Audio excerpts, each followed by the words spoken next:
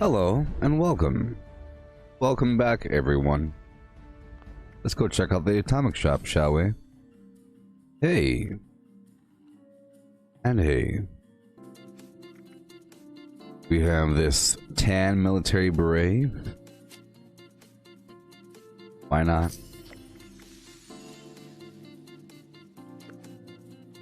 Dungeon door. Couple things here and there. Mothman Traveler Bundle. It has a cool emote. Right? Pretty sure. Right? Maybe. Let's see here. The Enclave Bundle. You get this cool power armor. Jetpack.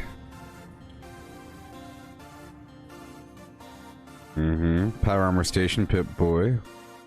And garbage clothing. Top secret door. Uh-oh. Crazy. Alright, nothing worth my time.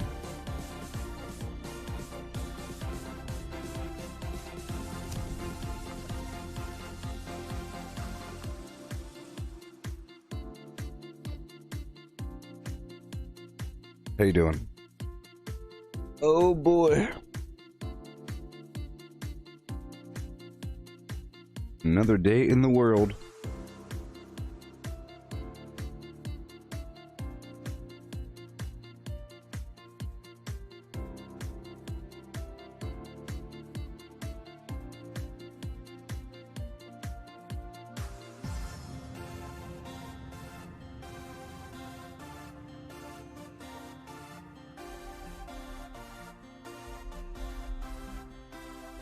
And here we are.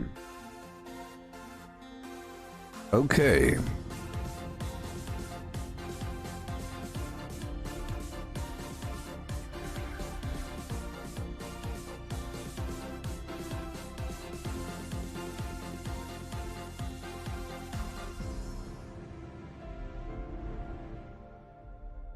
Here we are.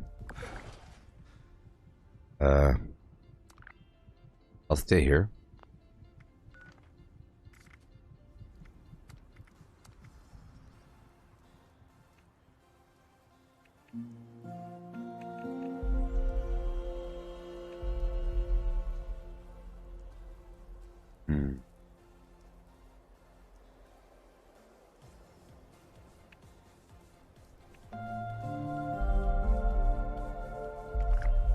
Okay. So, everything's kind of gray and weird looking. That's weird. That's super weird. But here we are. With my camp right here again. And again. Well, let's try to go to one more server. Just to be sure. It'd be preferable if I didn't have to move my camp. I have all my water set up. It'll waste some time having to reset everything up.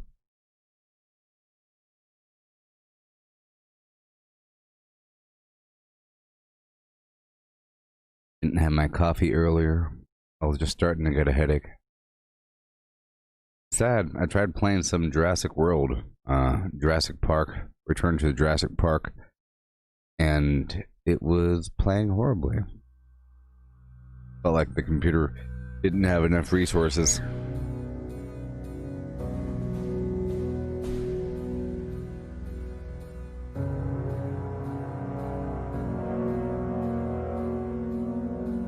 Oh boy.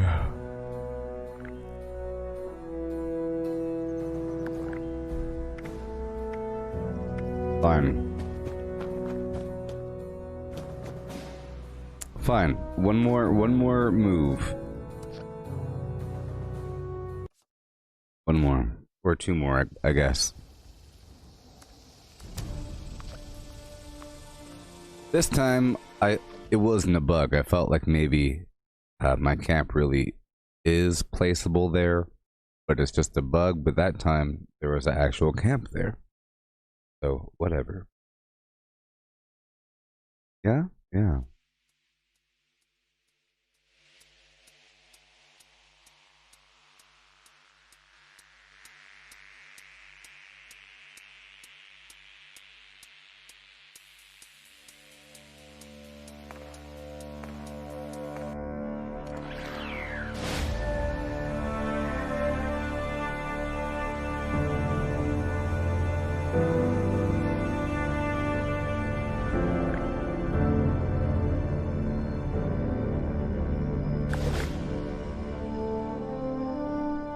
Like I said 2 more times.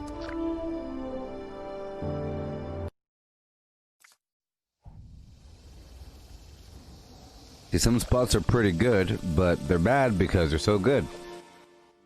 Well, good because it's next to water and it's next to a vendor on flat ground. Therefore, it's taken often, or areas near that spot are taken often. You know?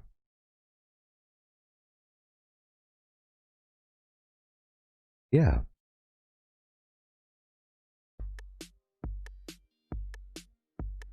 If you know.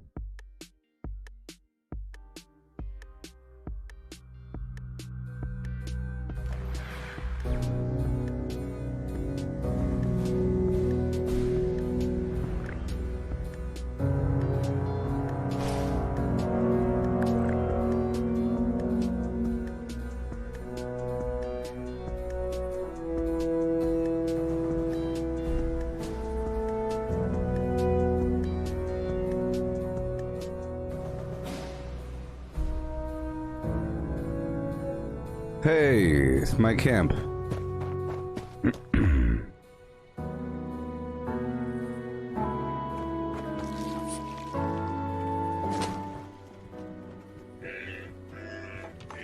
Yeah.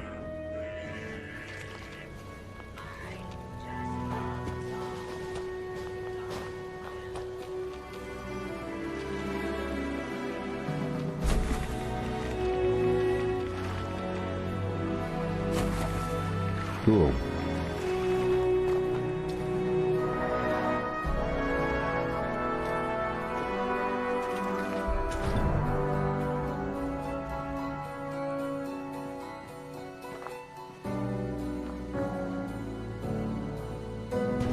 Okay.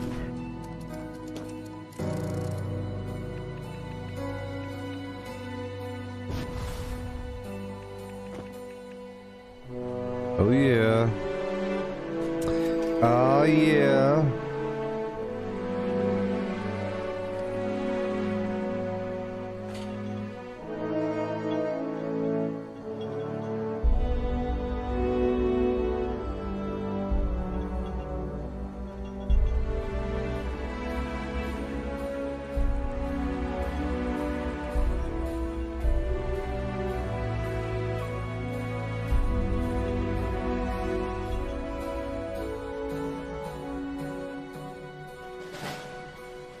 Breathe.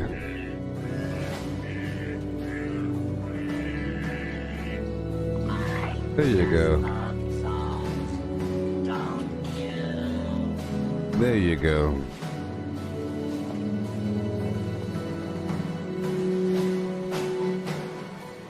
I'll rest that off for a second. Play some piano to wake back up.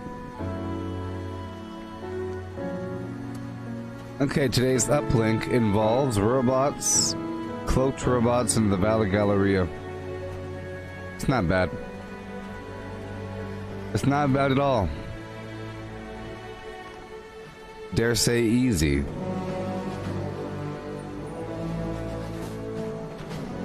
Fail.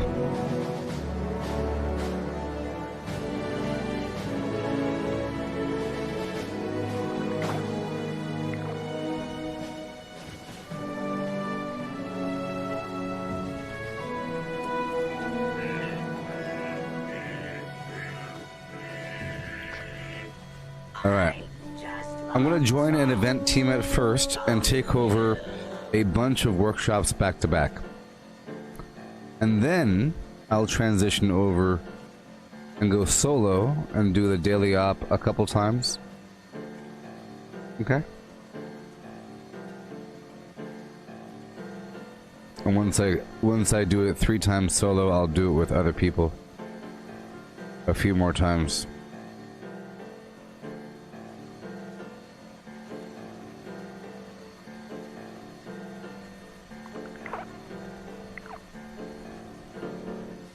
See, now we have the weight set that provides +2 strength. Be awesome if they had a million more things.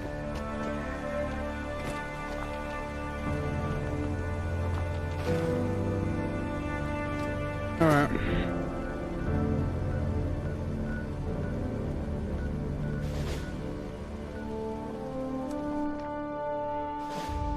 So my first goal is to take over several workshops in a row. Several. And I mean several. Okay. Responders, priority alert. Looks like those damn wolves are on the hunt again. Forest Watch has spotted multiple tracks. The Alpha's whereabouts are unknown. I repeat, Alpha's location is unknown. We need to find and kill that Alpha wolf ASAP. Take out the smaller wolf and roll out that Alpha. Just make sure you bring a lot of bullets. Sure. That big Alpha is a heap of trouble. And I have to keep my eyes out for the monster mash.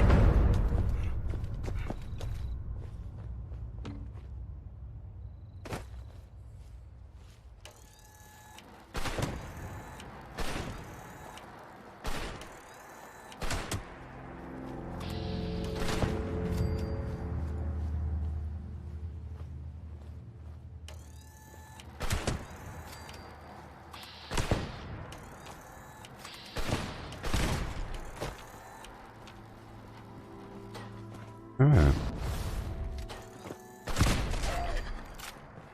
Cool.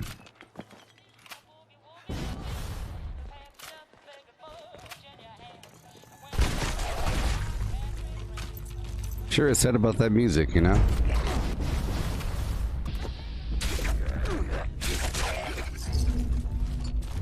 Yeah.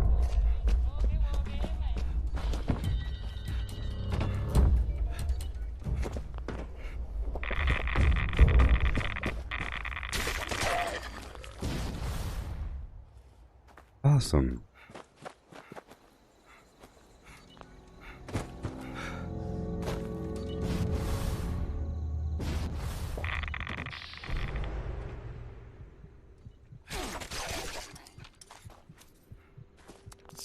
Okay, I'm taking it over. Let's go check out my perks really quick.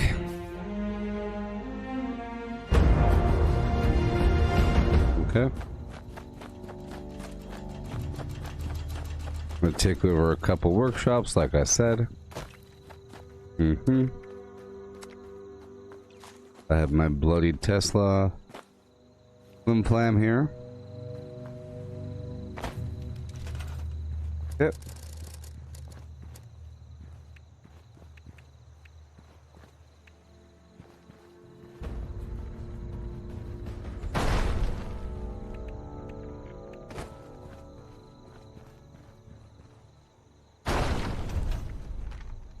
Alrighty, moving on to the Gorge Junkyard.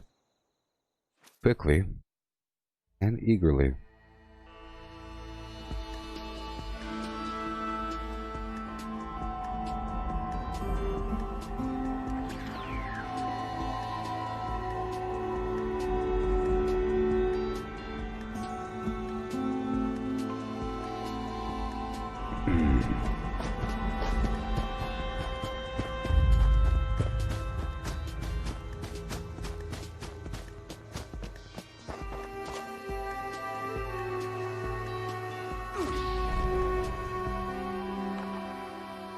Okay, here we go.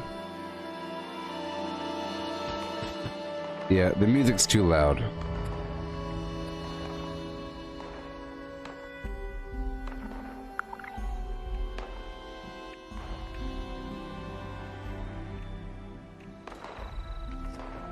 Hey there, Barbara Papa.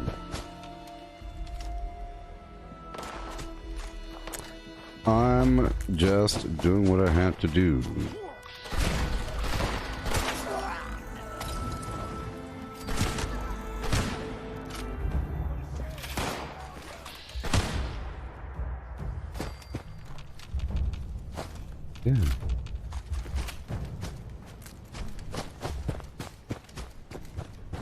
You're upgrading your 5th legendary perk. What are you looking at upgrading? 2. Or whatever.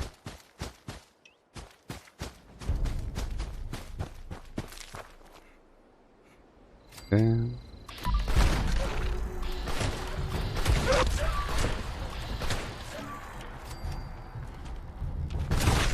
Yikes.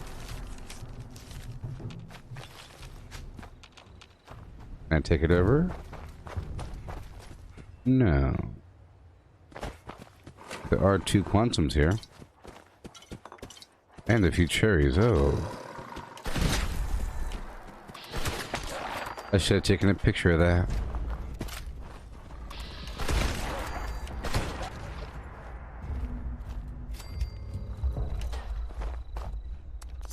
There it is. It's taking over a few workshops.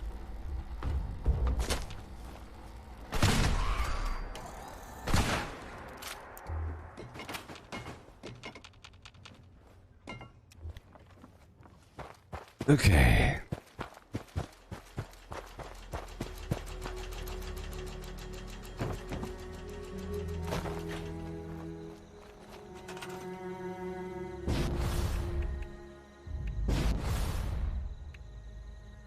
Taking one for the team. Gotcha. Hey there, Jamie. Jaime. What's up? Bird up.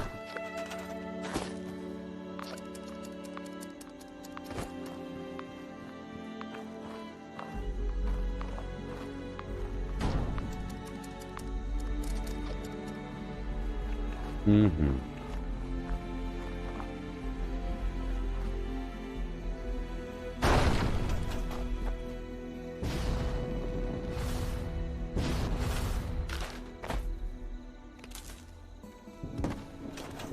Alright. Okay. I will move all the way down to Beckley Mine Exhibit. Take over a few more workshops. Set up the Collectron. It's just a good way to start the map. I should change all of my icons over.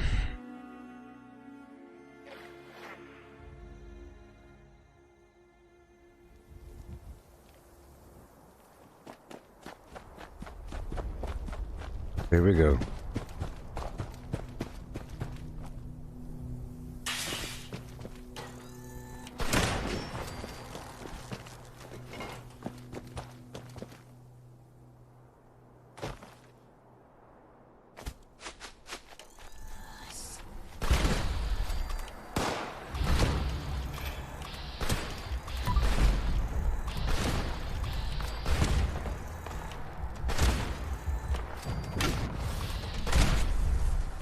Mm-hmm.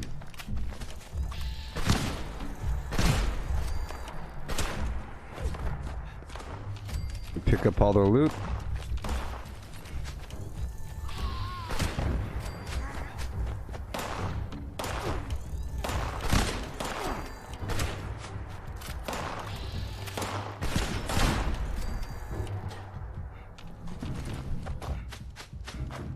Okay.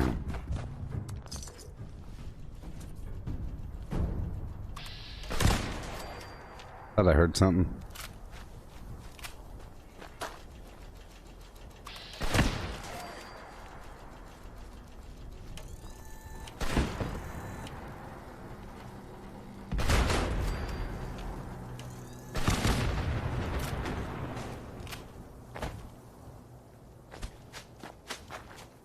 Mm-hmm.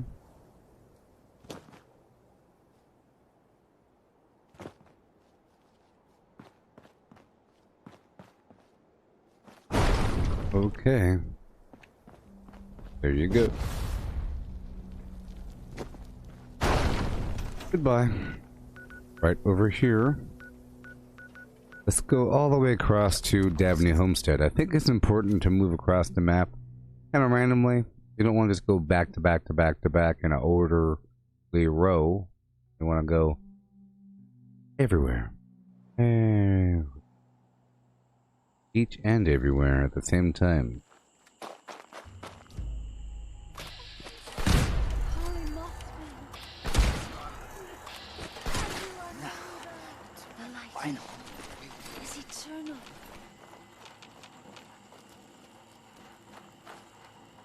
Alright.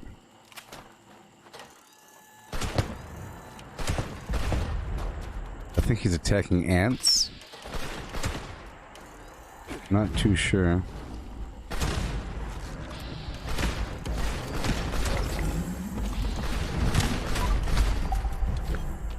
Alright.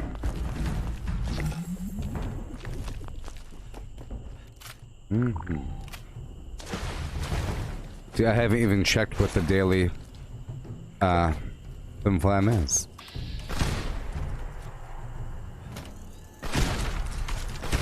You see, the last season I ranked up.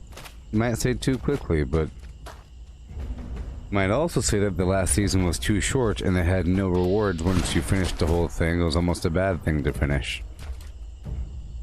It's a bad thing.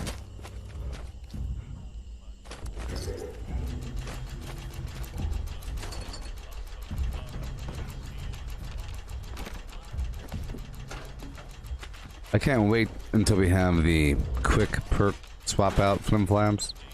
That'd be great. Because I'm already developing a need to change things out. Like the Master Lockpick. Whatever it's called. That perk. Or some resistances here and there. Wait a minute. Noises.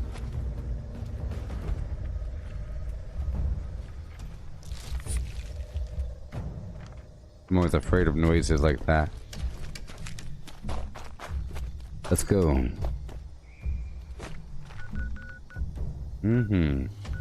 Alright, let's go do the Berkeley Springs area. Hope you're having a great morning. Full of phlegm and other things.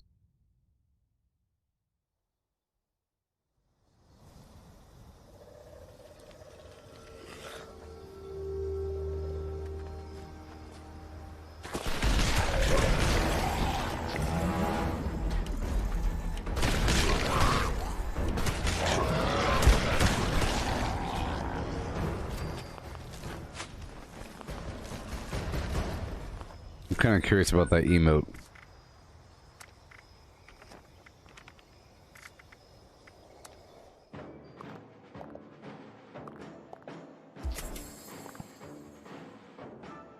Alright. So...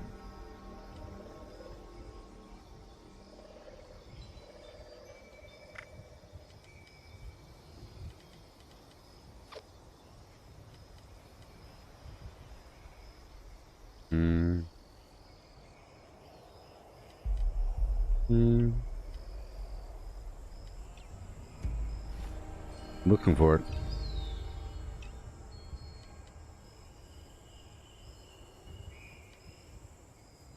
Where are you?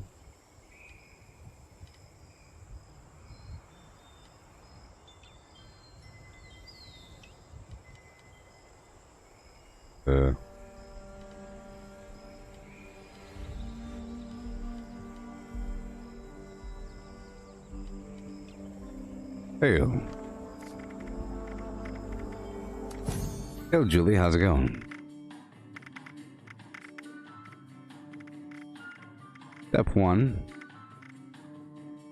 I'll change this out.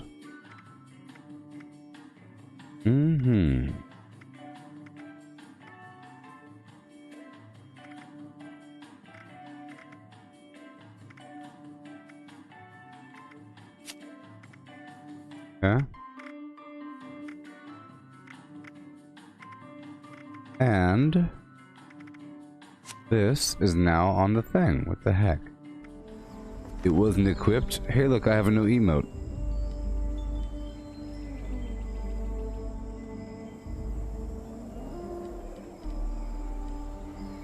There it is, look. Okay. Okay.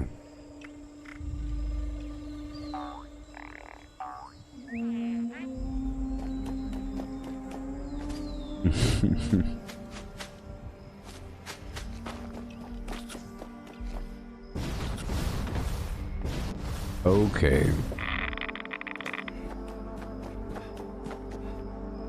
I'm watching you.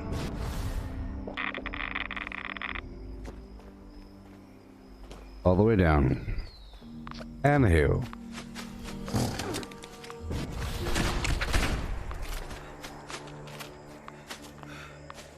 Ba-doom, doom.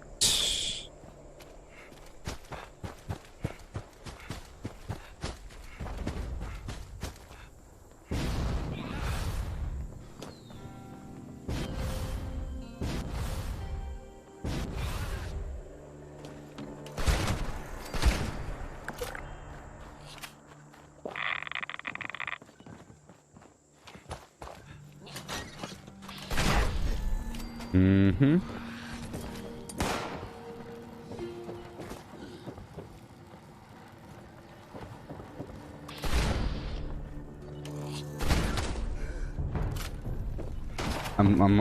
I'm using my strength boost right now. Oh boy, that's like 10 extra pounds carry weight and more damage. Hey, buddy. Golly.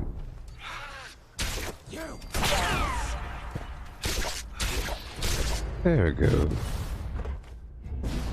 We have like one more in the barn, or whatever. Two more.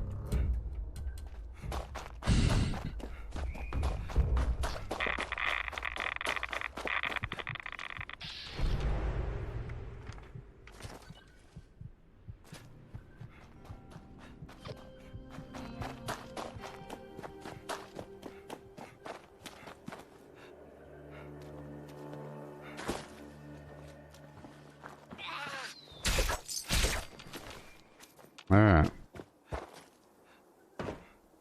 Take it over.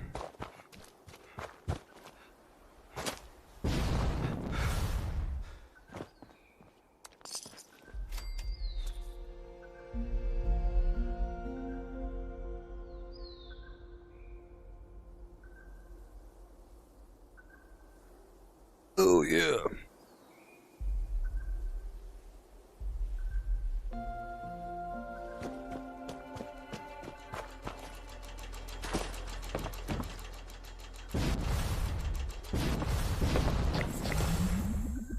I'm just flimming around with these ranks.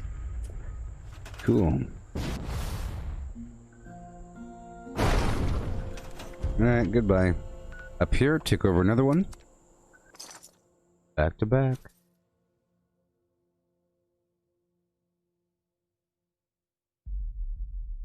See, as I do this, I'm moving around the map. People can't follow us quickly. It's not as obvious what I'm doing, I guess. I'm getting exposed to different enemy types.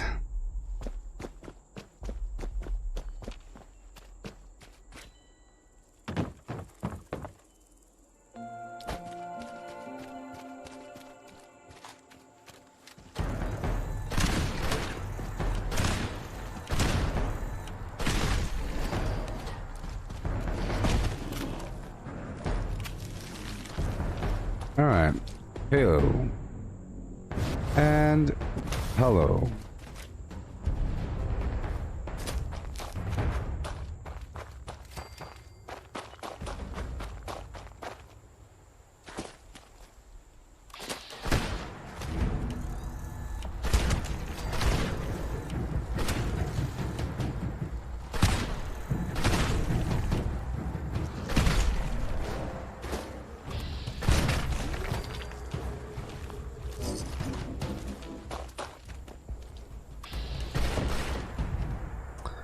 Life is fun.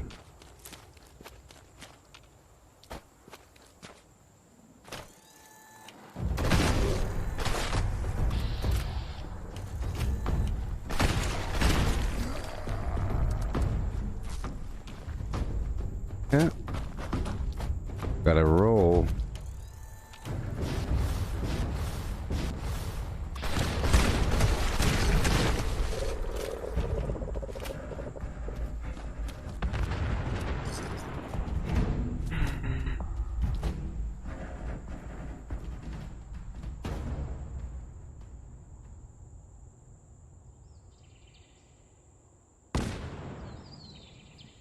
Oh yeah. Waves of tiredness are hitting me, but I'll work my way through them. We will be okay. Waves of tiredness.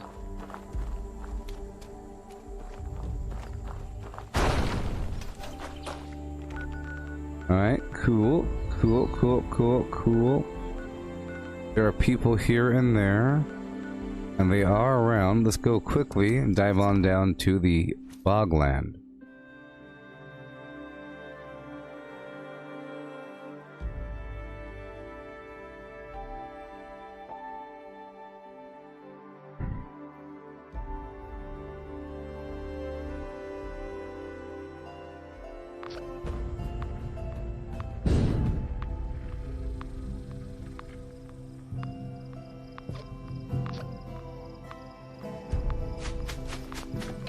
Here we go. It's chilly and rainy. Chris, I'm sorry. Do you have the appropriate clothing and shelter?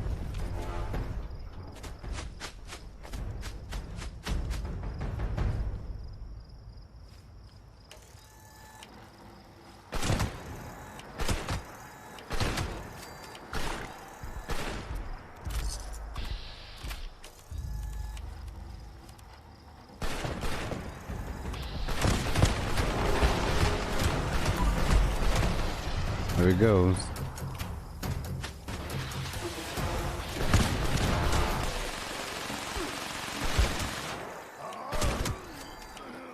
There we are.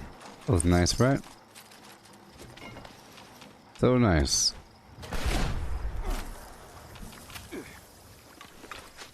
Big old chunk of action.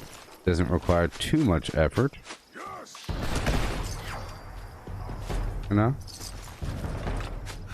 And it is very helpful.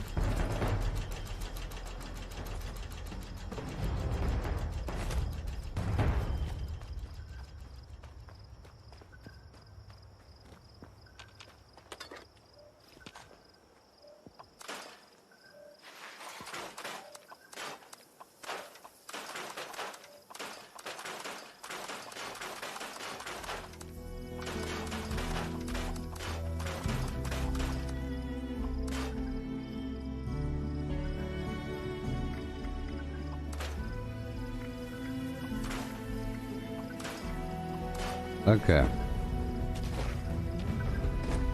Oh, you live in West Virginia, and it's that time of year for the weather to be all nasty.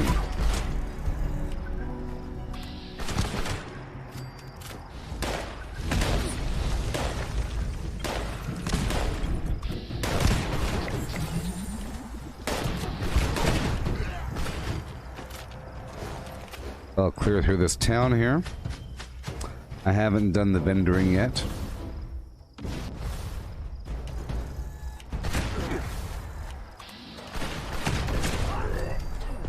Excellent.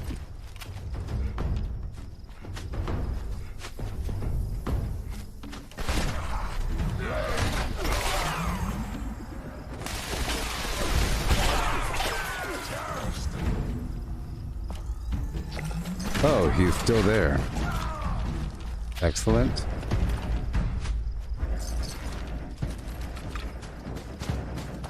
Break everything down as we travel. I do have Scrapper on, of course. Up and out.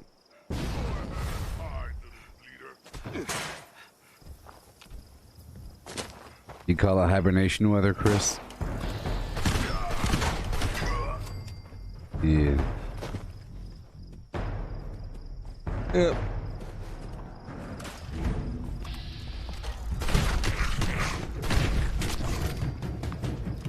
Yeah. Couple more bad guys.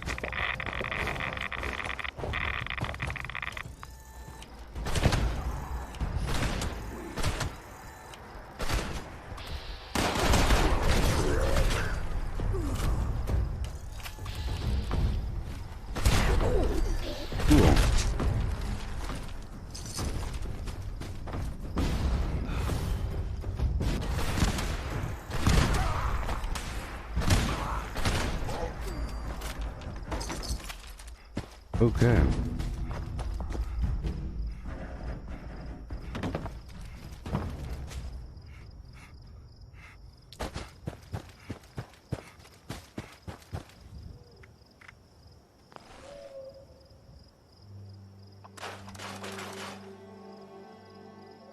Done. I put down my electron and roll.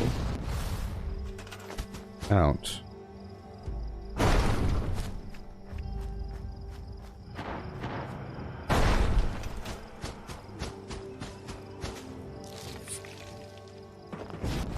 Oh my gosh. Well, let's do it. There's 3 scorched beasts.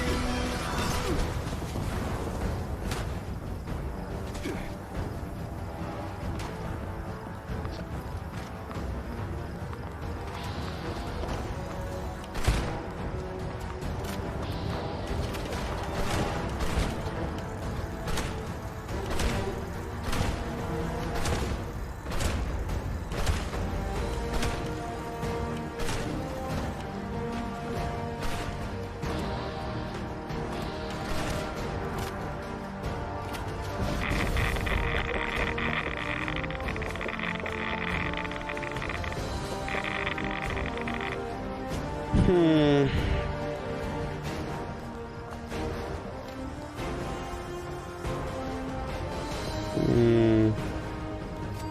Okay.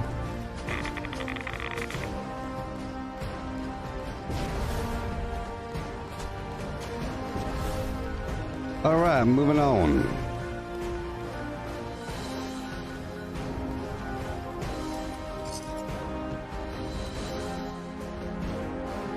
You gotta have situational awareness, baby. You gotta have situational awareness. When you're taking over a bunch of workshops, the primary danger is while you're in the middle of building something or defending it, another player comes in. Normally, whenever I first take over a workshop, I put something and leave and come back later on and do more, bounce in, bounce out. But that time, I took it over, cleared out the town, and then the defense mission started, so I was there for a bit too long, and then it was way too obvious, and then you're just asking for situations to happen. But I made it out safely.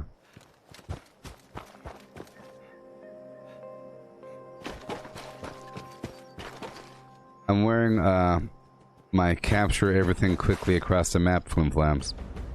Not so much my defend the garbage flimflams.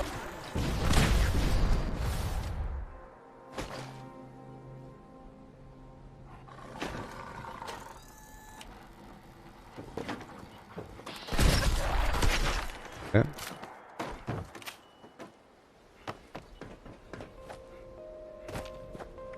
Check the map. One more. There it is. Hurry up.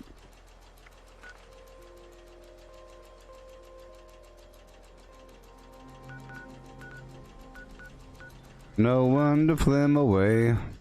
Know when to do some other stuff.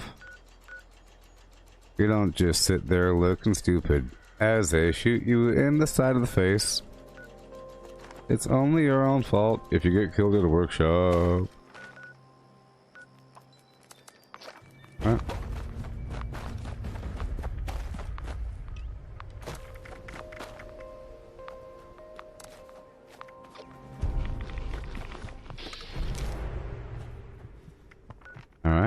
Still capturing a few more.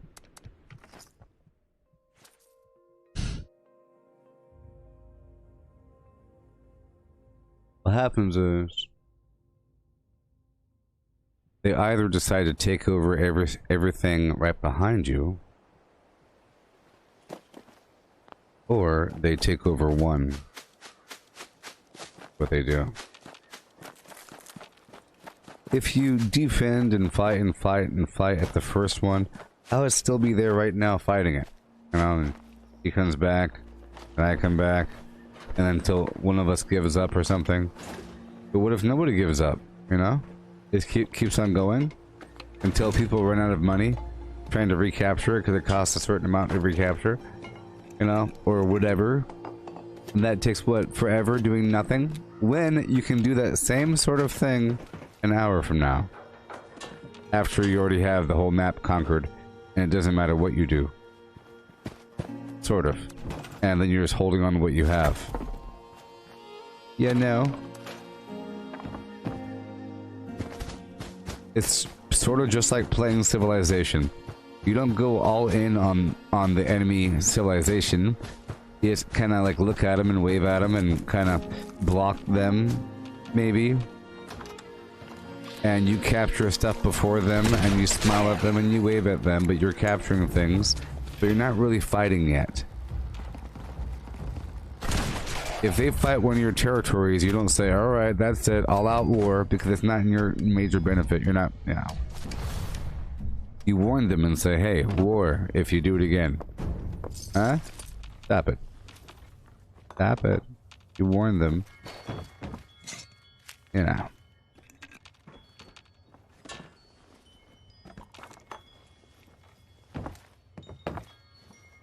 See, are they attacking because they want that spot or because they want to attack you? If they want to attack you, they'll just keep on attacking more and more different locations until you come out of hiding. But then at least you made them work for it. But that's sort of like the worst case scenario. If they go forward and take over everything in a row. That's only if they're in the area. It all depends on what kind of a player they are. If they are already a player that does that sort of thing, then it's natural.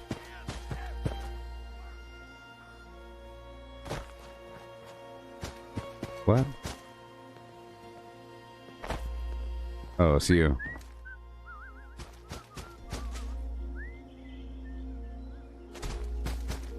Oh, it's you. Check the map? Alright.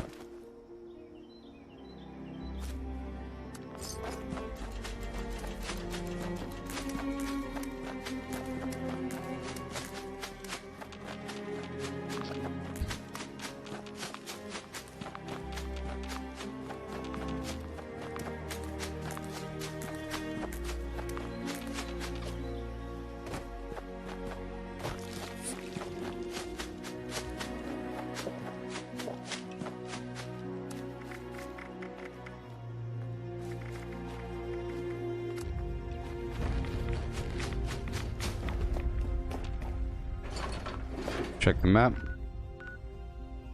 Alright, alright, alright, alright, alright. Alright. And alright. Cool. Cool, cool, cool. And cool. And now I'll let those just sit right there for a moment, and I'll run off into the woods. Ready, let's go back to my camp to get the water. I'm in control of what I want to be in control of.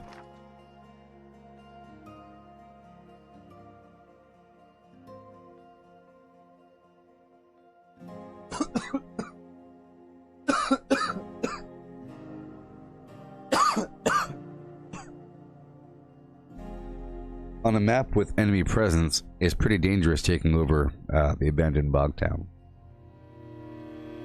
Craft legendaries with modules. Sell to NPC vendors. Daily quests. Workshop conquest. Lucky hole mine. Power plants. Farm fusion cores. Public events. XP run. Toxic blue harvest. Rebuild camp. Move camp. Repair armor. Repair weapons. Craft ammo. Sleep. Play music. Stock vendors. Transfer items between characters. Bury Mentat run. Dump caps at vendor if over 20,000. U.S. requisition holotape. Garahan Building Farm. Reputation Root Farm. Iron or South at Heath. Multiply crops at workshop. Purified water at workshop. Grafton Monster Farm. Tanagra Town Crickets. Faction Dailies. Spend Gold. Razor Grain Flower Farm. Scorch Beast Farm. Ammo Machine. Deep Bluff Farm. Tarberry Farm. Flatwood Silt Beam. Check keyword status. Nuke Findingo Colossus for a cursed weapon. Sugar Run. Nuka-Cola Farm. Concrete. Late at Monorail. Abandoned Bog Town Secret Floor. Farm Mole Miners for aluminum. Top of the World Aluminum Farm. Ski Poles. Enclave Code Piece. Keycard Search. Somerville Bookhouse. Enclave Events. Wood Farm. Dogwood Farm. Smelt Ore. Smelt spoiled vegetables and fruit. Cook food close to spoiling. Mirelurk Egg Farm. Mothman Egg Farm. Nuka-Cola Factory Farm. Sunshine Well Farm. Daily Ops. Get a high bounty by picking locks. Honey Farm. Convert perks into coins. Purchase lunchboxes with gold.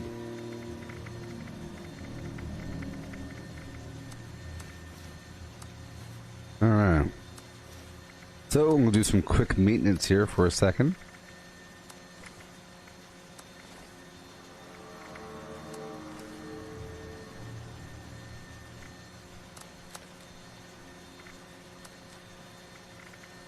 And get the vampires out. Excellent. 4,000. Store the rest of this ammo.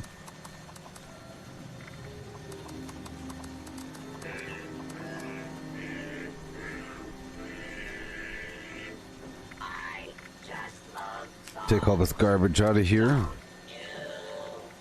All the normal stuff. Hey there, Doru. How's it going? All the normal stuff. I'll take it out and get rid of it.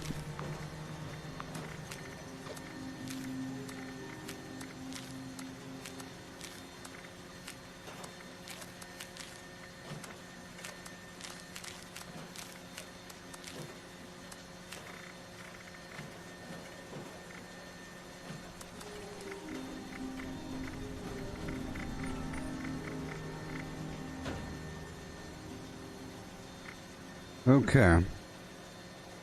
Make sure we're good to go here. All good to go. Equip this thing on my number 3. Okay, I'll run down to the vendor and I'll get rid of a few things. I have to focus on the Secret Service items first.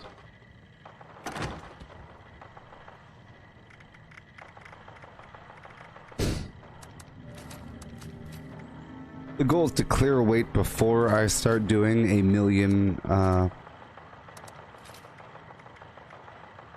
daily ops in a row.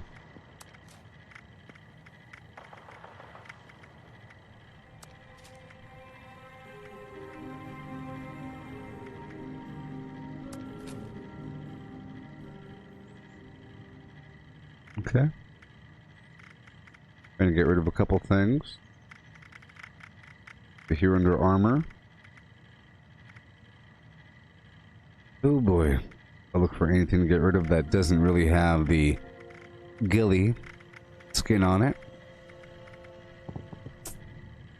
This item right there. Attention citizens. Nuclear strike imminent.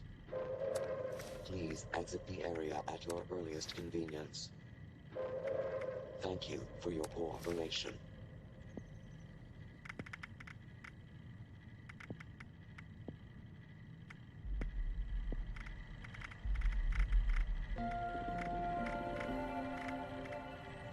The Assassin's Piece. Alrighty. Let's see what's going on. Everything but that Vanguard piece.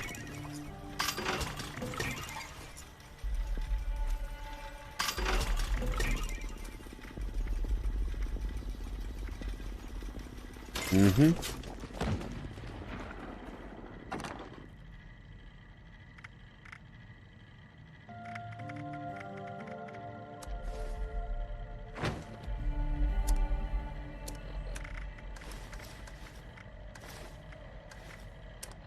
Good. Cool. And for sale. I'll try to cleanse out a tiny bit more. Anything I'm selling that's under 1,000, I'll get rid of.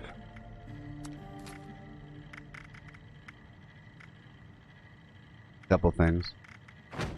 Alright. Quickly. I'll put on the hard bargain perk. And I don't have any great mentats. Grenades. Need some So forth. ammo, chems, Stupid or legendaries. lightning kits to stab people with. You may find some here. Okay. Sort by spoilage and get rid of everything.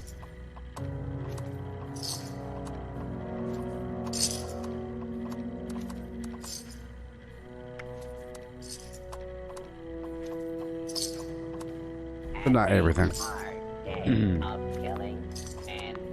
All the food, and all the radix diluted, the radaway diluted, rum, whiskey, half of the radaway, or a quarter. I'm done. Hey. I'm putting some extra plans in this blue suitcase here.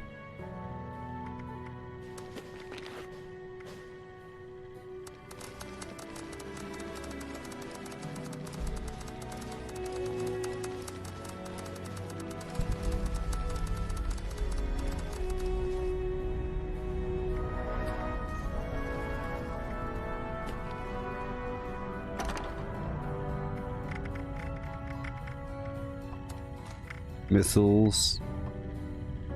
Alright. Just drop the floater grenades. I'm about to go back in the daily op.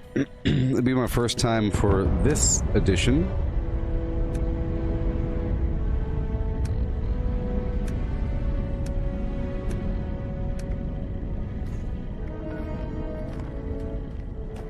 Yeah, let's see what the backpack looks like. High capacity, I think. I'll swap it out for the armor mod. See, the high capacity lowers your defenses. Isn't that just crazy? Yep. See, the high capacity gives you minus 30 each or something.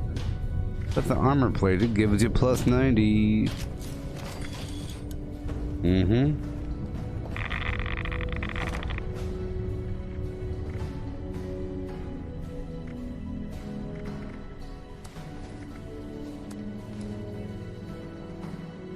And a bit too much ammo. Cool, cool, cool. I'll do one more thing before leaving. I'll just buy a bunch of aluminum, bunch of gears. Oh, that's it. Now let's go back down the hill.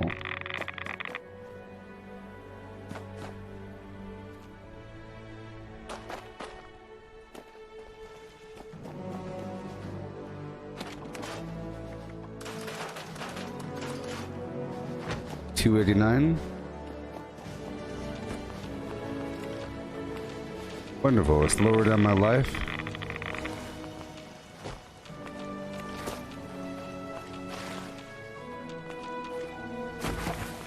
I'll tell you what, this water is wonderful. I use it to hydrate and to heal, but primarily to heal. It's wonderful because I get a lot over time. Right now I have 230. You know, I use it all the time. One second, let's check out my buffs. I just love songs.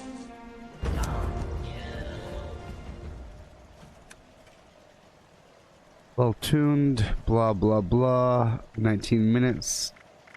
The weightlifting flim flam went away.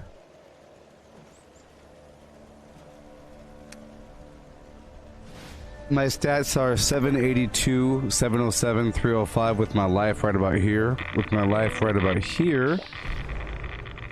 My stats are 862, 747, 305 for defense. Ballistic energy and radiation.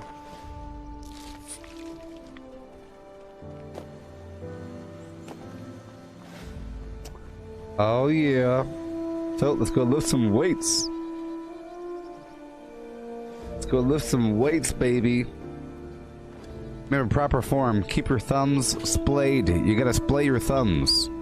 Breathe. Arch the back until you feel your spine crack. Thrust your hips with every weight pump. There you go. How much weight is that? A whole lot of it. Get it. Couple more times. One more time. One more time. You got it. Breathe. Yep. Now you are in the zone. You can't stop now. Now stop. Stop before you hurt somebody.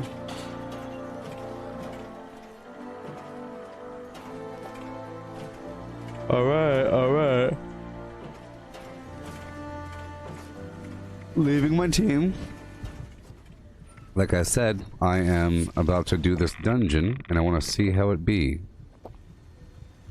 I have 12 toxic goos left. Alright, let's quickly get more toxic goo. I need that. I need the toxic goo before I move on. It'll be a major issue halfway through the daily op if I'm not able to lower my life. Of course, the enemy can lower my life quite quickly. I'm just gonna walk in the front door. I'm only here for the toxic goo.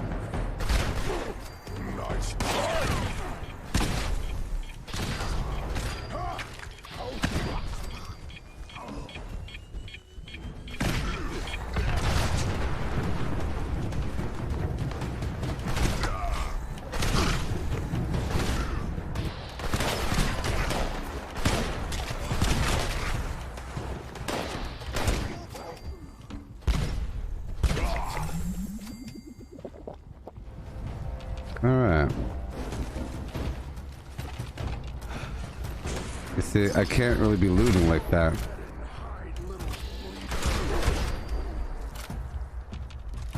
I'm not wearing my looting gear. It's okay, I'll just walk right in.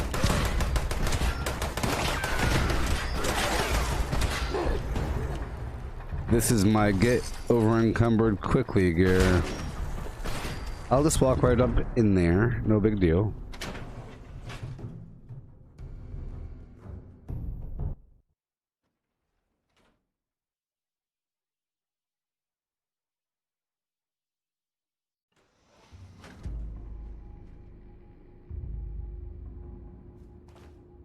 Right over here, a big old pile of it. How long does that weightlifting thing last? Half an hour.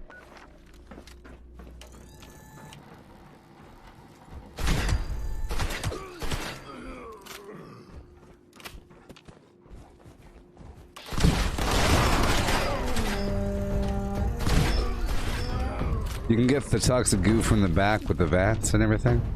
The big vats of it. Big old containers, but I like this stuff right here. Right there.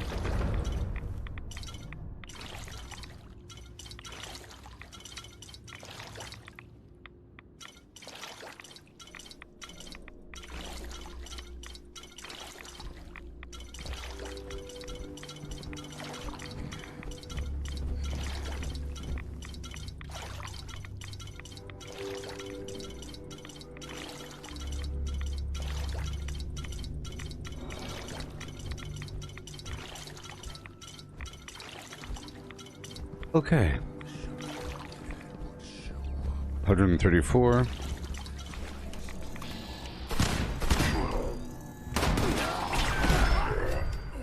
Okay.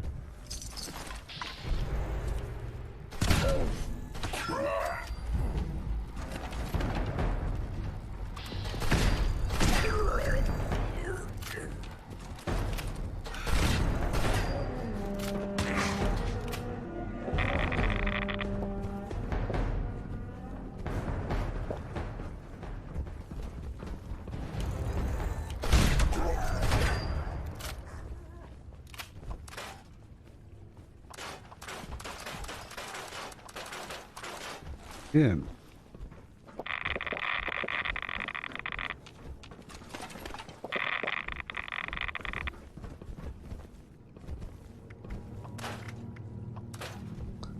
Okay. I'm about to leave this place. I wasn't here to clear it. I was only here for the goo. I'm already over encumbered.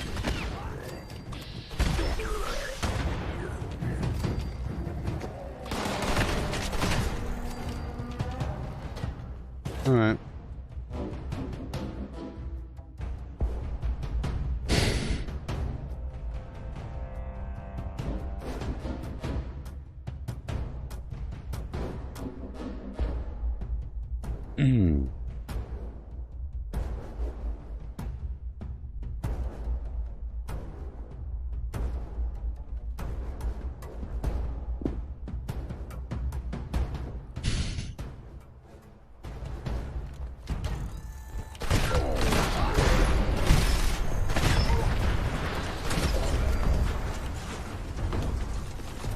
Yeah.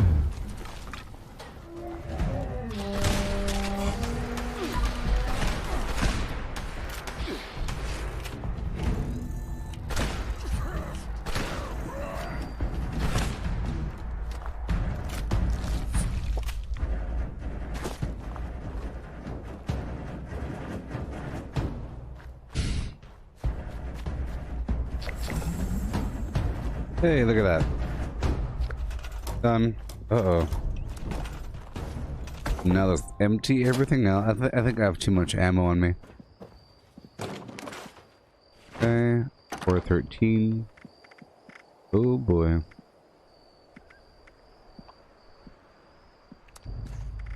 Okay.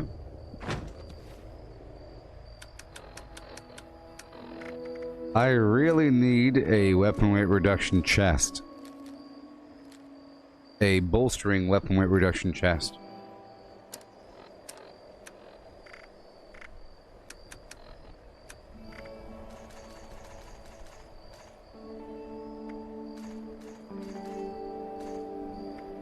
Okay. And 755. Oh my gosh. My goodness gracious. I put away 100 of this purified water or something. Ah, yes, it is the purified water. That weighs a lot, you know. If you don't have through hiker on. Big deal. The toxic goo, I believe, is... Let's find out. I believe the toxic goo is a food.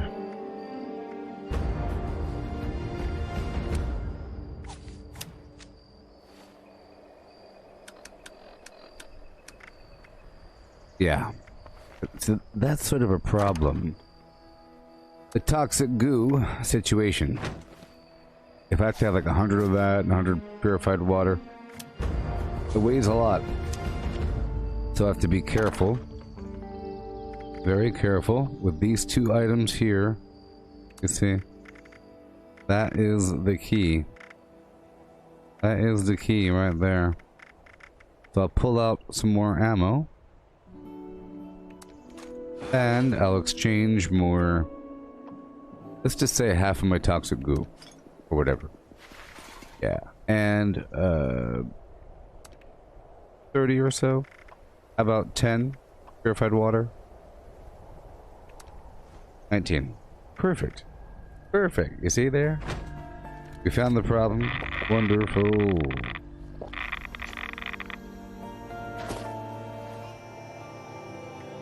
Alright. So now it's time for a nap, music, and we'll do the gosh darn daily op. It's camouflage robots, I think in the Galleria or something.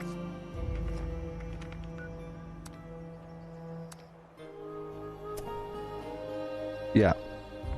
It's not that bad.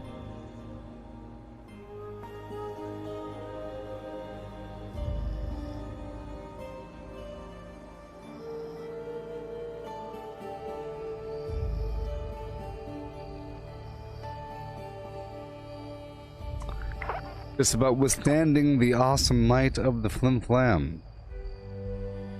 It's gonna be kind of rough. Kind of rough indeed. So I'm gonna go grab a lukewarm rip it from across the room.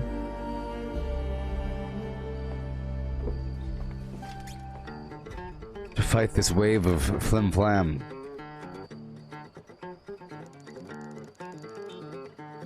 I'll be right back. Please enjoy my fake voice saying stuff to you. Legendaries with modules.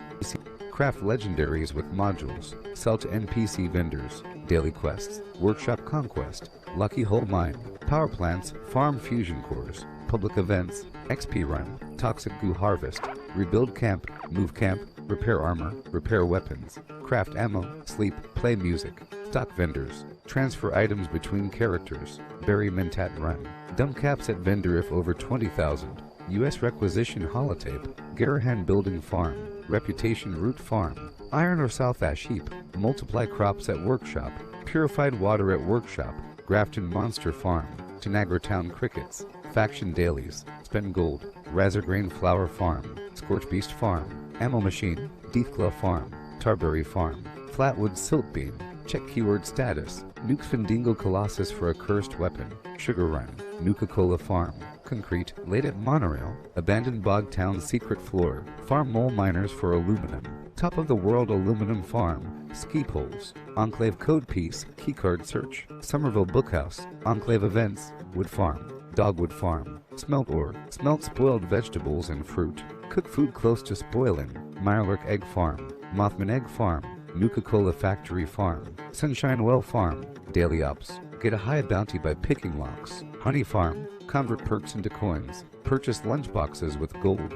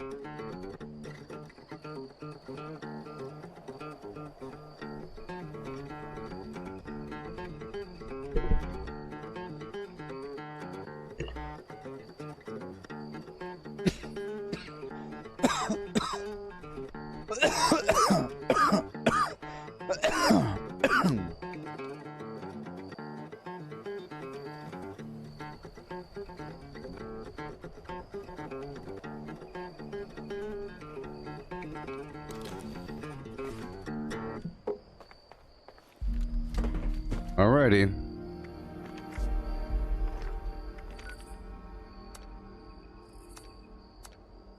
I'm going in alone. First time. So before I would say go to the left. Now I think going to the right is a little bit better. You don't have a jetpack or something.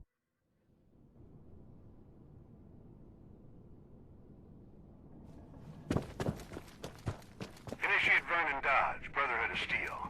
This area is a hotbed of enemy activity, but we've lost connection to the uplinks, providing intel. Come on. Here's a signal repeater to Ooh, get started. got it. We'll need it working. So far, so good, people.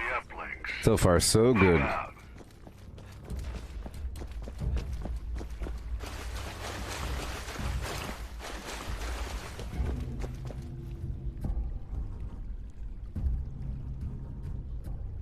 Good stuff. Initiating signal calibration. They won't take that lying down. Brace yourselves.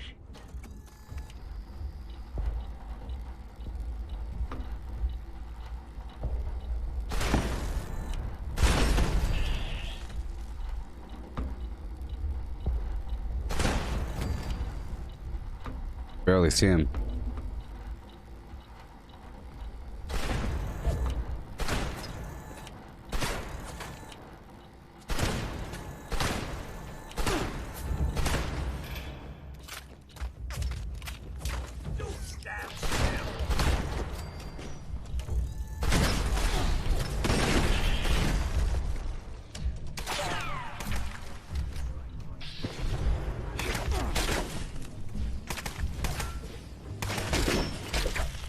The sound of that gunfire just sounds like it's so painful.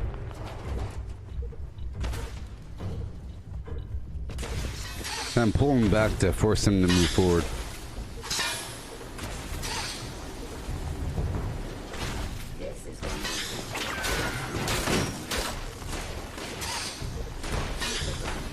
I'm trying to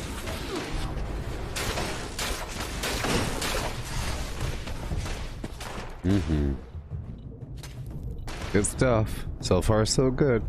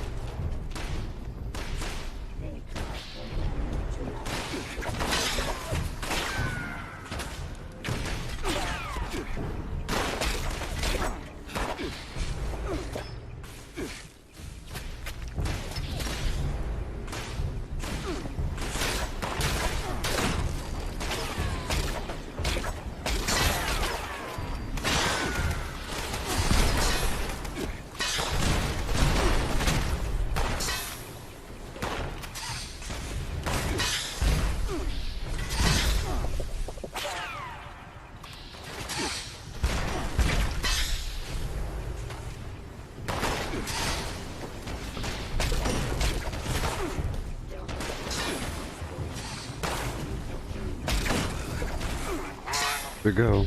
Calibrated. Not much good on its own, though. Head to the second uplink.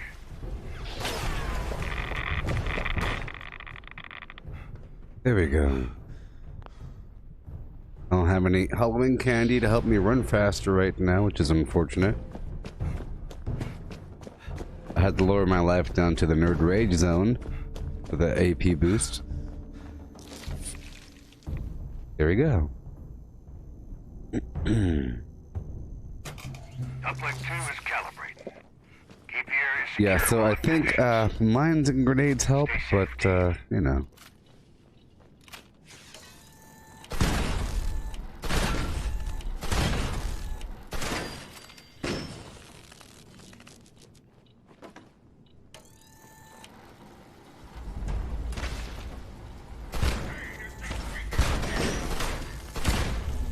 So the cloak thing is effective against players that use VATS until they're visible.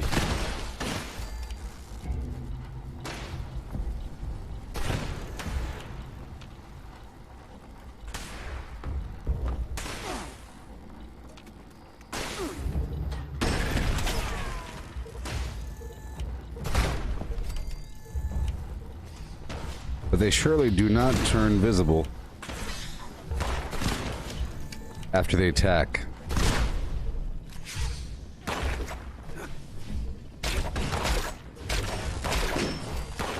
It's after a couple attacks. We clear out as many enemies as possible.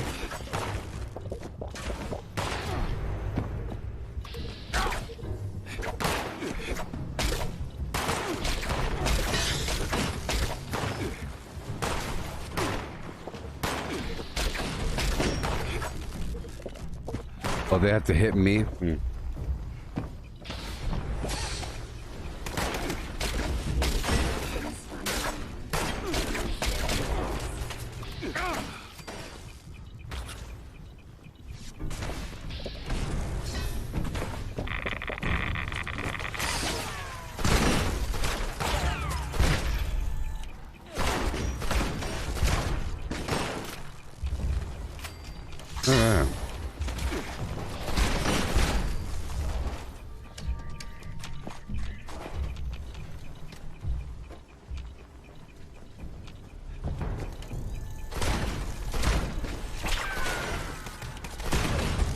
in my life it's so high. Here we go. Oh my gosh. There we go. Full connection. Looks like it's working, too. Oh. I got a real swarm of hostiles I need eliminating. Here we go. Head to their position now.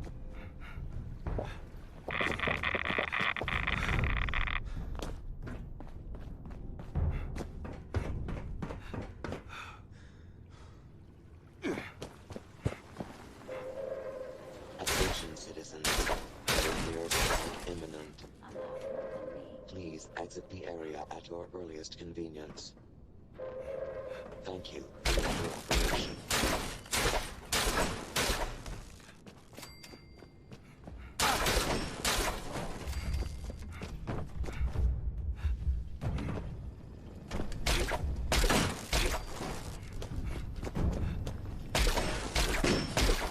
This is it. We got 'em mad now. Take down that priority target ASAP. Here we go.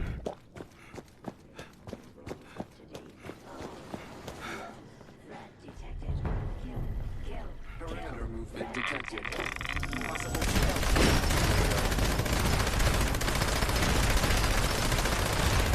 Target down. Mission accomplished. These uplinks are just what we need to get an edge on the enemy. You've done the Brotherhood proud. Dodge out. All right.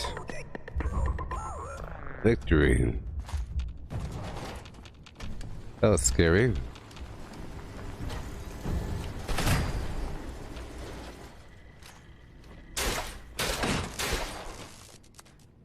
Cool.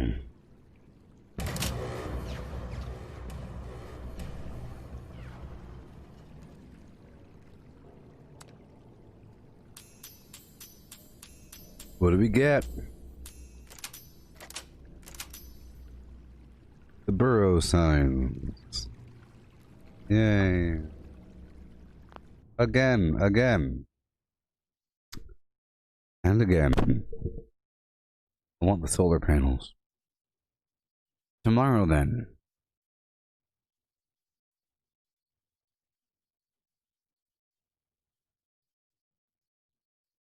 Well, I could try to go with a bunch of grenades. That'd be fun. Let's try that. I can only do it a couple times. And it's very loud. Let's do it.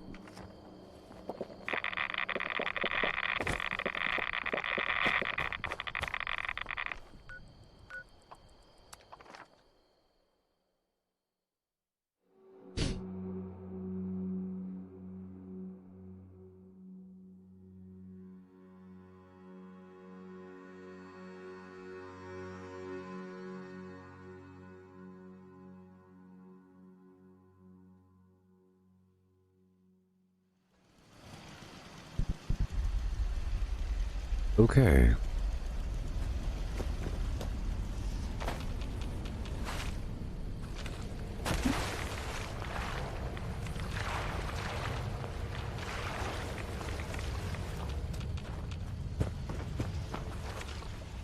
Okay. So I'm not gonna do melee, which means I'll take off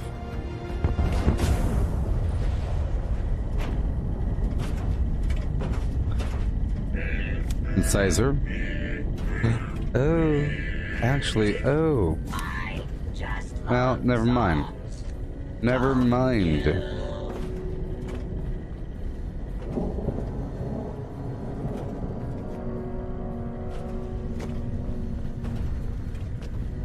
Okay, okay.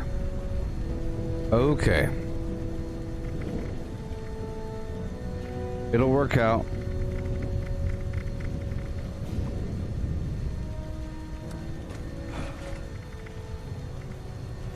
$1887, drop off the other ammo.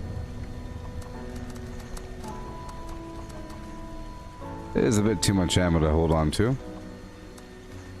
Okay.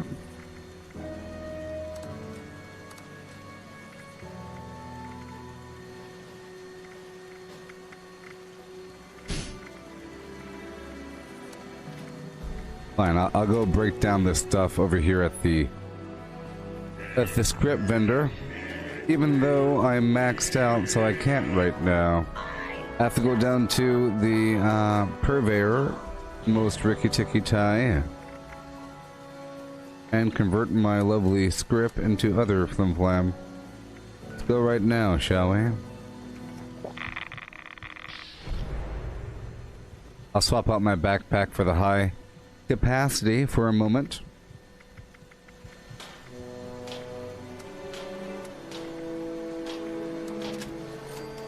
Alright, now let's go. I'll swing by the foundation for a moment.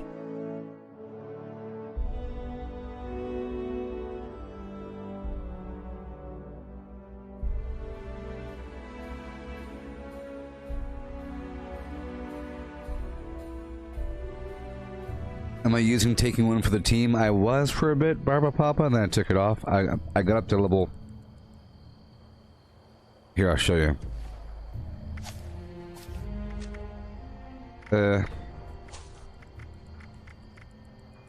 Yeah. I ranged it up to level 2. There, where enemies take more damage when they attack me. If I'm on a team. You know? I was using that. But then I was using some other stuff as well.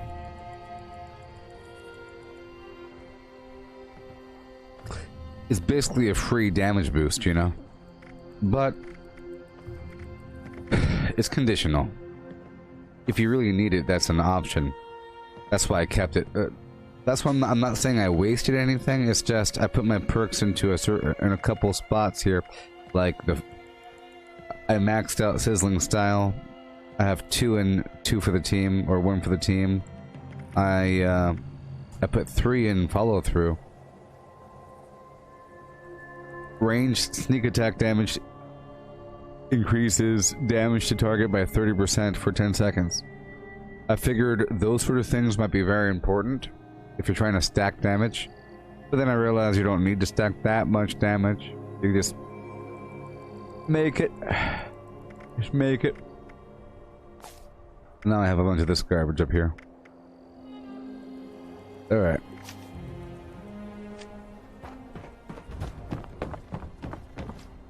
It's kind of strange what you found in that vault. I like those. The pure perk ones are pretty awesome.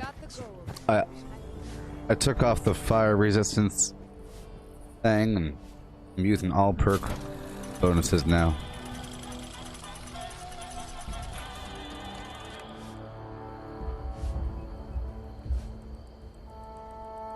Okay. There we go. Done. Yeah, I'm looking for these newcomers make me nervous. Alright. I'm gonna quickly buy some lunch boxes. As a remedy. Hey, fella. Oh, that's a nice. I'll just buy this instead. Okay, now we go down to the purveyor.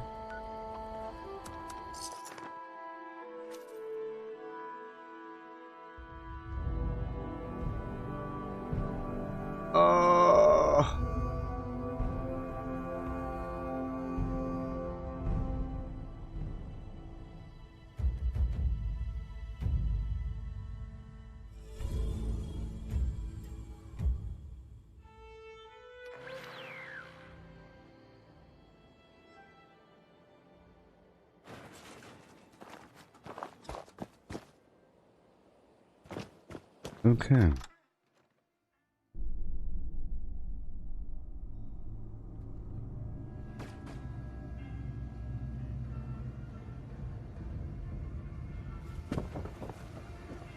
Alrighty.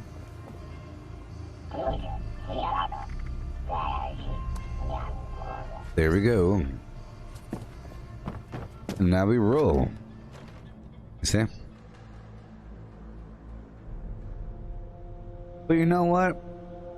Now that I have the Warglaive plan, I should spend the other 500 of my script right now on a bunch of two-handed weapons.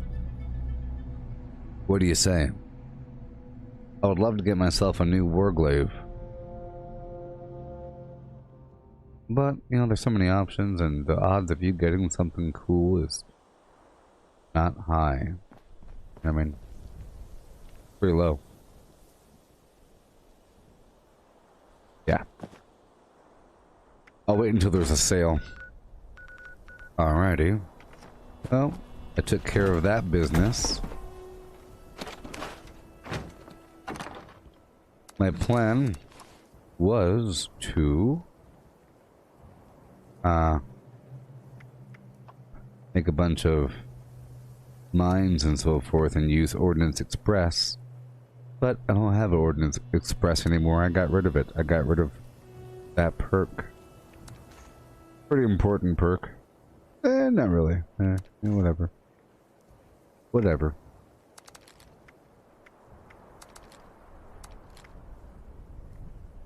Okay, well, I'm gonna get rid of my... Let's see here. Let's see here. I'm gonna change a couple things over. I'll get rid of the evasive. I'll put on True Hiker for a moment. I'll put back the shotgun. Okay. It weighs 16 pounds. Okay.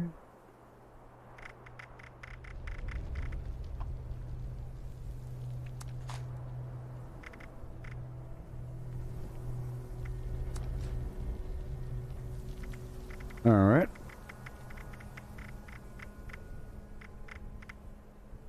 Cool, cool, cool. And now let's move back to my camp.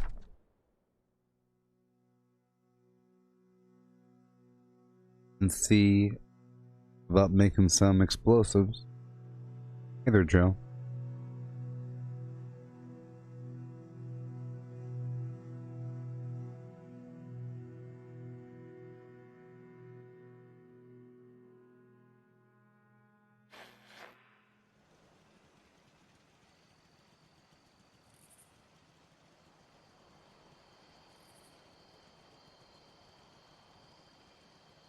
Okay.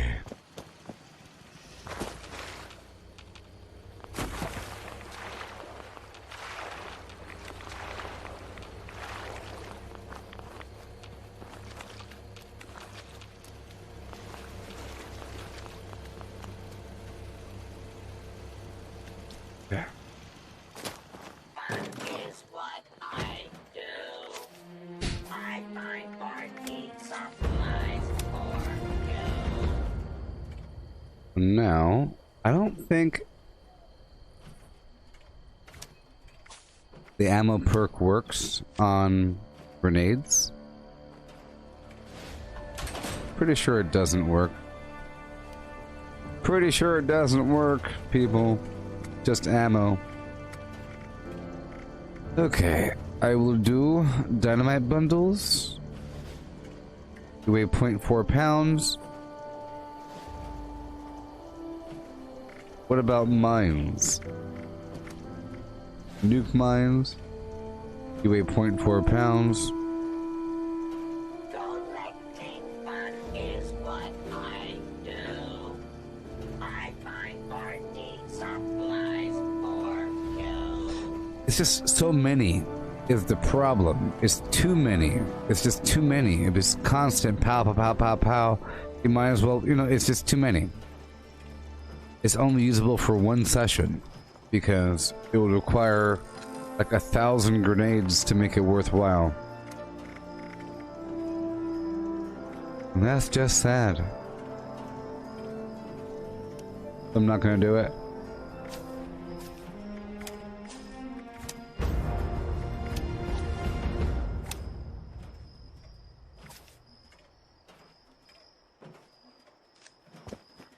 Get my shotgun back out. Oh, hey, oh, hello.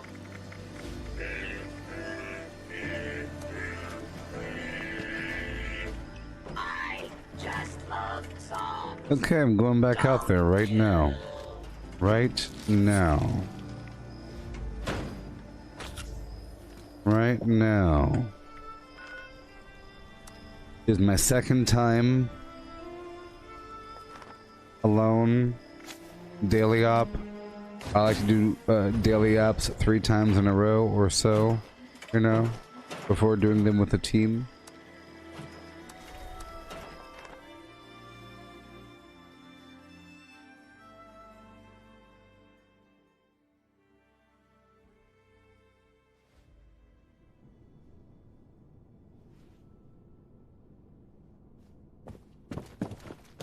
Ad Victorium. Initiate Dodge with the Brotherhood of Steel. Your mission is to figure out why we lost contact with the uplinks in this area. Listen, get the busted signal reader working before proceeding. Get there first.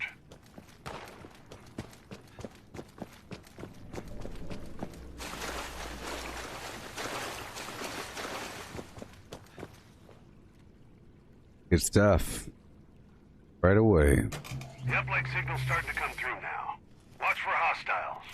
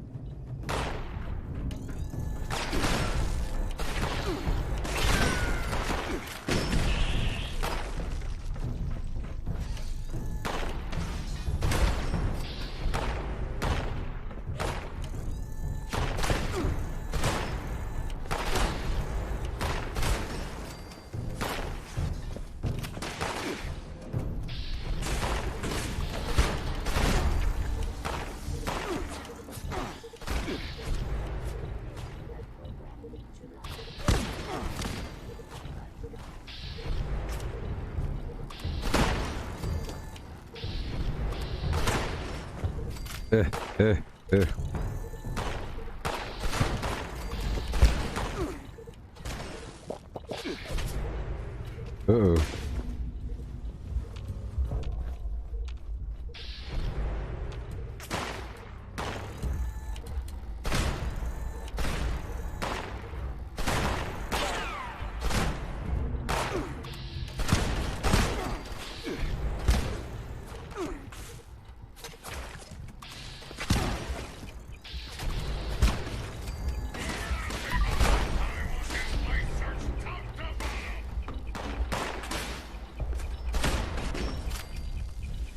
Back it up, back it up, back it up.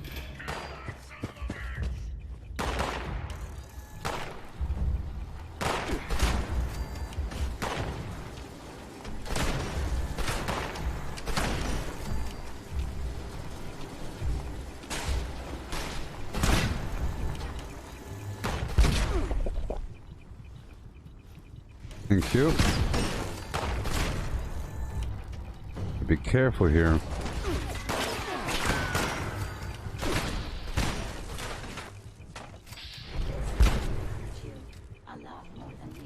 Uh-oh. That's one uplink calibrated. Well, I checked everything but that. Get to that other uplink. And that. I was thrown off because I realized my shotgun is about to break. That's okay. Sort of fast-forwarded where I had to go. Not really. But I lost a couple seconds. Well, I'll have to transition over to my minigun now. That's okay. You know? That's just fine. Here, with these enemies, they have penetrating gaze, so it doesn't really matter whether or not you have your flashlight on or off. I'm pretty sure. Right? Perfect. I'm starting to see the signal from the second uplink. But we're not done yet. Stay on it. Kill them all, and let God sort them out.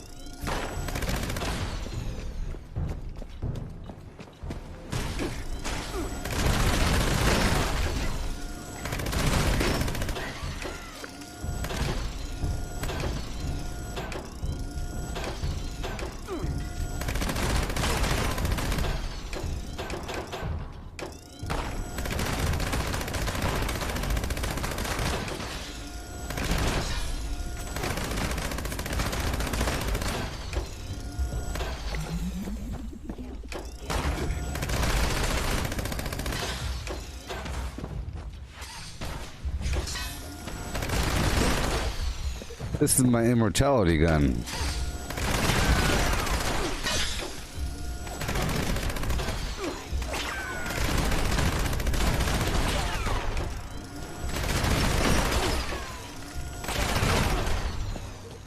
Let's lower my life down a bit.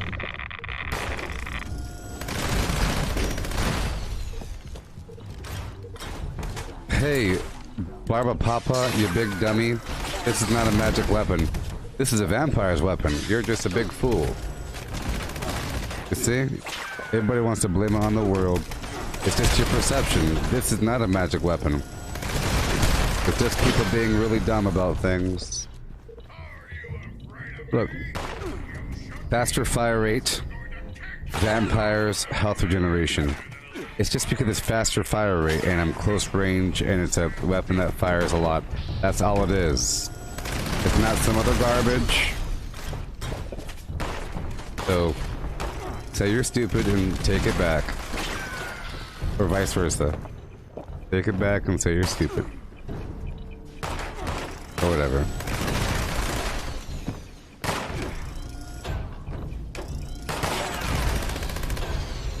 These people living in their garbage communities. These non-gamers living in their filth communities full of exploiters and cheaters and modders. They see the world through cheating lenses. Not knowing garbage about the world. Their assumptions. Faster fire rate is good. Faster fire rate vampires is pretty good. Looks like you've got a serious threat in your area. Yep. Be ready for anything. Yeah.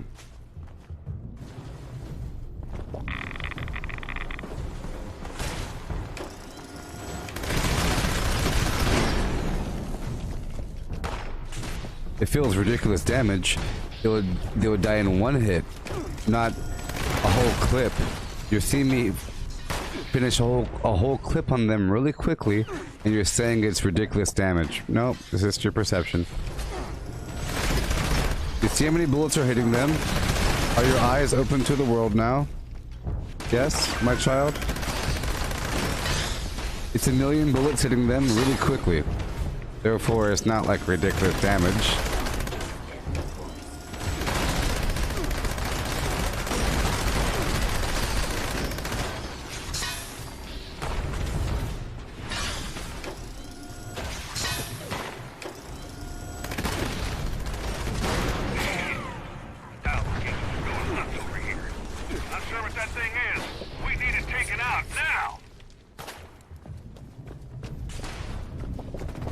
Come on. Come on. Come on.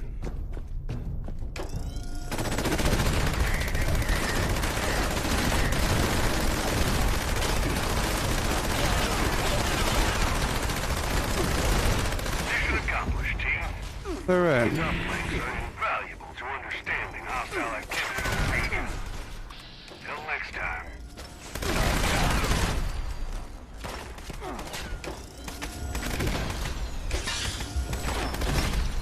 Magic weapons. Poppycock.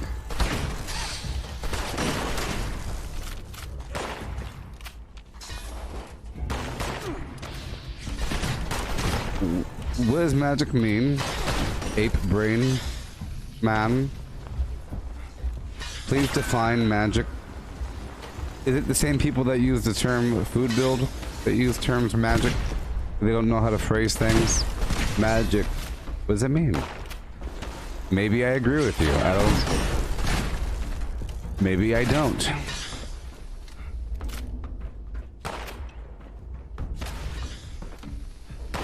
Do I have any 15% damage reduction while blocking armor on? Are you saying... What are you talking about, dude? Let me check all my armor. Answer the stupid question and finish your statements. Without me having to check on my armor. What if the answer is no? Huh? Simple.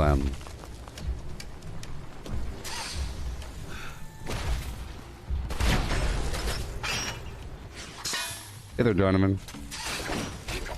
I'm dealing with schmoes in the chat box. Schmoes.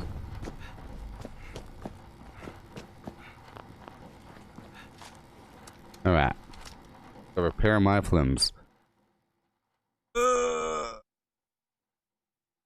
What is it? I asked you what a magic weapon was, and you asked me if I have any 15% damage reduction while blocking armor. You tell me what a magic weapon is first. If you're saying it's 100% magic, how about you say it's 97% magic?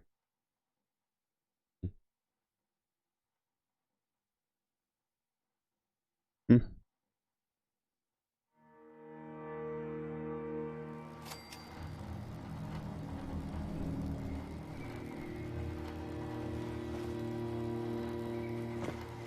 Repair this weapon. Collecting fun is what I do.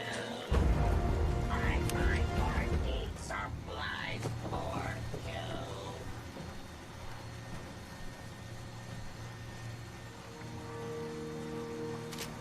There you go.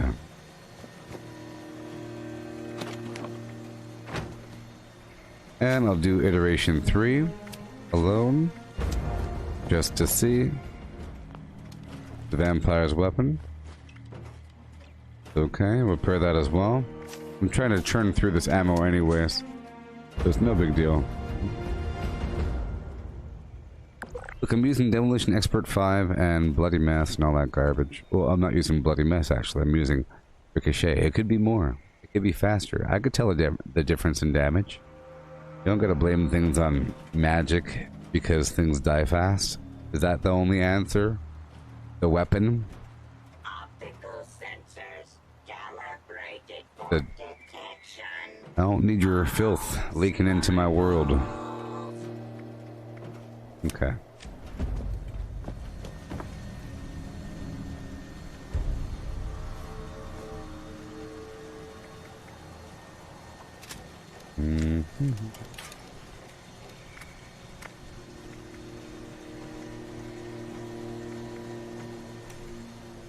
See, my other weapon, I thought was a magic weapon because that weapon has blocking, has bash damage, and I never looked it up, but people were saying that, I guess.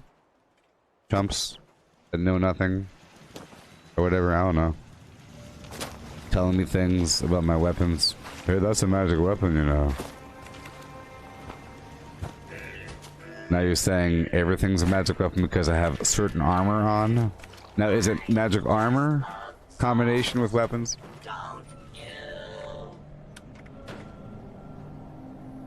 Then we have to go through the roulette wheel of...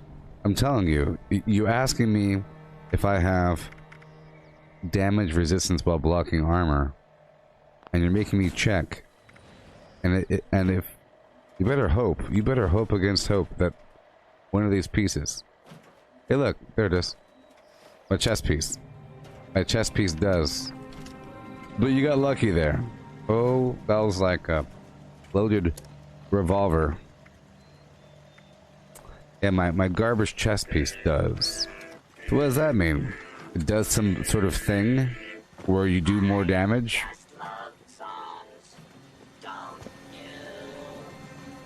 I don't go to the howdoyoucheat.com websites. I never heard about this thing.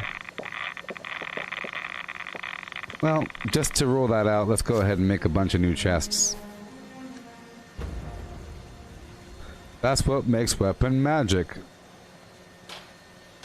What does weapon magic mean? And what does that do? Ape beast. I hate you.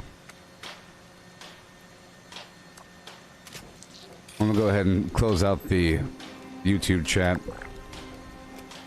Morons.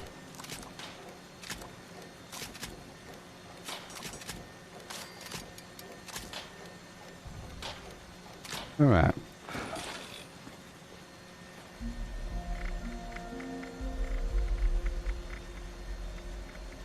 Okay, so what do we have?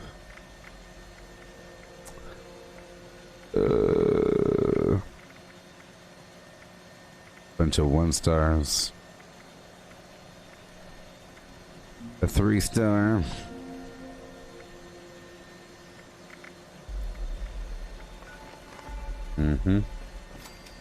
Optical Well, I'll see what I have to do. So now I can no longer use some armor because some chump in the audience told me that it makes weapons magic, like an ape not knowing how to speak, you know. Make weapon magic is what it does. It make weapon magic somehow. Oh boy.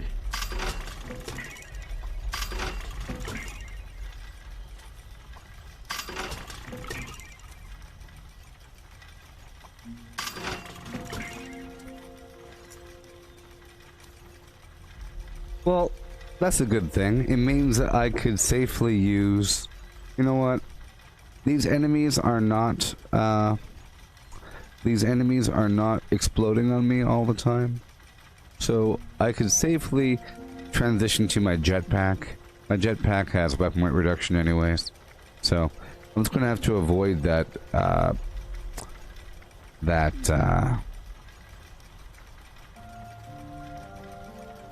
receive less damage while blocking attribute. Now that I've been informed by the beasts in the 5th row. Okay. I don't like being informed of this garbage. Keep it to yourself, scumbag. You gotta be told 85 more times. I'm not saying hello to you next time. Shut up and watch in silence.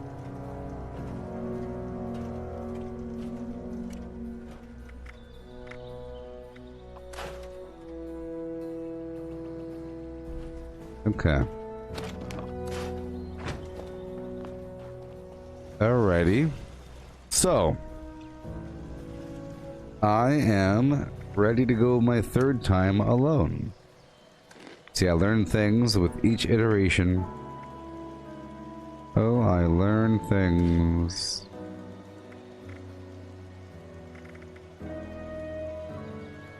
Yep.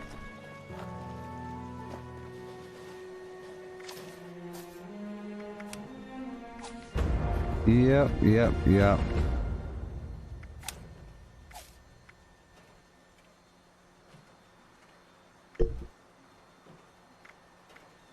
I'm gonna avoid using the shotgun because that will kill me. And yeah, I'll swap out my chest piece for the other chest piece.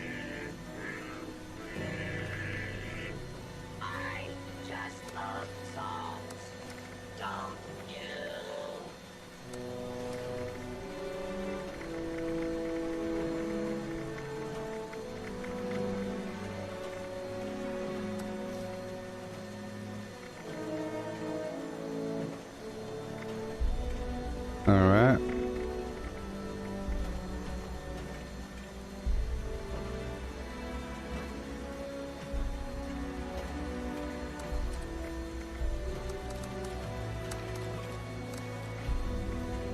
Well, I don't know then. I just don't know. We'll see what it's like then. I don't know. I don't know.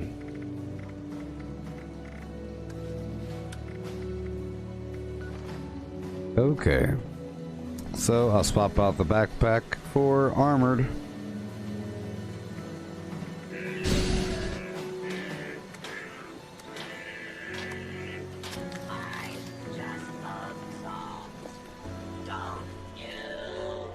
Okay, we'll see what happens now.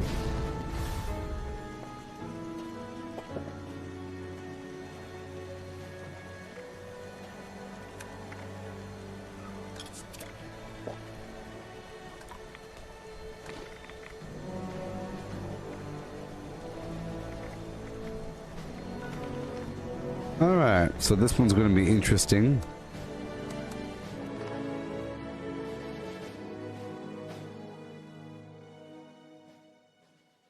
Going to be weaker. That's okay. I don't like cheating. This is Initiate Dodge. We've lost contact with the uplinks in your area. We'll need them operational if we hope to keep tabs on the enemy. First step is to insert the signal repeater. Dang it. Be warned. There now. Identified intruder detected. Beginning search. Great. Got a connection to the signal repeater. Both uplinks are definitely dark. Wasting my Hit the time. first one now. Wasting my time.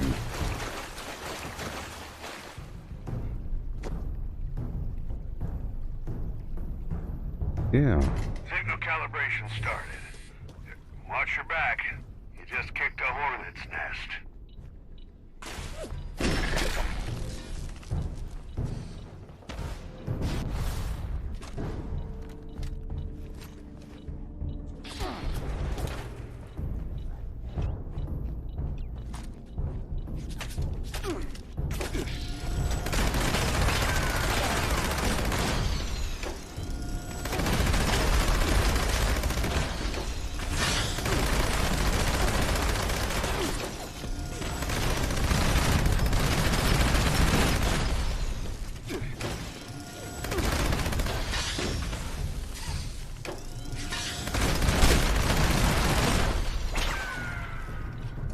Yep.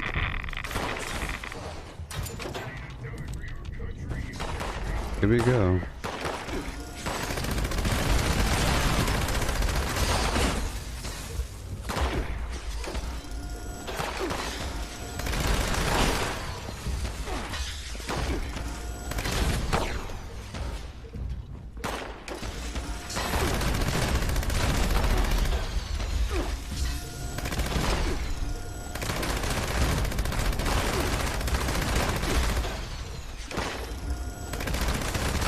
So right now it shouldn't be magic, okay?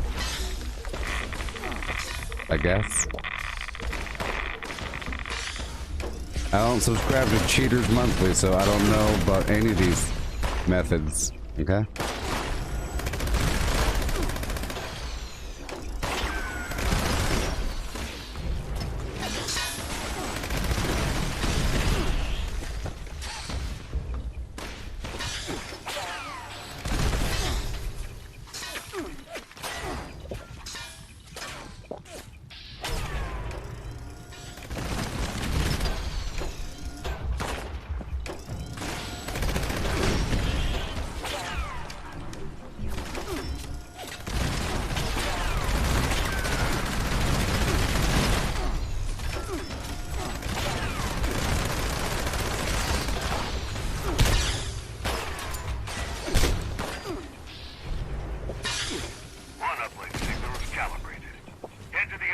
Okay, here we go.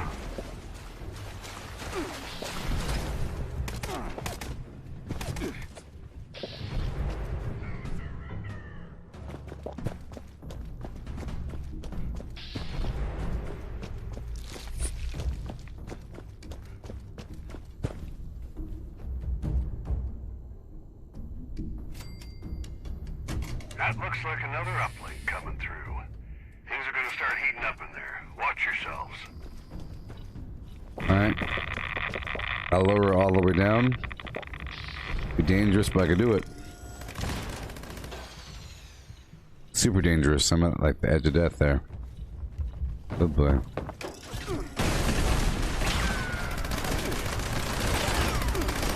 Okay, that is not much life to live within.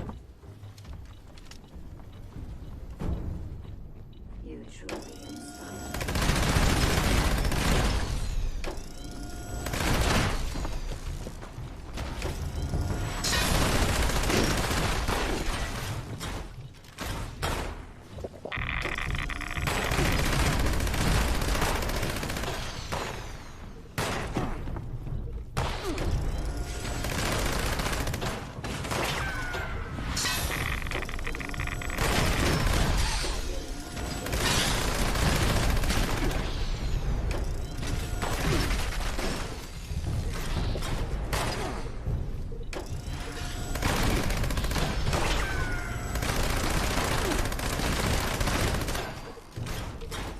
Okay.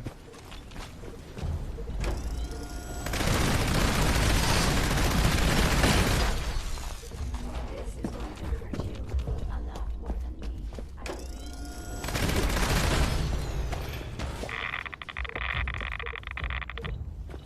Okay.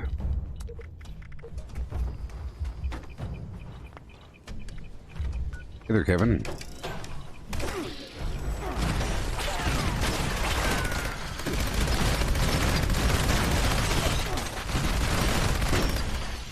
Golly.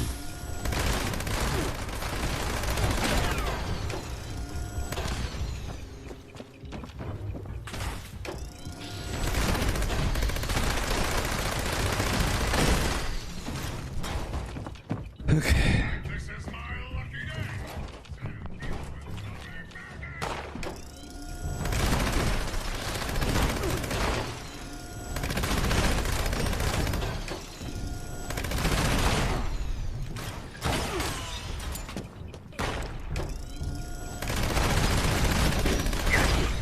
Uplink activity has been restored. Just in time, too. Some really nasty looking activity near your location. Gotta roll. Head there and handle it. Weapons hot, team. Let's get their attention.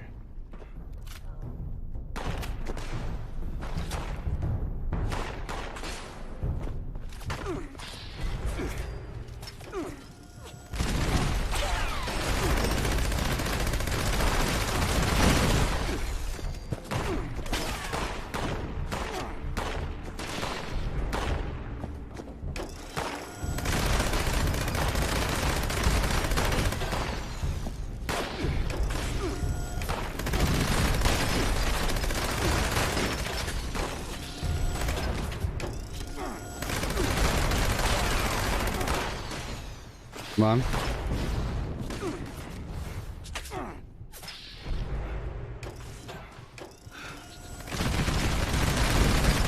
Yeah. Had a feeling there'd be a big and nasty one in the Here we area. go. It's now your primary target, team. Where is he? Ad Victorium. Hurry up.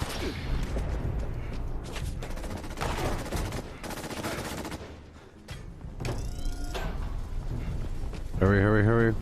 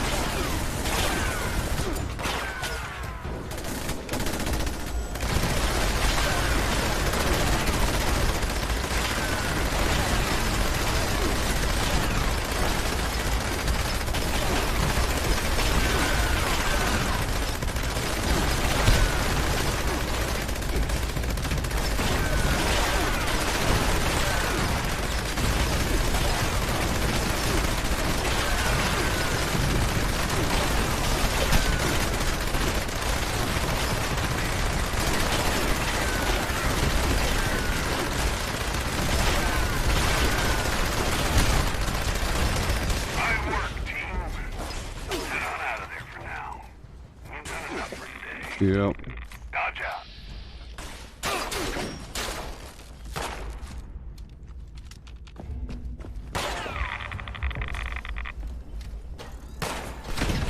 Yeah, he did die pretty quickly.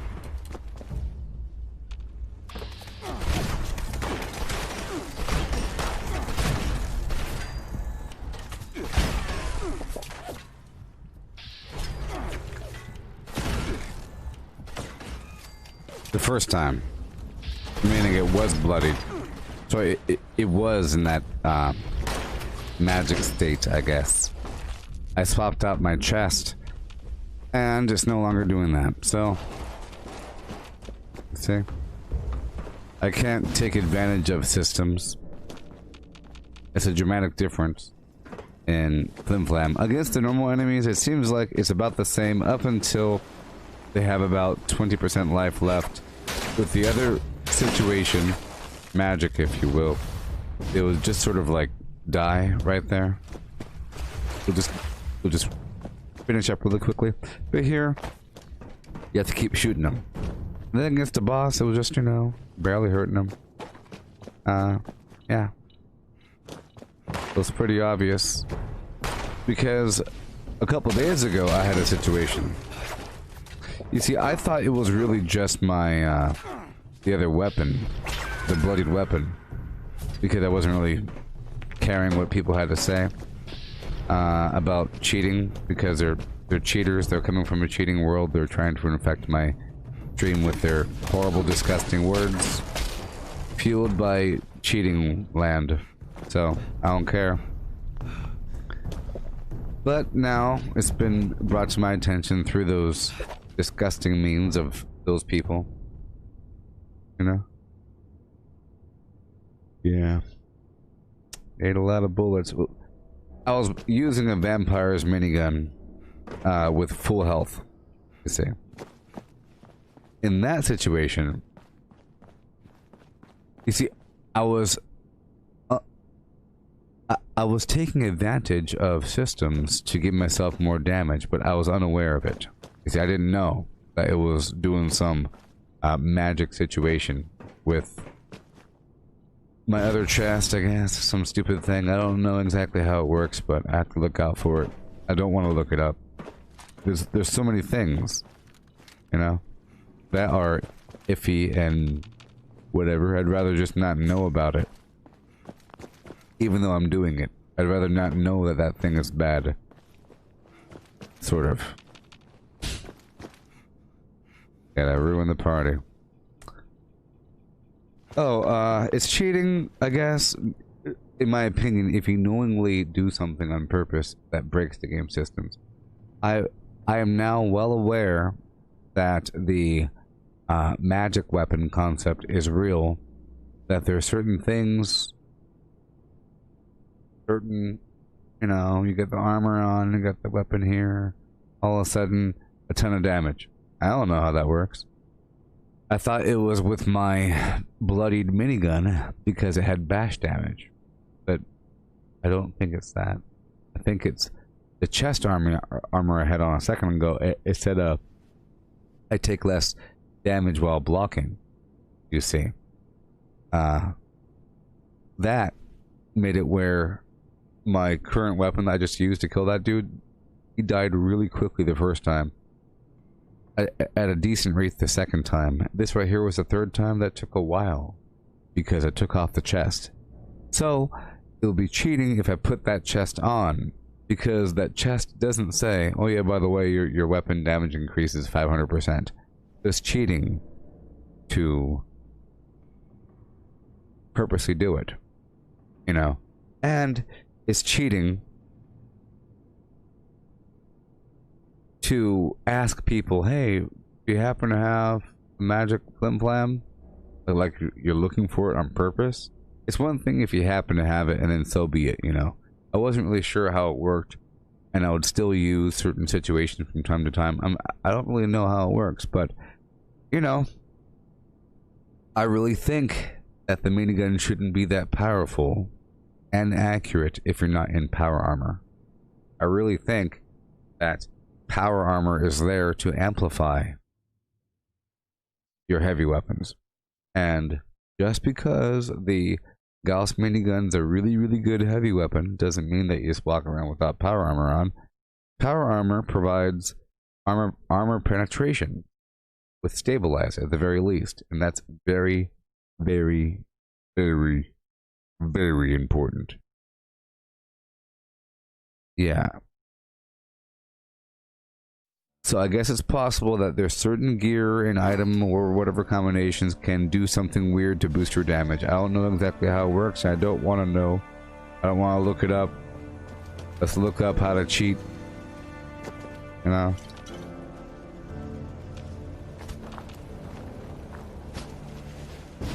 Yes, so with power armor, the whole concept with stabilize is to increase accuracy and provide armor penetration while in power armor.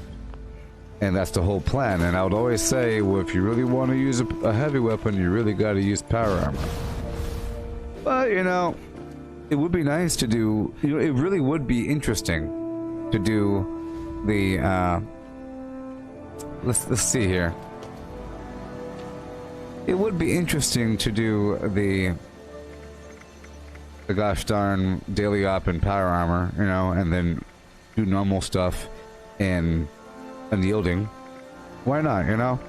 Let's see what I got. Let's see what I got. Let's see what I got. Galloping Gallimiman. Why not? But there's another issue, and that issue is I have to level up 2 more times because I no longer have stabilized. You see, I got rid of stabilized. But it gives me something to look forward to. So once I level up 2 more times, I could unlock stabilized again. So I'll start doing that right now. I'll start to unlock the stabilized cards. I got rid of them. I figured I could just get them again. There's one.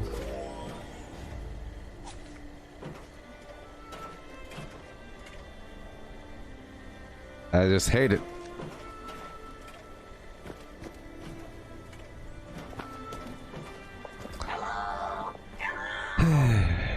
Sort of like once I tell people that, by the way, you realize that entering somebody else's bomb, it's really wrong, right? Because most people don't bomb legitimately, and it's sort of like a really cool thing to do, and you're kind of like leaving that out of the game, and you're devaluing Flux.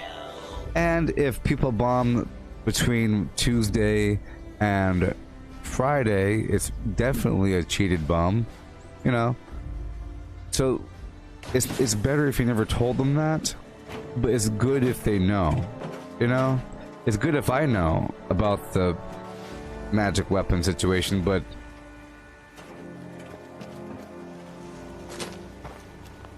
there goes my damage. But hey, I enjoy difficulty, and at first I thought I can get by without using that many perks. You know? I really enjoy that.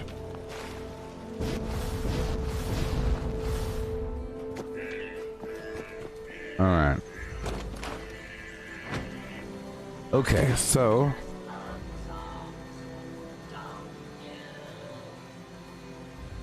I have my armor.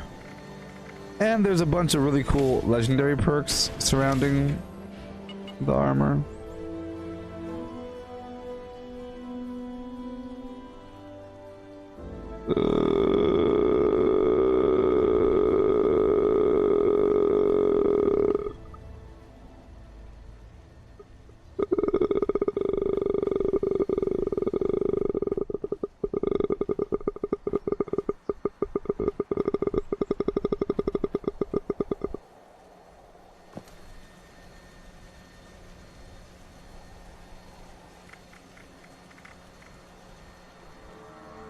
Watch me now. Hey, work, yo. Working up and doing stuff.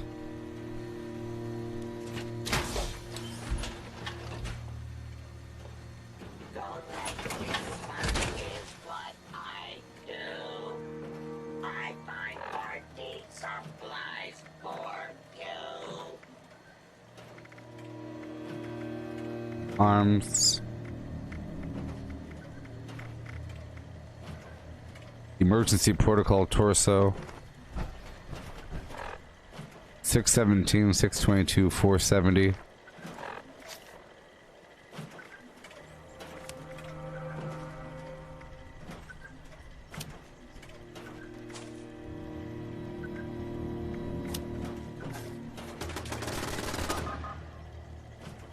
Certain perks don't work in power armor, you know? And you see, if I took this off, it would all of a sudden I don't have any other extra perks to swap out into. You'll see, I would have to have a whole different set of perks to help me out in power armor. And I got rid of them all. I got rid of them all. Hey there, Brittany. Yeah. So, I could work towards getting power armor running again, but that's going to be a long journey. A long journey. To rebuild that, you know, I have to level up many times. Many times. Five times there. 3 times there. So 8, you know. a good 10 times, maybe more, probably more. And then beyond that, I have to keep leveling up, you see. If I were to go power armor for the gosh darn dungeons, you want the power armor reboot to come back alive, maybe. And maybe, just maybe,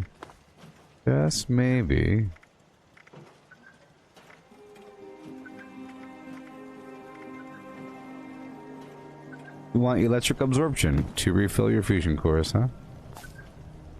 Alright. But we're not going to worry about that right now.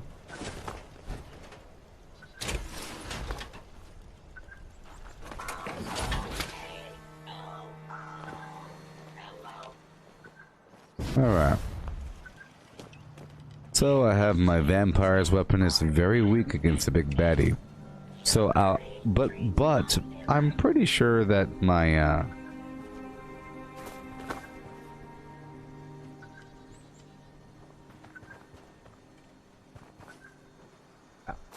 my blood is just fine, so maybe I'll carry that bloated with me as well.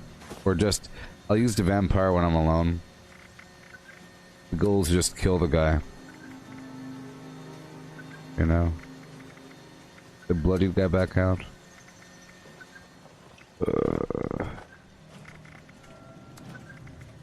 Now I don't know if this is a bloodied weapon. I don't know. Is it bloodied weapon or bloodied armor? People are so ridiculous. They say that's a bloodied weapon because you have that armor piece on. Sorry. Is it not bloodied?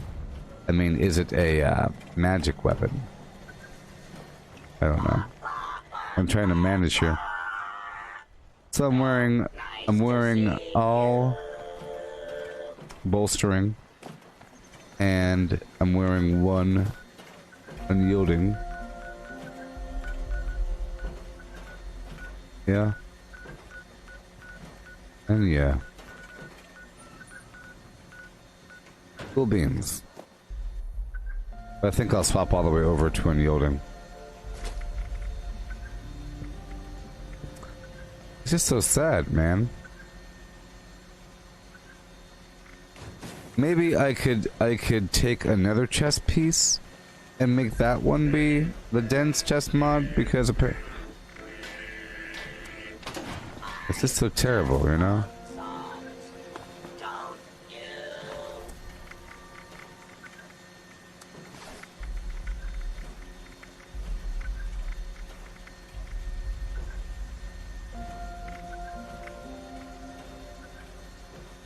Oh, we have this life-saving piece. There we go. Yeah. There we go. That'll work out. It's already densed out. Done. Armor-plated flim-flam. Awesome. And now I'll repair what I have. Yeah, I got a bit too greedy when I got rid of a bunch of perks, you know? It's important to have options. For some reasons.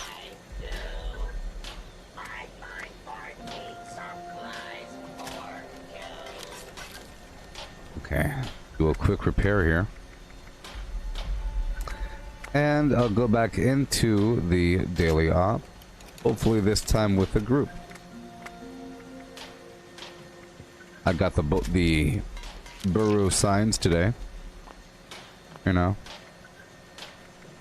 I already had that. Yeah.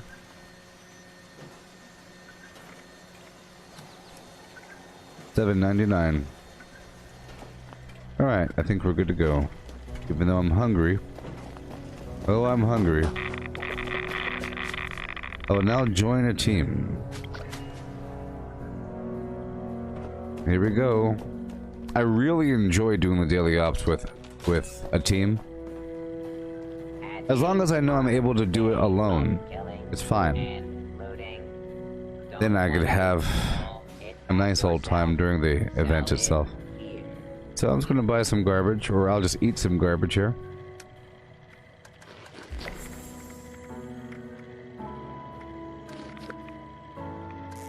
And now I will check the challenges.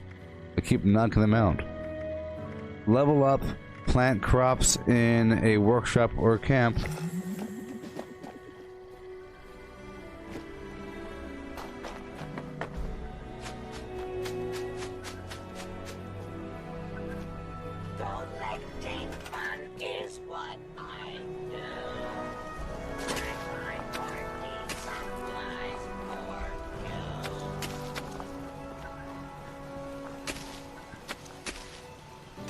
We good?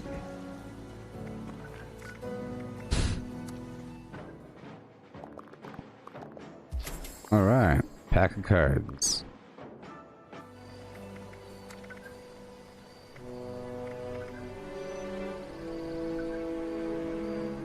Nope. It wants a new crop, not a stored crop. Big difference. Awesome, awesome, awesome. Awesome. Alright, cool. Let's go all the way down to this workshop down below and retake it from that person that took it from me and logged off already.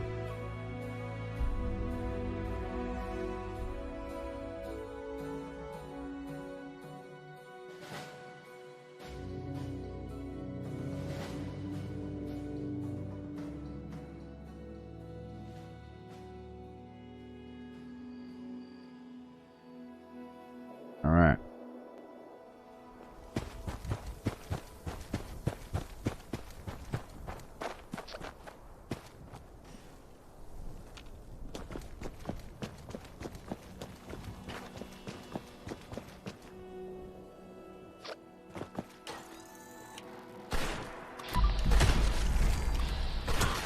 Sensors calibrated for detection of sparkles.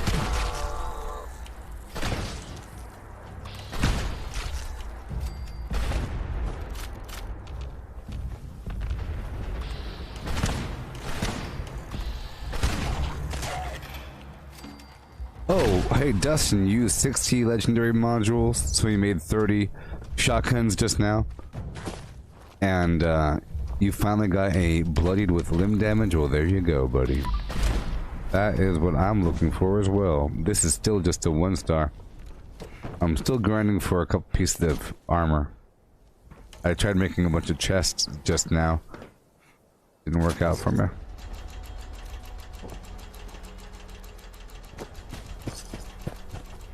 Okay.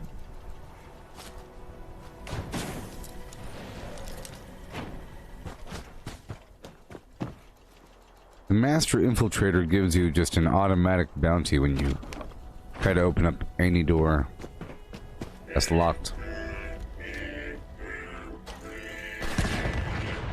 I just love songs, don't you? Alright, cool.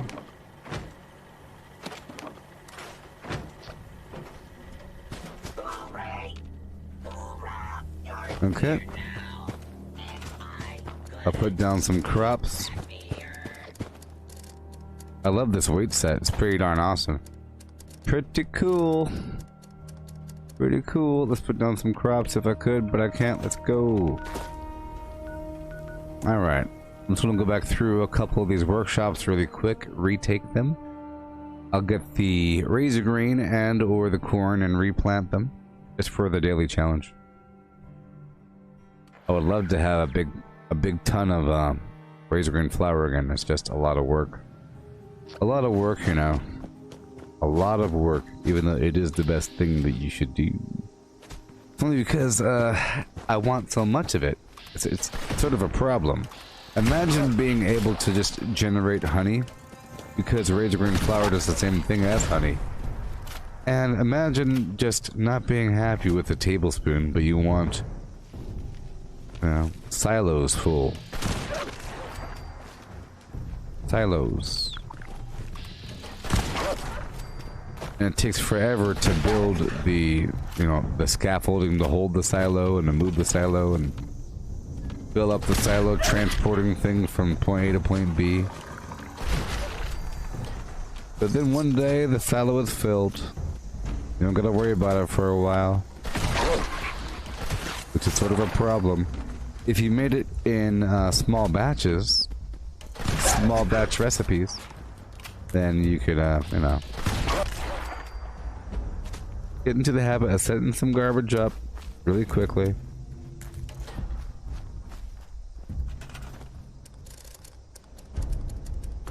I'm not gonna do it now.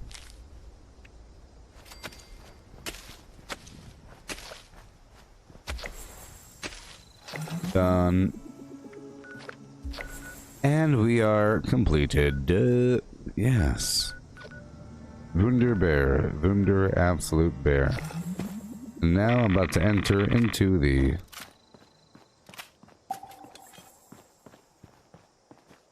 Awesome. What's going on here? What's happening? What is happening?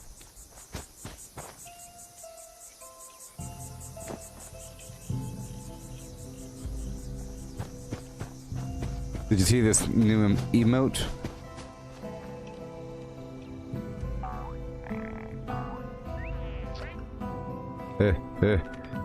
Alright, so let's see if this... Okay, well, I'm going back in. Hopefully my teammates join me. I think at least one of them will join me.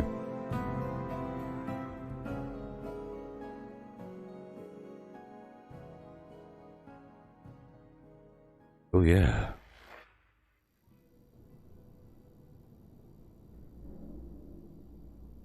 I want this Fang guy to join me.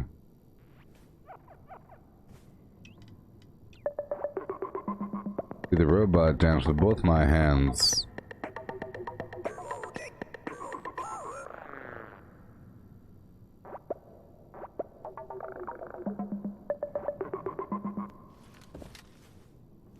Oh yeah. Ad Victorium. Initiate Dodge with the Brotherhood of Steel. Your mission is to figure out why we lost contact with the uplinks in this area. Signal repeater seems operational. Time to head to the first uplink. Watch yourself. Follow me, follow me.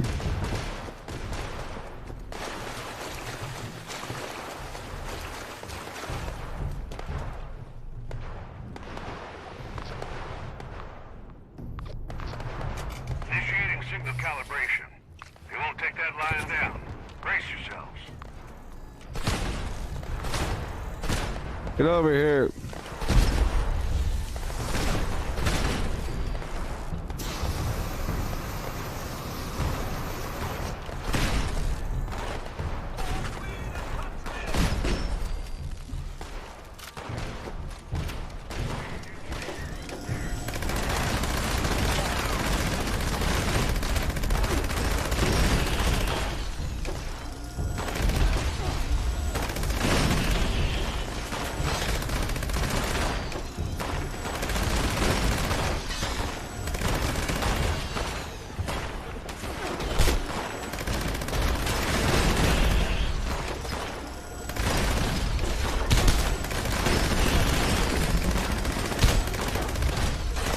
I'll open one up.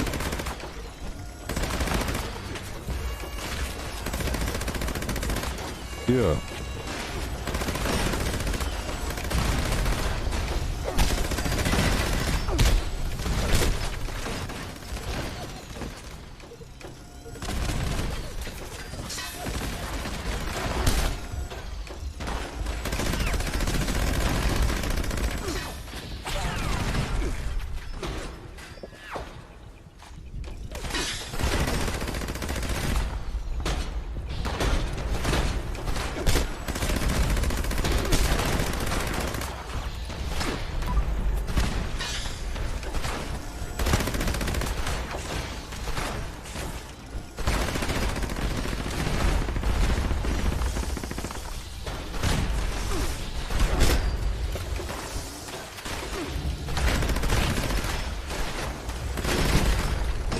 Going out. One, complete.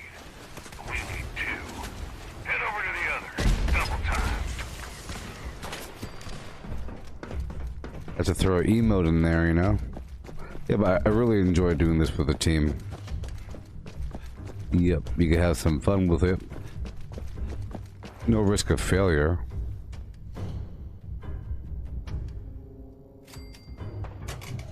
Perfect. I'm starting to see the signal from the second uplink. But we're not done yet. Stay on it.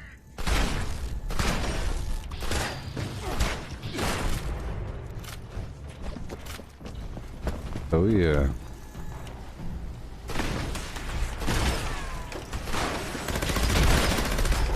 Well, I'm sure there's so many more people doing The daily ops versus the people doing the raid, you know?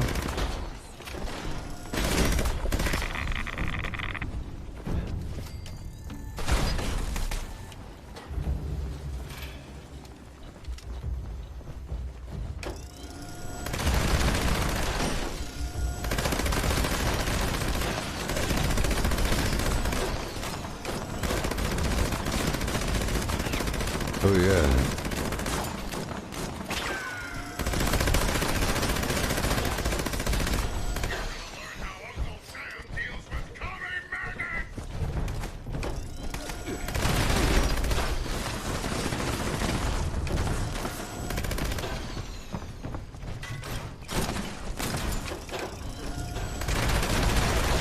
Yeah, I think that taking one for the team perk would be pretty good in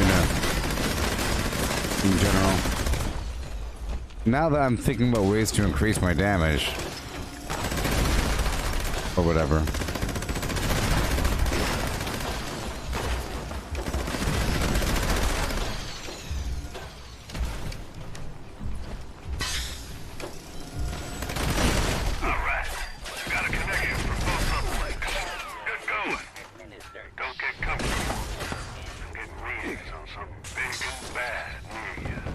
Vera Brown.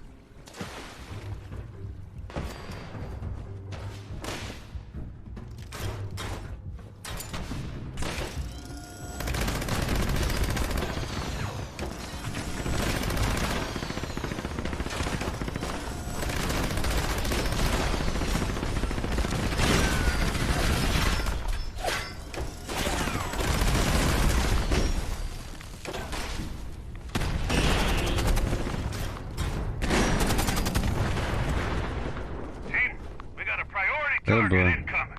Readings off the charts. Fight well. Ad Victorium.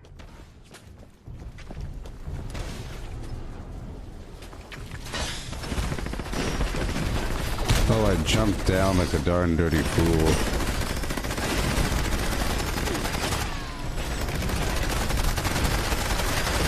Yeah, the Brotherhood's gratitude, team. Yay. These uplinks make a real difference. 551. Dodge out.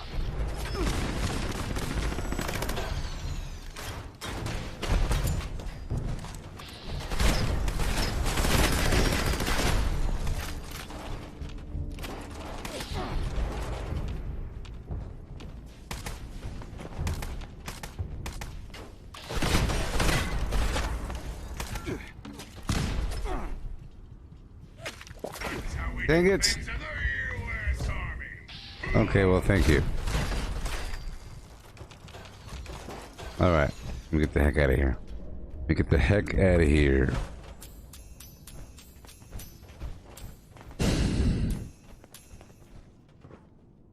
Okay.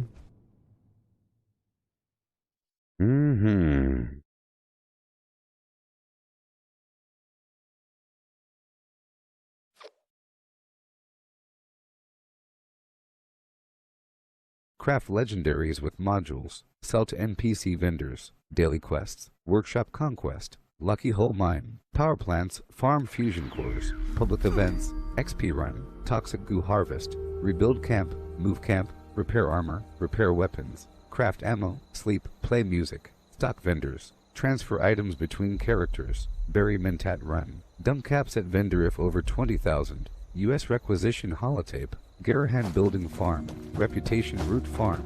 Iron or South Ash heap. Multiply crops at workshop. Purified water at workshop. Grafton monster farm. Tanagra town crickets.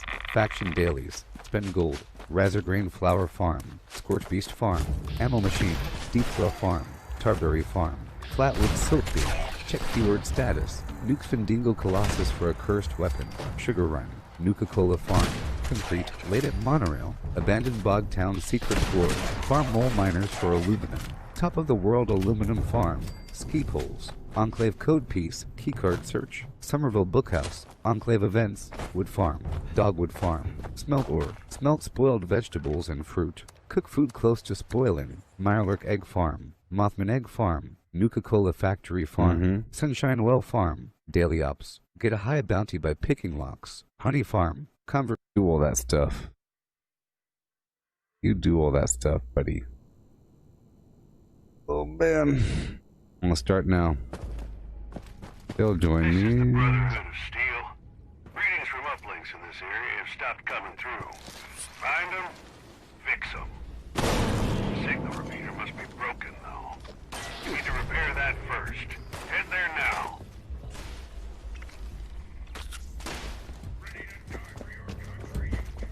Alright. Right on down to Bravo. Yeah.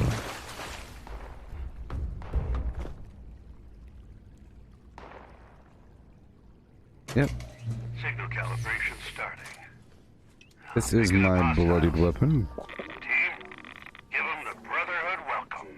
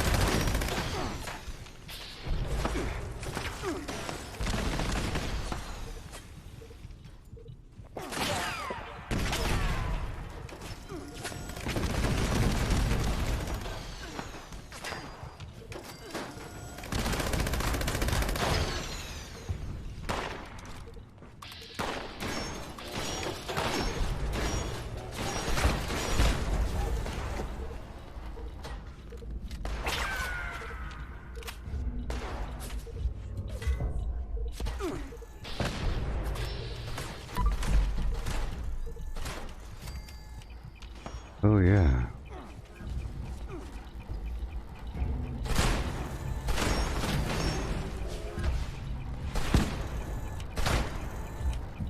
Yep. These daily ops really help you appreciate these locations. Gallery is a nice location. Old shopping mall.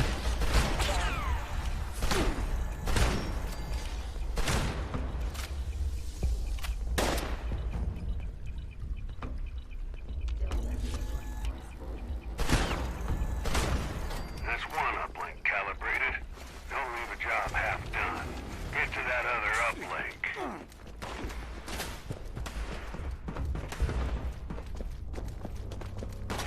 I'm running.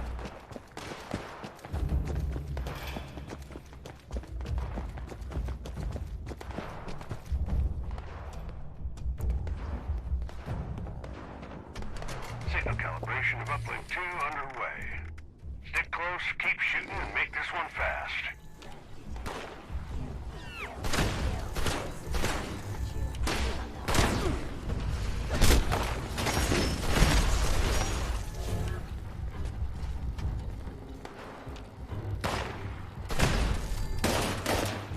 Cool.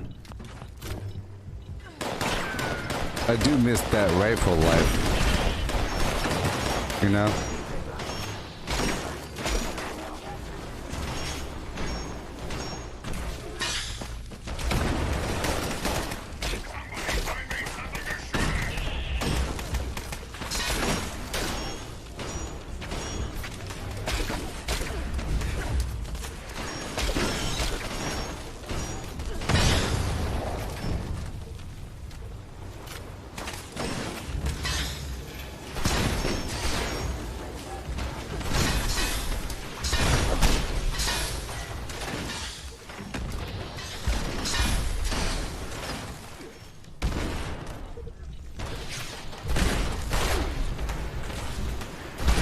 Taking care of business, baby.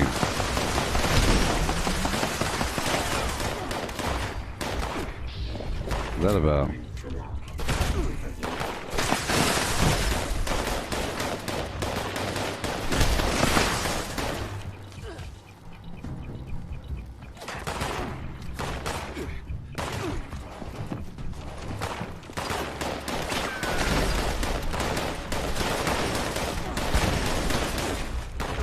Here we go, here we go.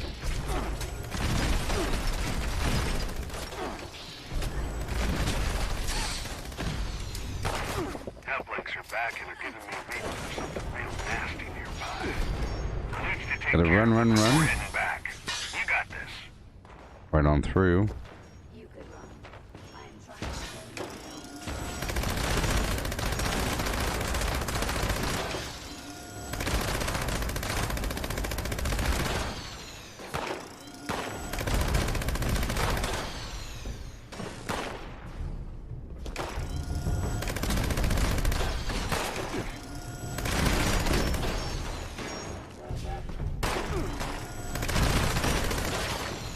Yeah.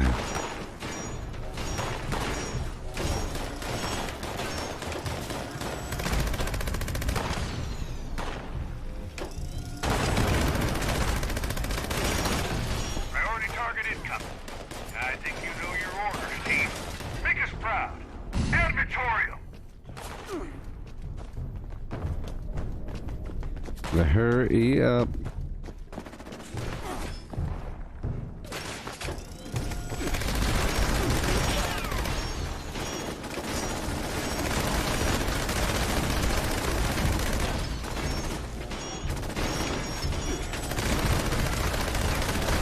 These uplinks are going to provide critical data. You took down the major threat to Appalachia as well. Awesome. Get some rest. You've earned it. Dodge out.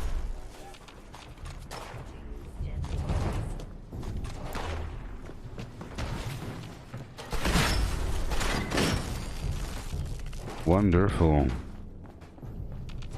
Yep, takes no time at all.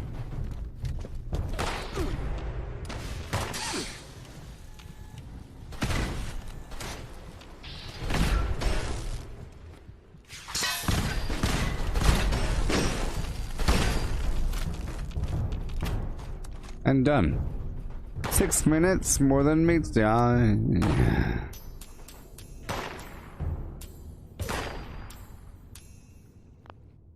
Cool EO. I have a drink in the fridge I want to pick up. Yeah.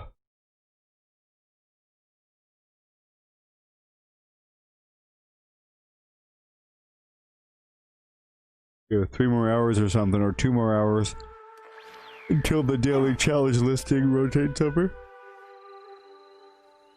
Squeeze me. Squeeze me. Okay.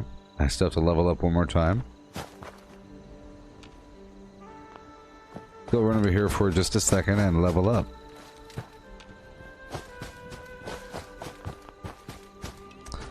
Uh-oh.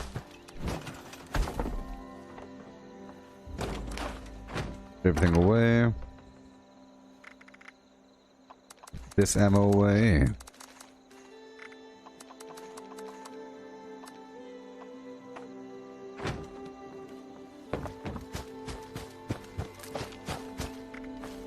Eat some garbage.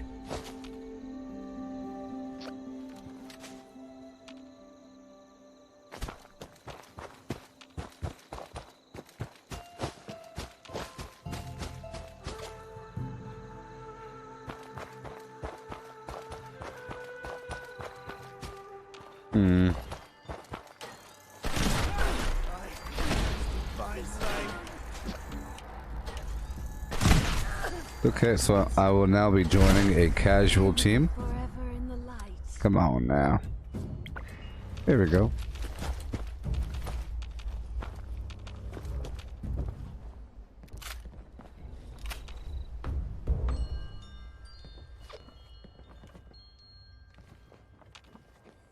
Let's go. Alright. Let's hop around the map. I'll take back over the Tyler County Fairgrounds. I'm entering my unyielding armor.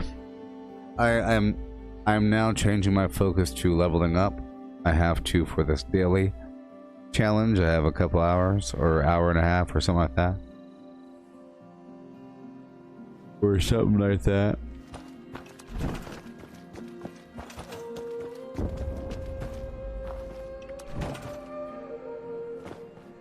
Oh, those guys are having a hard time with that daily up, aren't they? That's okay. Alright. pull the unyielding out.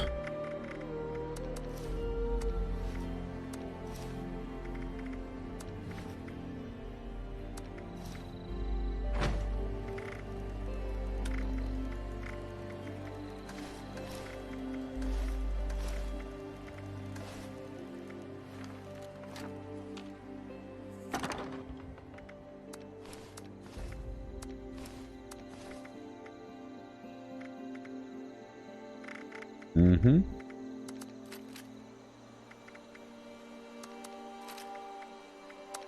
Pull these grenades out for a moment. Mm-hmm.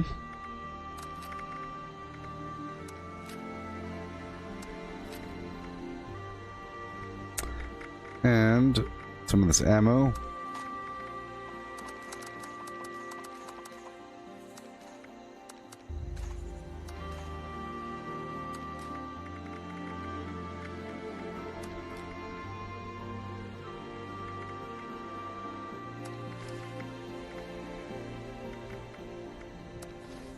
Done. Alrighty. Now I'm using the unyielding armor. Oh, Brandon, you purchased plans to build a jetpack for Secret Service. It's not so much about the level, it's about the jetpack you purchased was either a mod for power armor or a mod for the Secret Service torso. So if you have the Secret Service torso plan and you craft it, you could then modify that Secret Service chest with the jetpack. So you have to have both the chest piece and the jetpack. The jetpack only goes on the Secret Service armor. Now if you want it for power armor, different models of power armor have jetpacks as well. The XO1, whatever things, everything, right? Yeah. And good morning. Oh, power armor? Well, you're fine then. You got plans to build a jetpack. Can you build the jetpack and use it? Good morning. Well, have you tried? You just need certain perks. If you're, you know. So if you have your torso, just know that the jetpack is going to cost you flux to craft. Okay? It'll cost flux. So you would go up to your power armor workstation with your armor and modify the chest, and then it'll tell you what you need. If you already have the chest. So you already have the chest. You know, you go up to the power armor workbench station there and try to modify it and see what you can do. How's your morning there, Misty?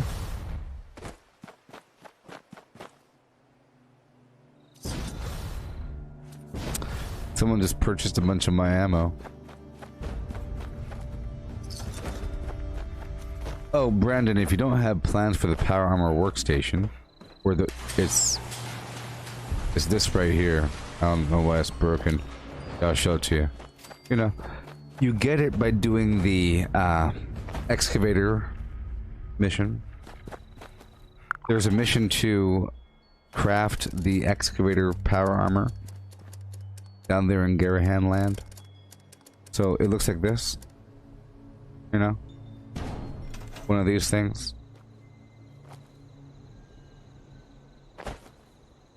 But you could modify your armor at any workbench. It'll cost flux. I don't know what T-51 jetpack costs off the top of my head, but it'll cost like, you know, 5 and 5, like 10, whatever. But if you want the power armor plans, workstation plans, you go down here to the Garahan mining headquarters.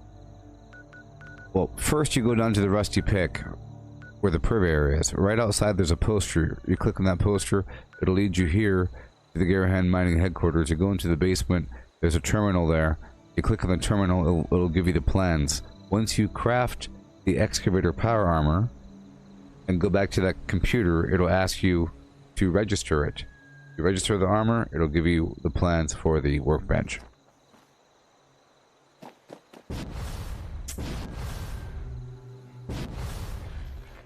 Yeah. Okay, I'm moving on.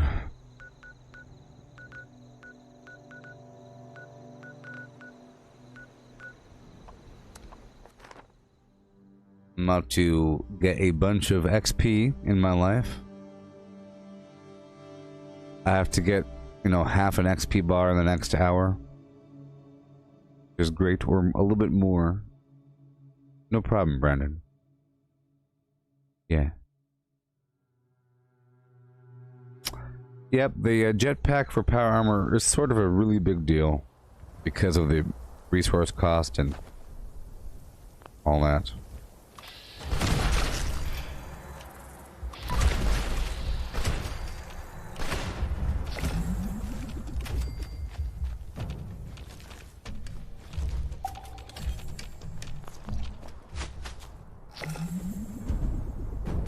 What's going on here? Alrighty. Moving on. I just love songs, don't you? Yay. Oh my gosh. Alright, now's the time.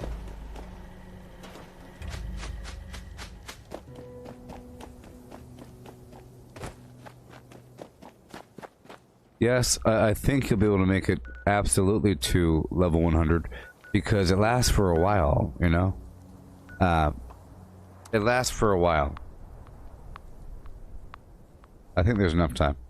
I don't know when it ends, but I think there's enough time. Just make sure that you're logging on every day and you're completing as much as possible of the daily challenges, and especially the weekly challenges. It gives you a big old chunk. That's all. And just do some stuff. I'm getting chunks of XP all the time, or chunks of score all the time from 10,000 XP chunks. That's what helps in the long run, leveling up in general. But if you're always active, then it shouldn't be too crazy.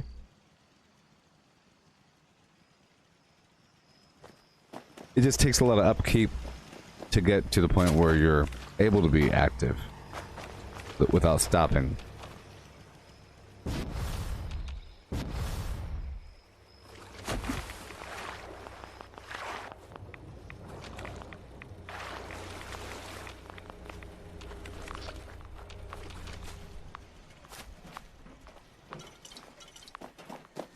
Optical sensors calibrated for detection.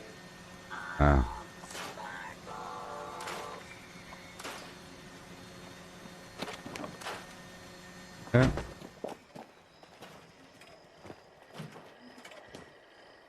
Alright, everything's fine, everything's okay. Just lift some weights. I love the fact that they have this. They'll probably have the bike as well. The bike should do agility, right? You know? There's an exercise bike in, you know, the nuclear winter area and in Vault-Tec University. I think we should have exercise bike and maybe we're having like a jump rope animation would be kind of interesting. But it might take a lot, but whatever.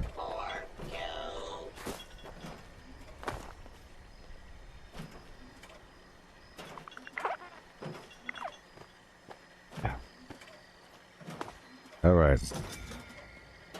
Thank you. Dear hearts and yeah. So with this new update, I really enjoy that Vitastat machine, whatever it's called, that pod that's on the roof. That's pretty cool. I know it's not part of the challenge board, but that's a pretty cool thing for the camp, and the weight set's pretty awesome. The solar panel will be pretty cool whenever I get that. Hey, someone purchased one of my Meat Week flags.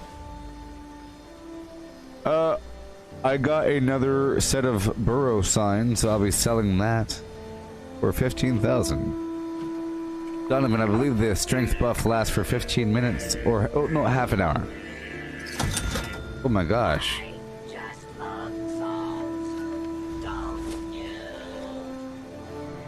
Oh.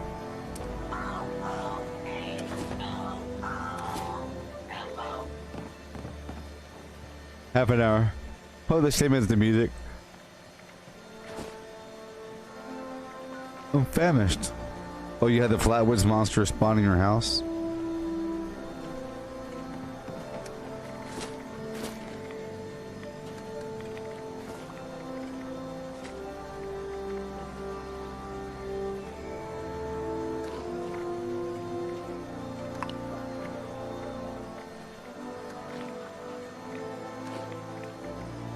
Okay. Here we go. About to get some XP.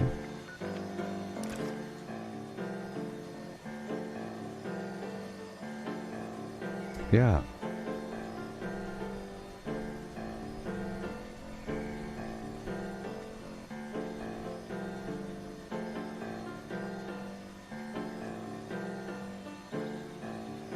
Perks into coins. Purchase lunchboxes with gold or craft legendaries with modules. Sell to NPC vendors. Daily quests. Workshop conquest. Lucky hole mine.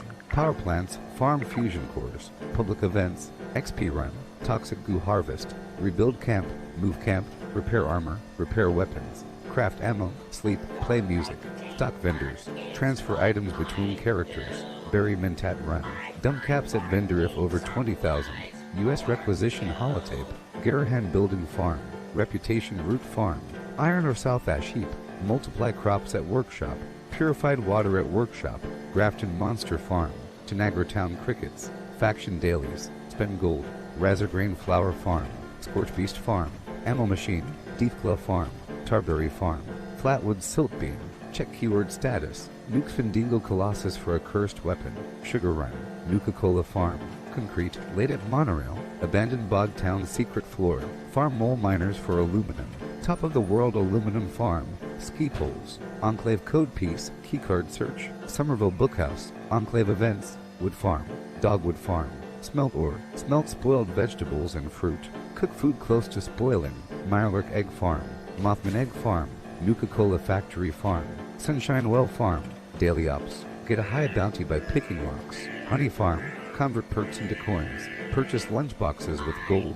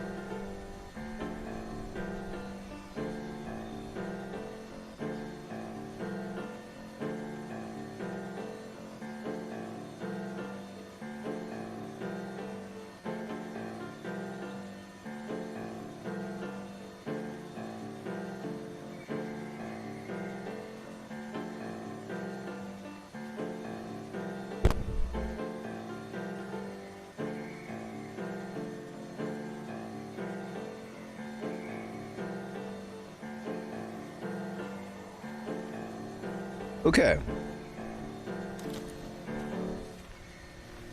Alright. I have to grind.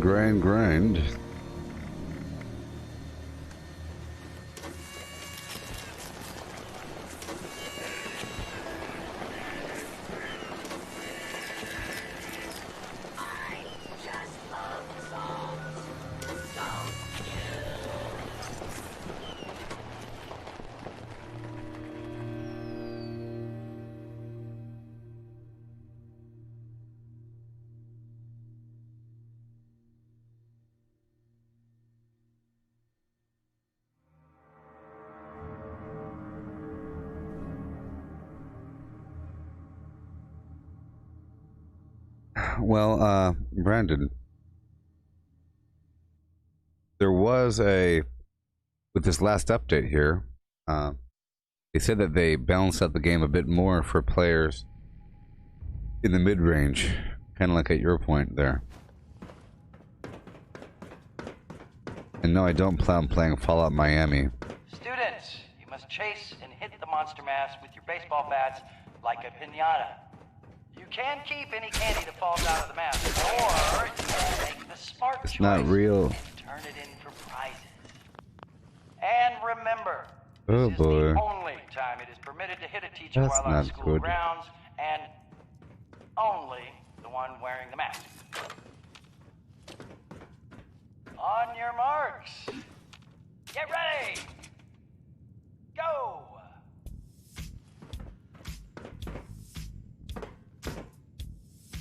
Here we go, as fast as possible. This event gives me a lot of XP and a lot of candy. Hey Cal, how's it going? Made level 45. 1 second.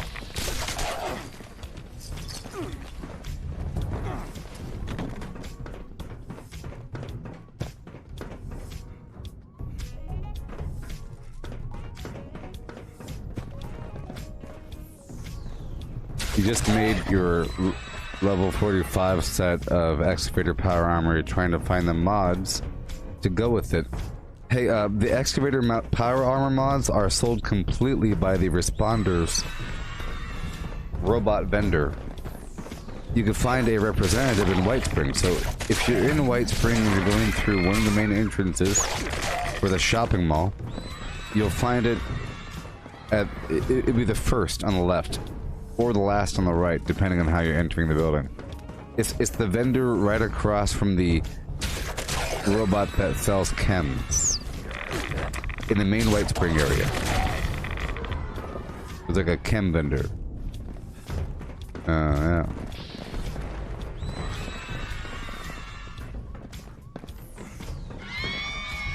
You know the shopping mall. But yeah, he'll sell all of the excavator power armor mods. All of them, I guess. Yeah.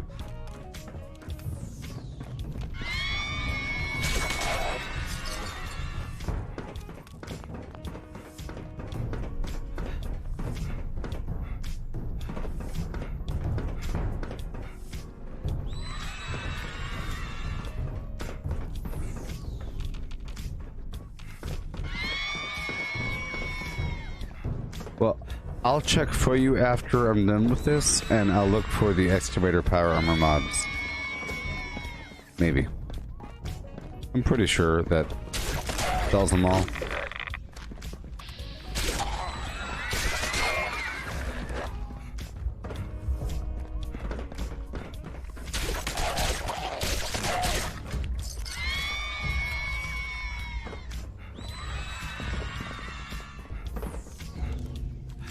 I'm pretty sure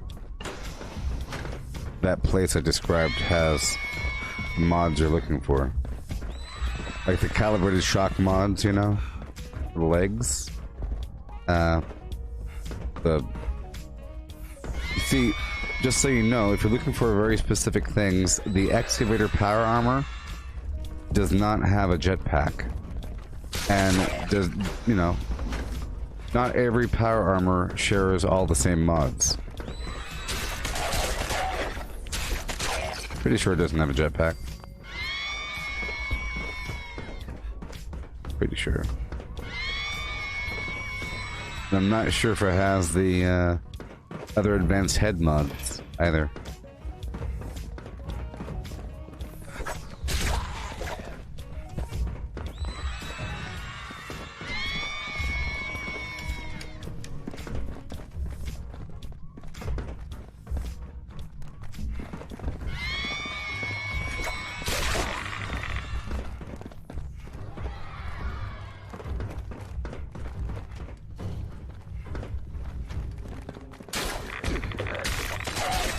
I'll tell you what. I'll tell you what. If you look for the Responders representatives, Because it's a responders. Pretty sure. So that's the first one. So back in the day, like what Kat was saying, you'd have to go around looking for these different things, but now they're all in that one area.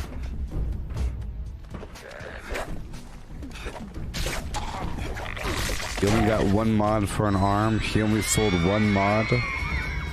Oh, you're looking for actual mods or mod plans? It's under notes. It's not under mods. So that might be the problem.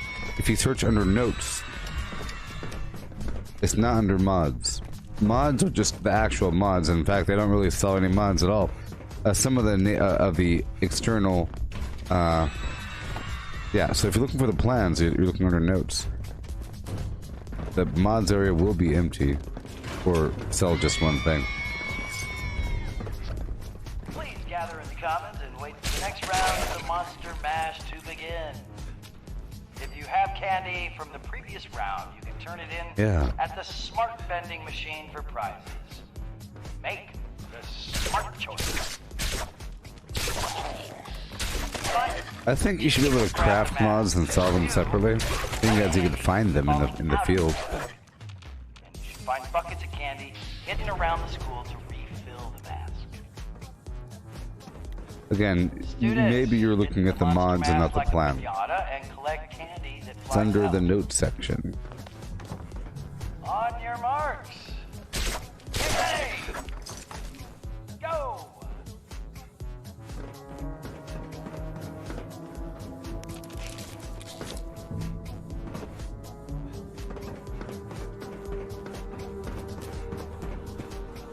I have a caffeine headache. I'm trying to drink away.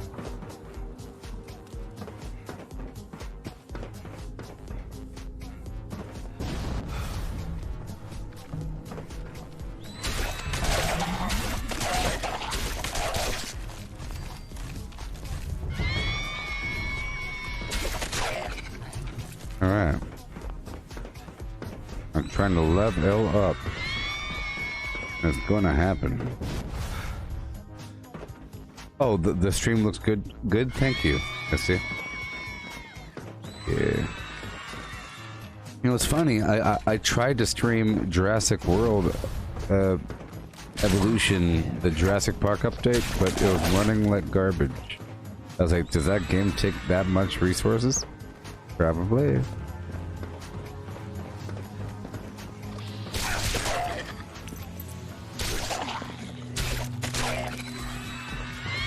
I did change a couple settings. A couple. I changed the encoder from like X234, whatever it's called, to whatever the heck it is, to the NVIDIA. Basically from the CPU to the video card. So now it's using more of my video card.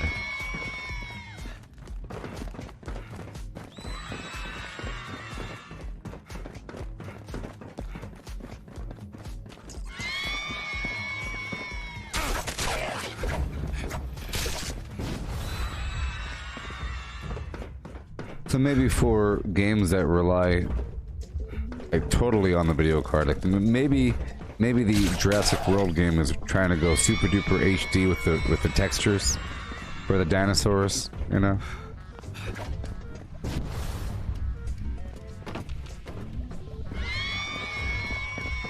I can't wait until I get my second computer all set up.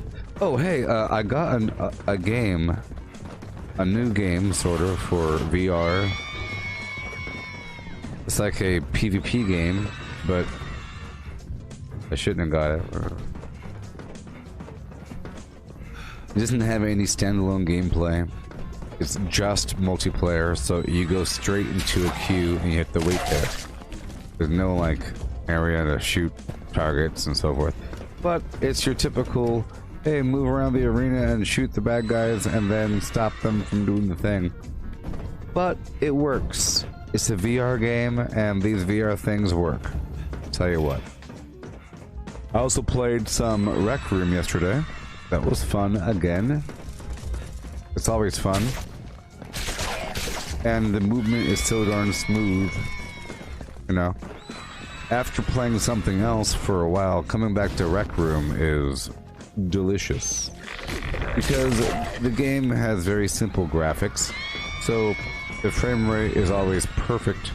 And movement is the best. It's been around for years and years. Rec Room is great. The new game, it was okay.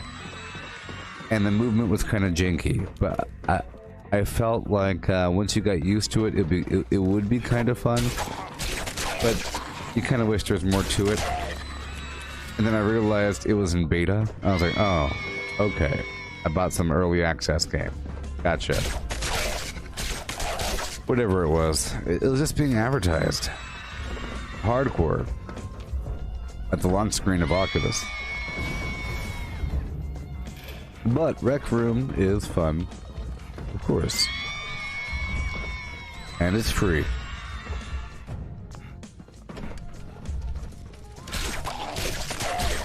I don't know. That might be the first thing you might want to try, because I would say it's free and it has a bunch of different games inside of it, you know? Of course you have the Beat Saber and all that garbage. Of course. But we don't want some insane workout.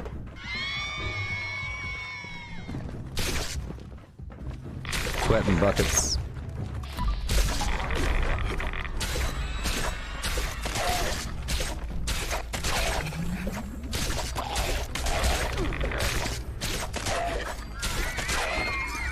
Alright.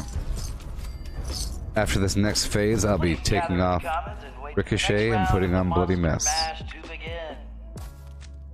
If you have candy from the previous round, you can turn it in at the smart vending machine for prizes. Make the smart choice. Reminder, teachers grab the mask. You will collect candy falling out of the mask. And you should find buckets of candy hidden around the If school we to don't refill the go, mask. hi-ho. Students, hit the monster mask like Let a me go. pinata and collect candy that flies out. I can do what you did it before. Let me On your repeat marks. it. Get ready! Mm-hmm. And there's a game called Pistol Whip, which I will, after playing it again yesterday, I would definitely recommend the game. Pistol Whip.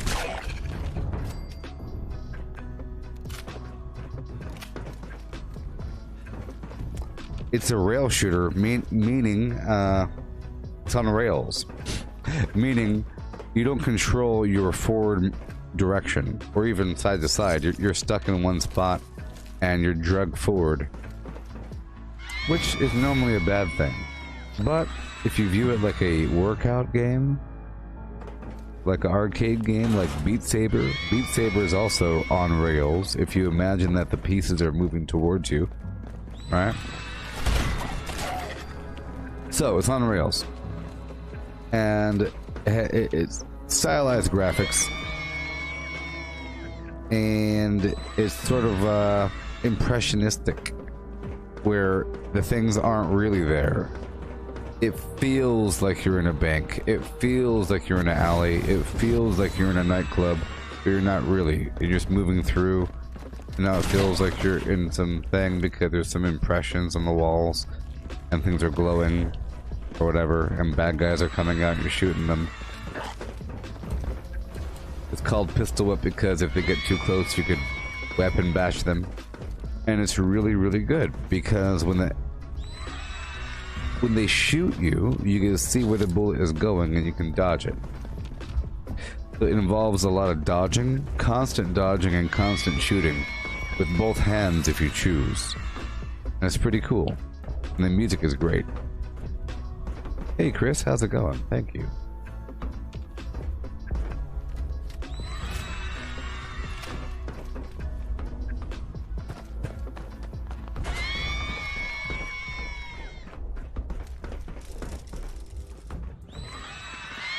I love candy.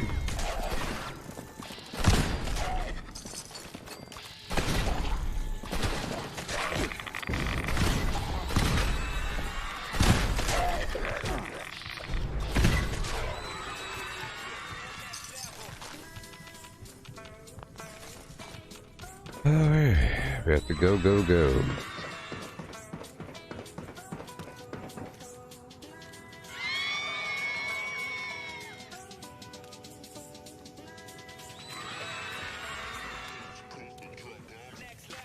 Losing all my teammates, but that's okay. I'm losing everybody. They've gone away. Just me and this dude is going away too.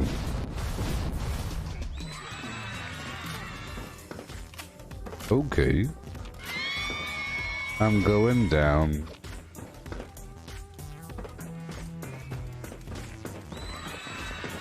Blim, blam, boom, bam. Yeah.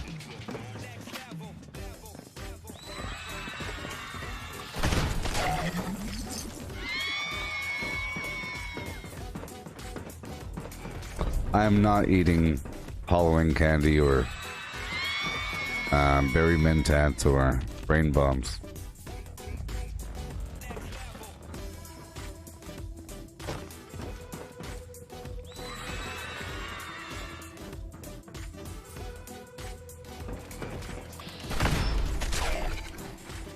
Chris, you got the Vault 94 stash box and jumpsuit and cage lights. Cool. Oh yeah, I like how the cage lights make a jingle jingle Christmas sound when you turn them off and on.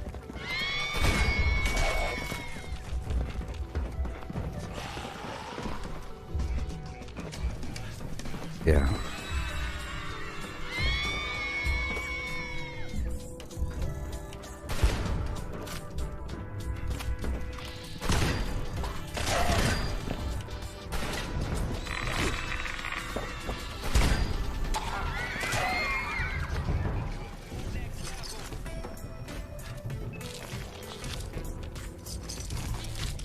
Yeah.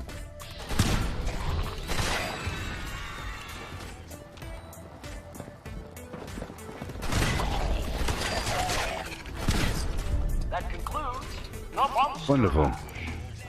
Thank you to our teachers, students, and volunteers who made the event. That was a bunch of XP. And remember to Yeah. make a smart choice this year and turn in your candy You for know what healthy I and wholesome mean. gifts and surprises. Have a safe and pleasant Halloween, everybody. Yeah. I want the solar panels is what I really want. That would be awesome. Awesome. And I want the greenhouse. And I got the train set, but I haven't set it up yet. I sort of want to redo everything. Oh yeah. Hey. That's what the interior camps are for. Think about the fact that we're about to get this crazy budget for our camps with this new update coming up in the future. I posted some information about it at the collective, but with the new update, we'll get these different sized underground instanced camps with a separate budget from the main camp. So that's where you get to put down your train set and your other flim flam. Cal, if you turned in candy, your prices are garbage.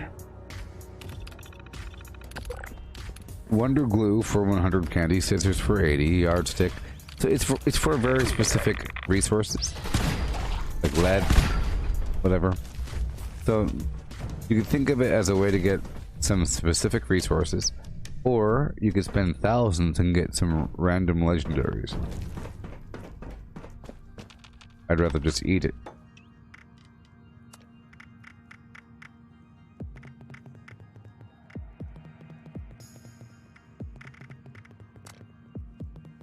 I picked up 752. Alright, let's move.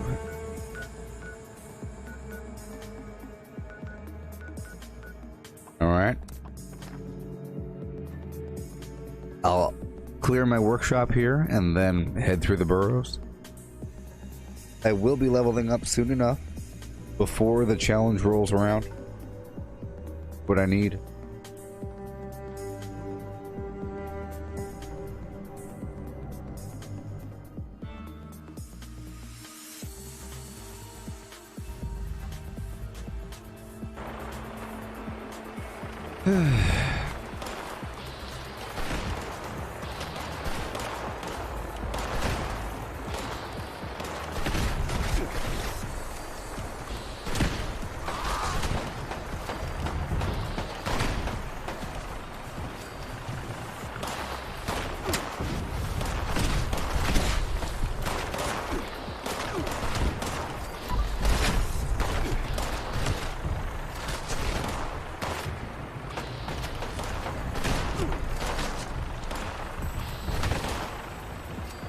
Golly.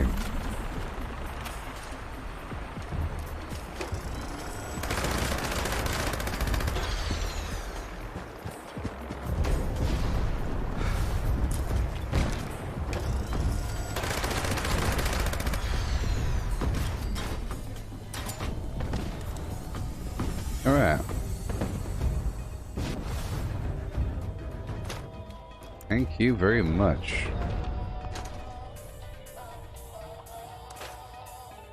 Break it down.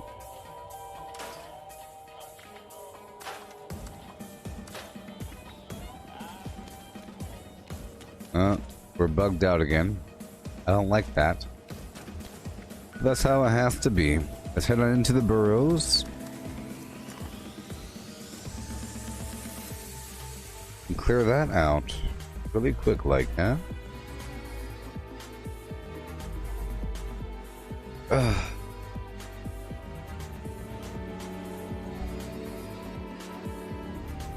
Hopefully no one has cleared it. People have been routinely clearing it before me.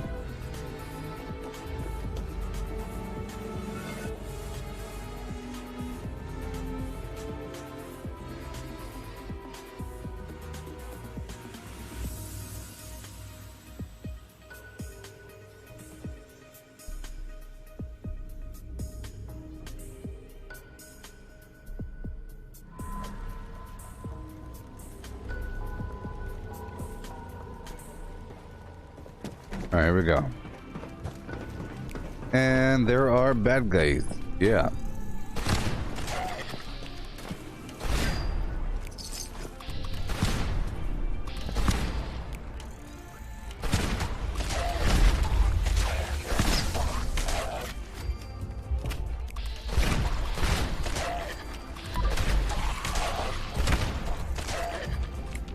So much XP.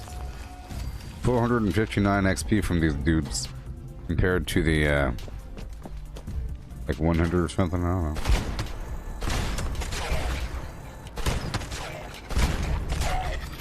XP.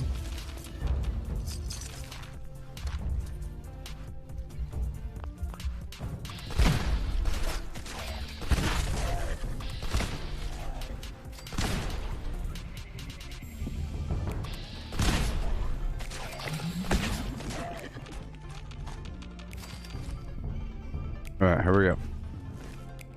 About to level up right now.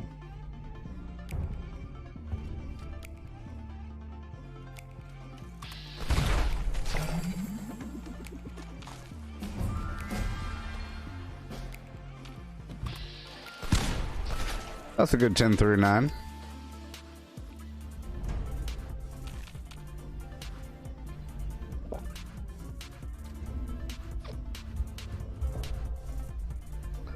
Quite unfortunate about, Halloween.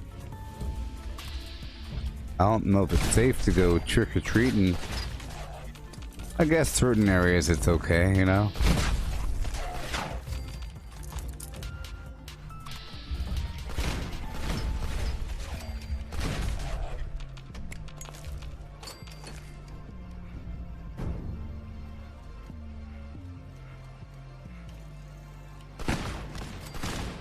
Yeah.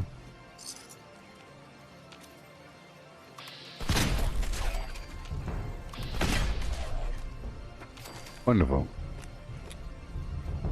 Clearing out the good old burrows. It has to be done from time to time.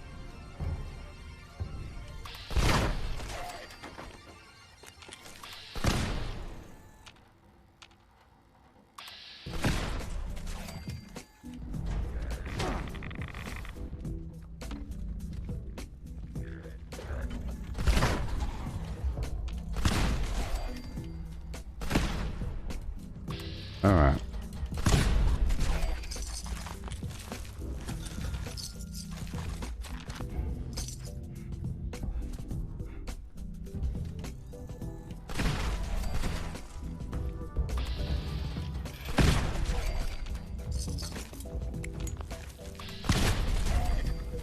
Wonderful.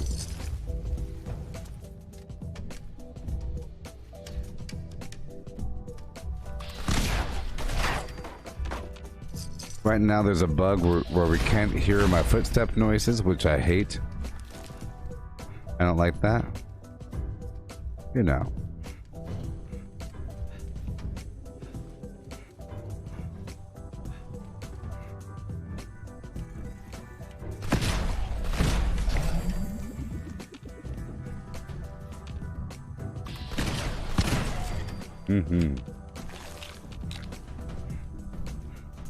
Yeah. Well, I think I broke 4.8 thousand. Pretty sure. I think I'm at 4.85 hours. And we're at 14,000 followers on Facebook. And 1.4 thousand in the Gooboberti Collective. And about that same number on YouTube. Because I don't care about that. Facebook's where it's at.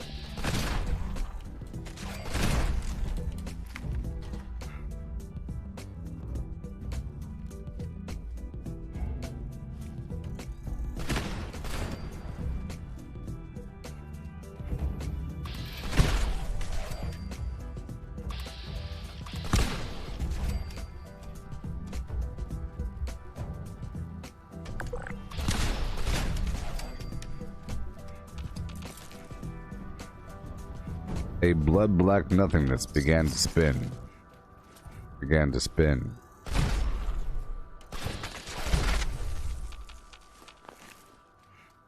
Cool.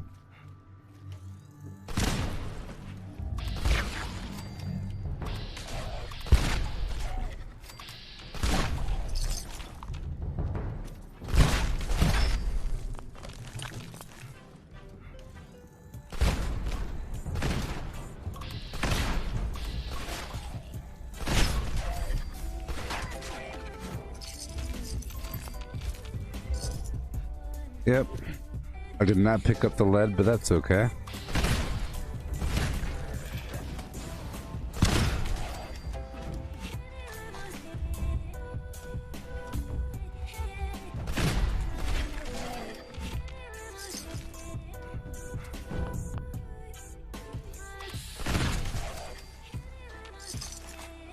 Doing just fine.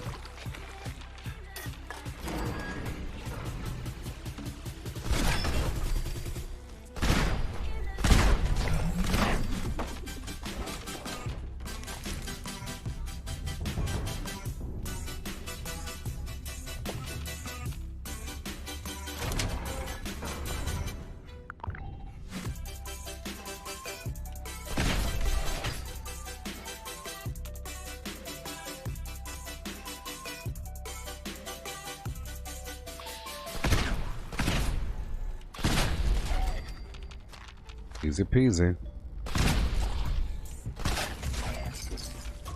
Oh boy. Now, like I said, if I want to use power armor to support my heavy gun, then I need a bunch of levels. But I love having goals.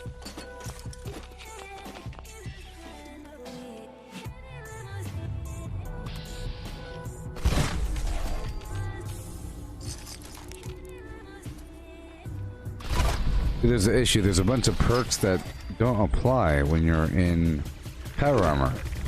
So I have a bunch of wasted flint blab. Right now I have a non-power armor build. So it'd be kind of weird to use power armor. My points are in the wrong spots. You know? You don't need 1,000,000 endurance in power armor. That's really for other purposes.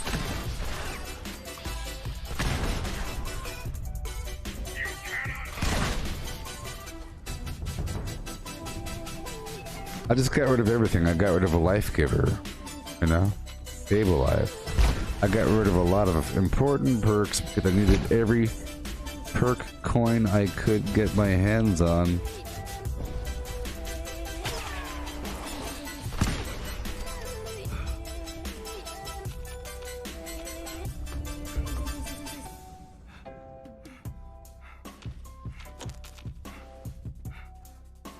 Couple guys over here.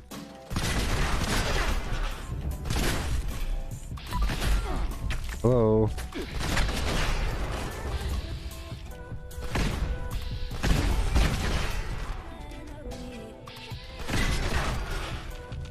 Okay. Going upstairs.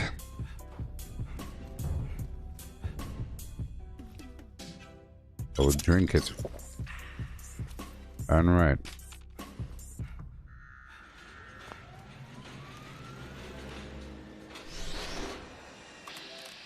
Sensor alert. Anomaly detected. Re-engaging. This weapon is breaking. I'll do what I have to do. All right, moving on to the National Isolated Radio Array to clear there and repair my weapon.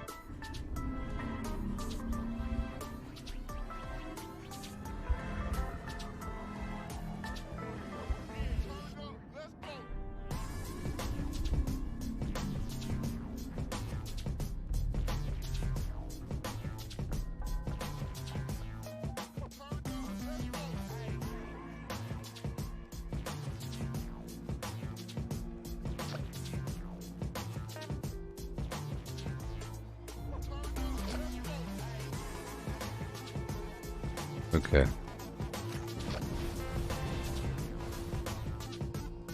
Cool.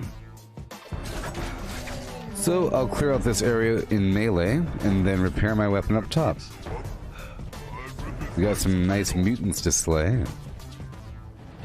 It's always fun. I'll get this guy first. They provide a lot of XP.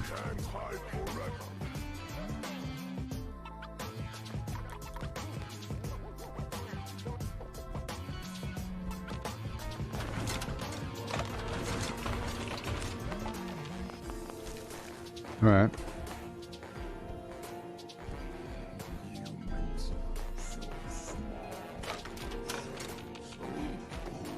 So boring. I got you, buddy. I got you.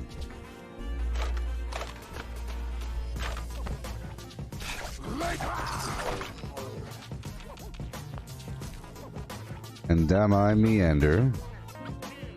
Yeah.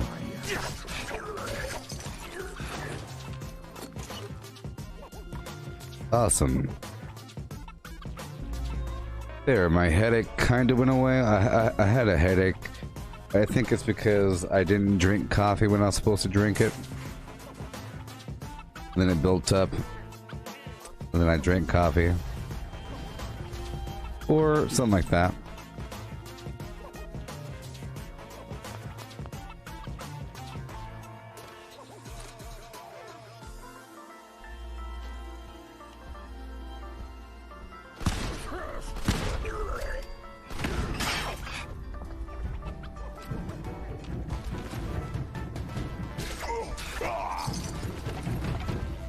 I love looting. I love looting.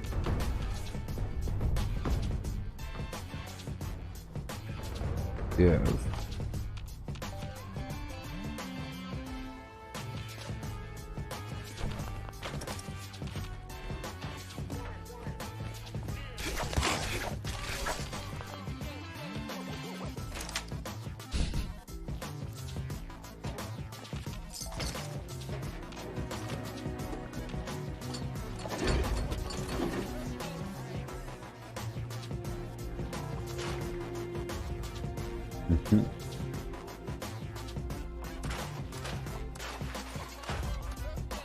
Uh.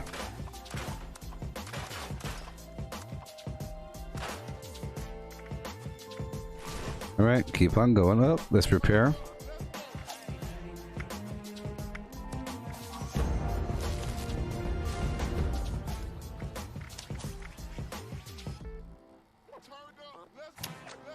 I might get lucky and I might get those perks I need, so yeah. I'll just be careful about what I break down in the future. I broke down the bulk of what I had to break down.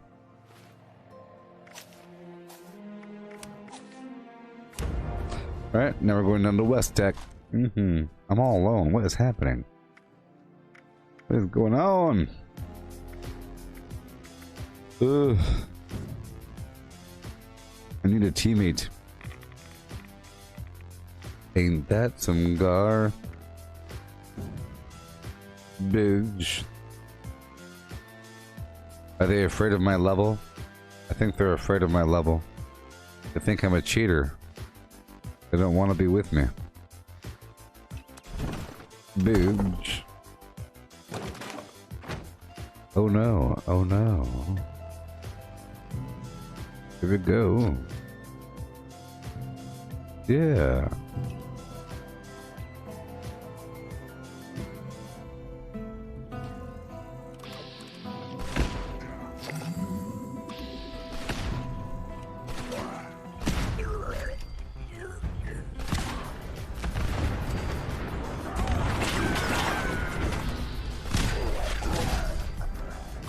Bitch.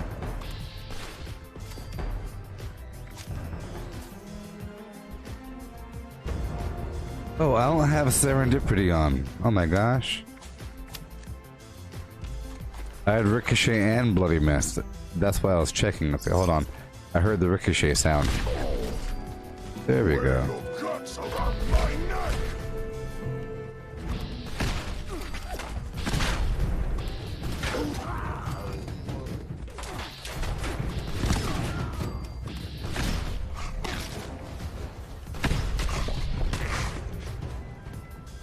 Awesome. Yeah, yeah. Well, Cal, they are where I told you where they are. I'll go there right now just to appease you. They are exactly where I told you they are. I'll go there right now, beast. I told you that you're looking at mods and not the plans. Look at the plans for the mods. 85 times in a row, and you're like, I looked at that spot, blah blah blah blah blah, and I gave you the best explanation of where it is. Oh yeah, that vendor. Yep, I checked it. Did you? It only had one. Did it only have one mod? I asked a question that you never answered. Perhaps you're looking at the mods and not the plan for the mods. You never addressed that. You never addressed that, did you? Ask it again before I walk in that door. Perhaps you're looking at the mods and not the plans for the mods. You click on the notes tab. I'm repeating the words I said earlier. Do I have to walk in that door? Huh?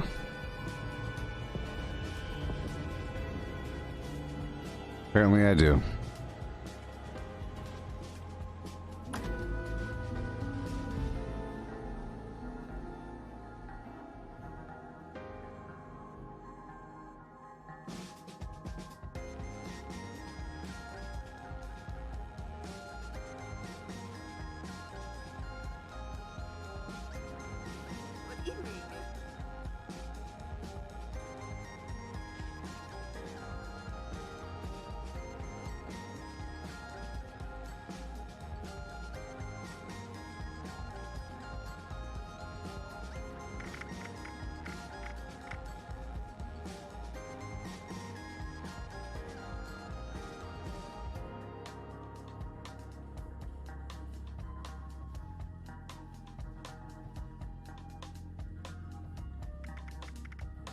They're exactly where I said they were. Other players can't buy it out before you. It's not how it works. You can only... So the way it works is I can come in here and I can buy as much as I want. It doesn't affect other players. I could sell stuff to the vendor and they can see what I sold. But it's right here in our notes. All of them. Blah, blah, blah. Boom, boom, boom. Go in the corner. You ape beast from the woods. Now go back to what I'm doing.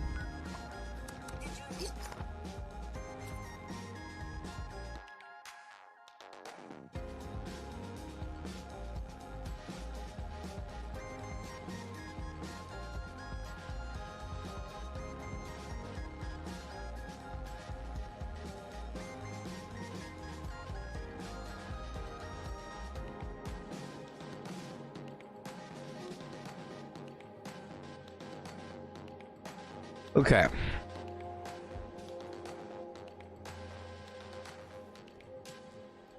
You got a B Fallout. Got a B.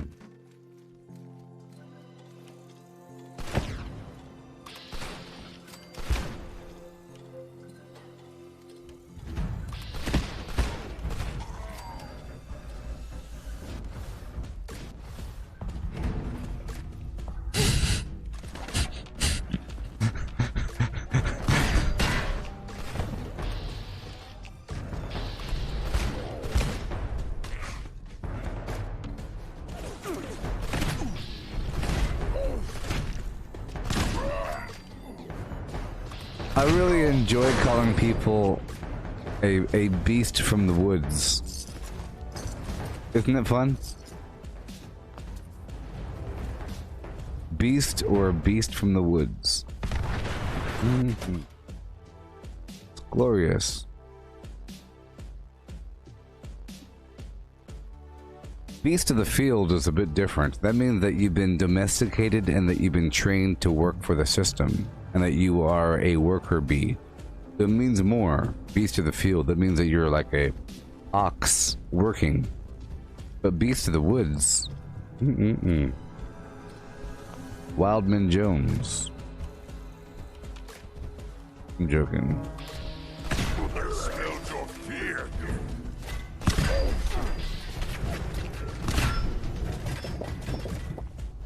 Oh, I knew that was gonna happen.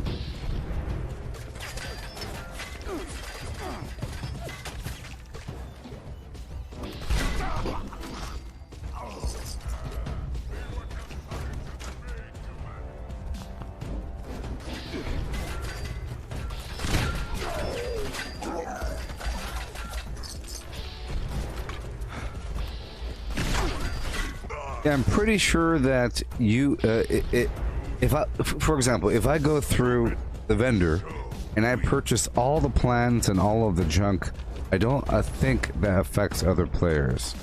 But if I sold them a bunch of junk and a bunch of plans, other players would see that. I think. That's been my little theory.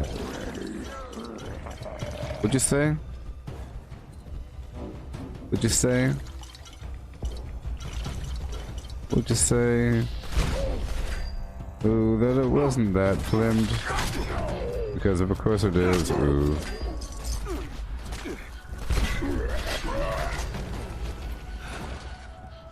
What'd you say? Yeah. Of course it is.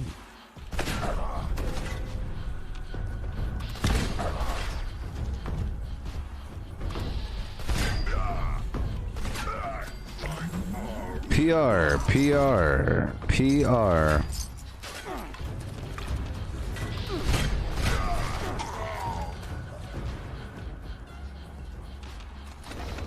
Would you say that the Lord of the Rings trilogy was the last great movie series? No. Probably Marvel's the Avengers. Because, you know, there's all kinds of stuff going on.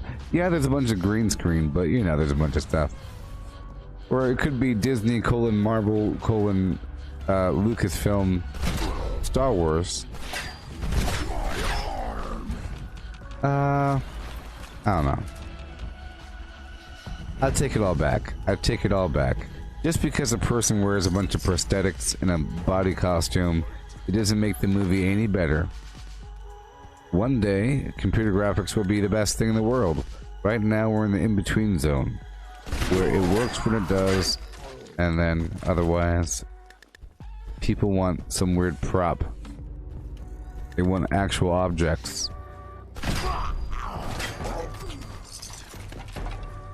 No, they want something to look real, is what they want. However, you gotta do it. However, you have to do it. Sometimes they build gigantic rooms that move and spin and everything. Entire cockpits of spaceships. I guess, what's his name? That one dude. Christopher Nolan. He has a lot of work into making movies look realistic and really tries. Really tries.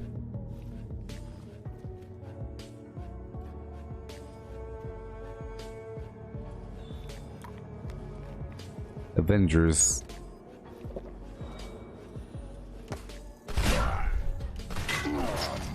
I'm just... yeah.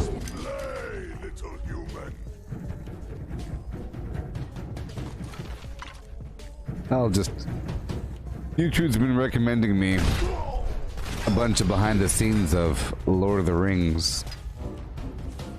You know?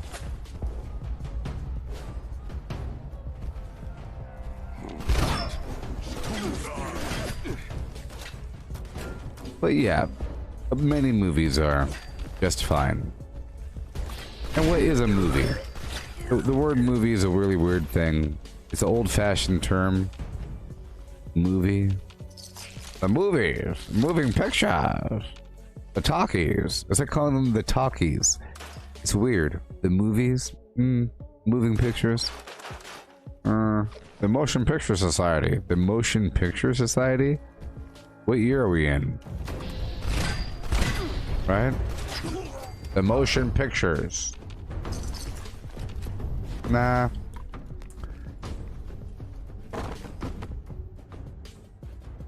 We still call them a motion picture or movie if it's basically a game. And all movies are basically games. Like a game that you're sort of participating in.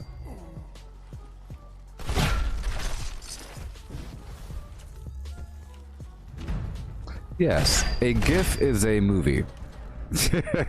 Yes, a GIF or a GIF, if you're a weirdo.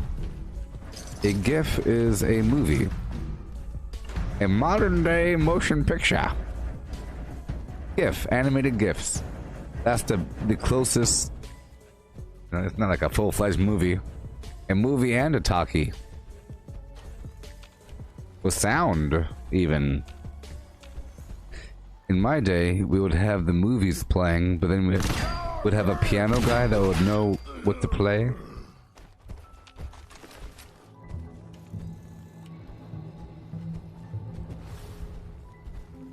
Motion picture.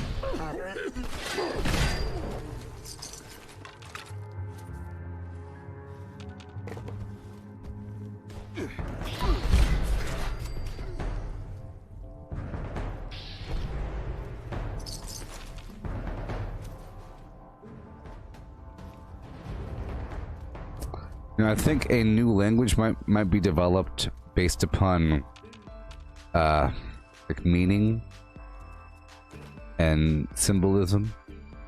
Universal, using symbols and some sort of way to portray concepts without words. And then it'll resolve back into words in the native person's language. So you project this blah blah blah blah blah. Sort of like a perfect GIF, a perfect GIF that represents exactly what you mean, and they go, oh, yeah. Okay, let's go through the door.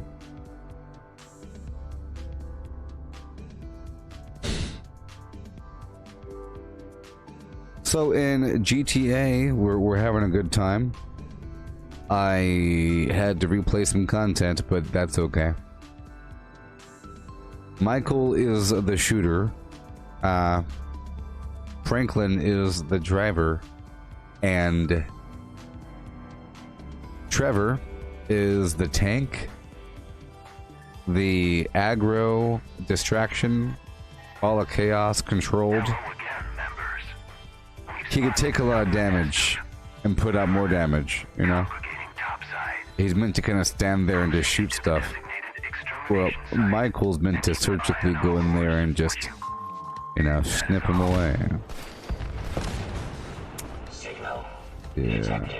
Activate additional signal sources to initiate extermination. That's cool. There is a transfer of skill between Fallout 76 and GTA. I've been playing this game for a while now, and whatever. And it's basically a first-person shooter. And along the way, I've played Borderlands 3 and Doom 3 and some other garbage that involves shooting things. So transferring back to any of those other games is sort of like a refresher. And after some mild fine-tuning, the skills come back. And it feels pretty comfortable shooting things in GTA. That's why I'm shooting so many civilians. It's not because I like to see them die. It's because it's target practice. It's like a confirmation. I feel pretty comfortable with it. Pretty comfortable. And then I'm using the controller to drive, which is pretty cool. Controller has rumble, I believe. Maybe. I don't know. Does it? I don't know.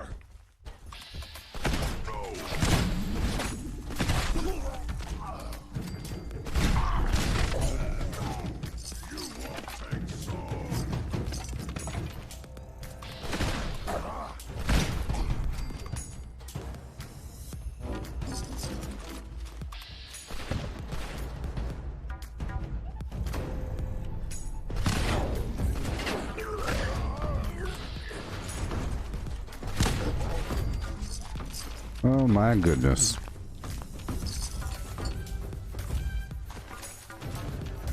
Don't you think that Facebook should have sent me a t-shirt by now? Where's my t-shirt, Facebook? Where's my t-shirt? Where's my t-shirt? Or a nice jacket? A hat or something? FacebookGaming.org. Bumper sticker.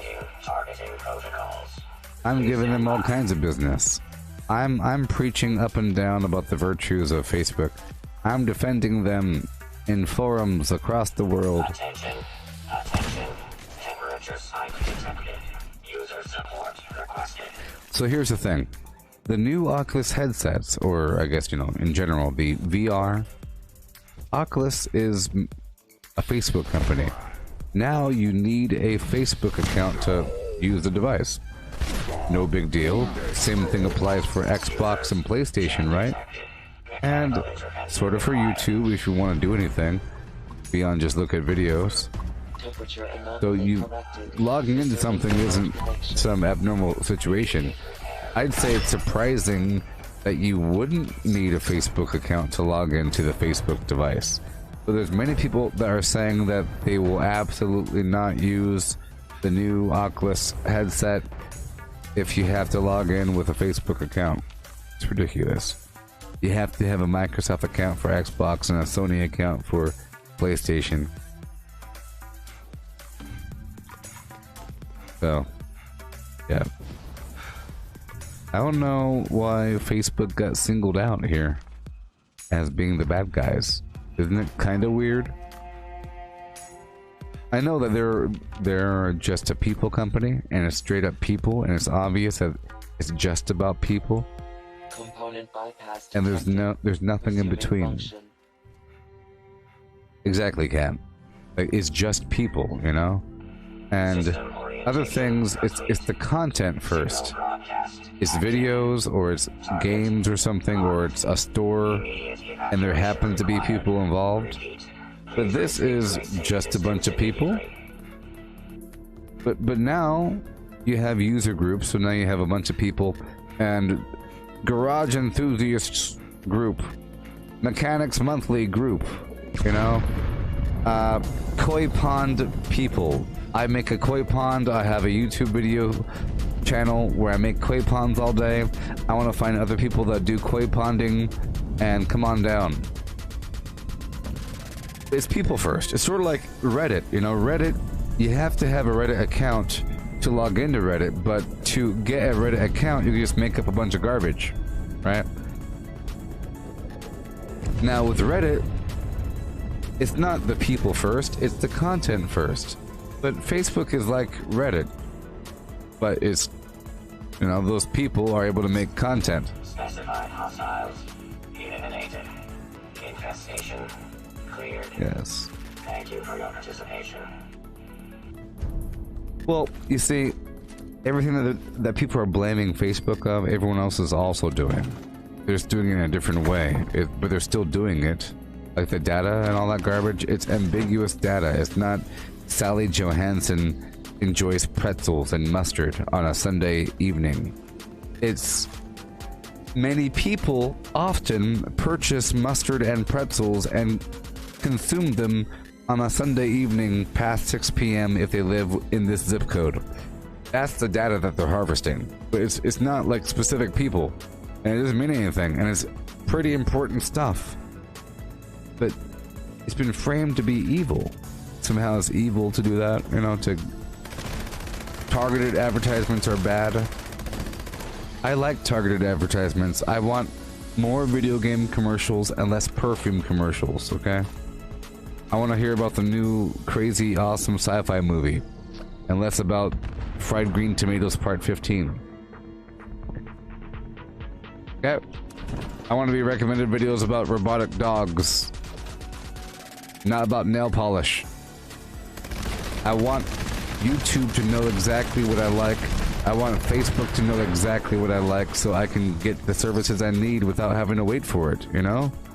People are afraid about, well, what if scenarios. In the end, you have to give up that concern if you want the future. You want a hovering genie over your shoulder, giving you advice and giving you tips and giving you suggestions throughout your day. Then you have to accept the fact that someone's using the information, perhaps. But who cares? Who cares? Now, it is weird, the fact that if your name is Sally Johansson, you have to be Sally Johansson. You know, that's kind of weird. Versus Red Raptor 84. I want to be Red Raptor 84 with a cool dinosaur logo. Red Raptor.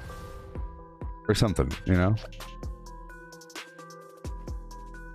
And then it's really, you know, it's nice to be this avatar sort of character. But you could do the same thing on Facebook. You can do the same thing on Facebook. It's just not as direct. Just like how I'm Gooboberti. I'm not streaming as Joe Snuffy or whatever my real name is. I'm streaming as Gooboberti, because if I streamed as Joe Snuffy is now online, go watch Joe Snuffy's stream. That's kind of weird and a bit too personal, right? So you're watching the Gooboberti channel, the Gooboberti Facebook group. It's not, check out what Joe Snuffy likes for lunch. It's Gooboberti. It's like a character. And you could do that on Facebook. Other services, you are just the character. Here on Facebook, you are yourself plus the character. Okay? The way it works is you're able to have an artist profile or a business profile. Whatever you want to call it, you could do that. And you can just have your artist profile and say that I like to draw things. Put a couple things up. I'm a film reviewer. That's all I do. Once in a blue moon, I'll tell you how I felt about the next James Bond movie, and that's all I do.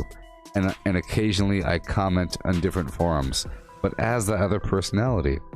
You see, you could choose to be anonymous, but a person should be able to click on your name, maybe, and figure out, you know, within a certain depth. And you could, there's settings. It's just, all these settings are vaguely complicated, and they're not as obvious. Maybe if I made a new account, I would see what it's like for a new person, but you're able to choose who sees what on your wall. You know.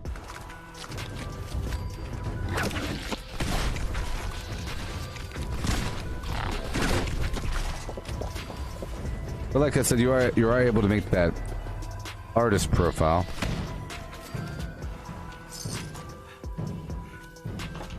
Now, a long time ago, a concern with Facebook was if you are having a hot night out on the town and you posted all your party photos of people throwing up in cabs and being carried piggyback through the desert.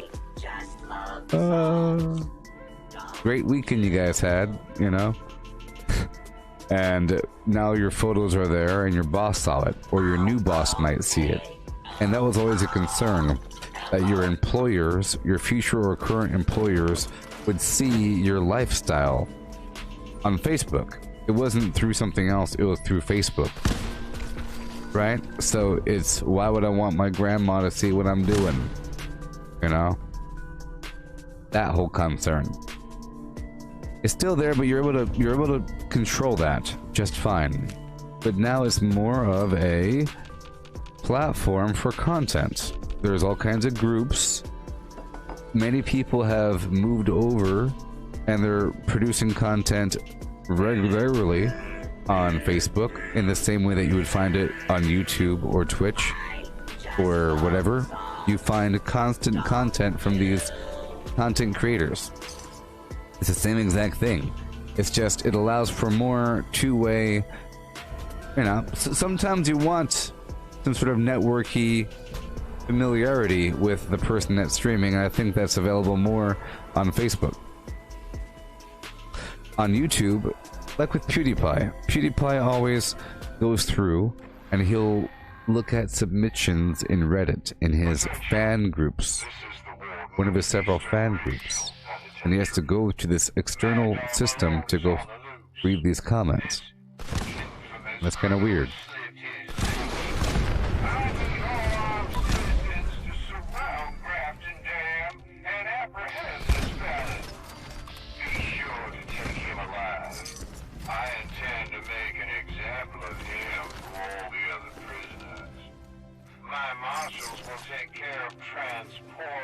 Okay.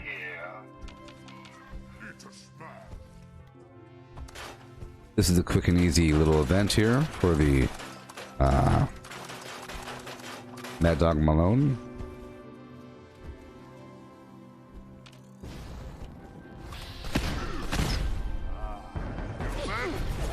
Let's play.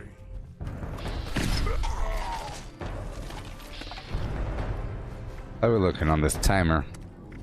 1 hour and 23 minutes, huh? That's cool.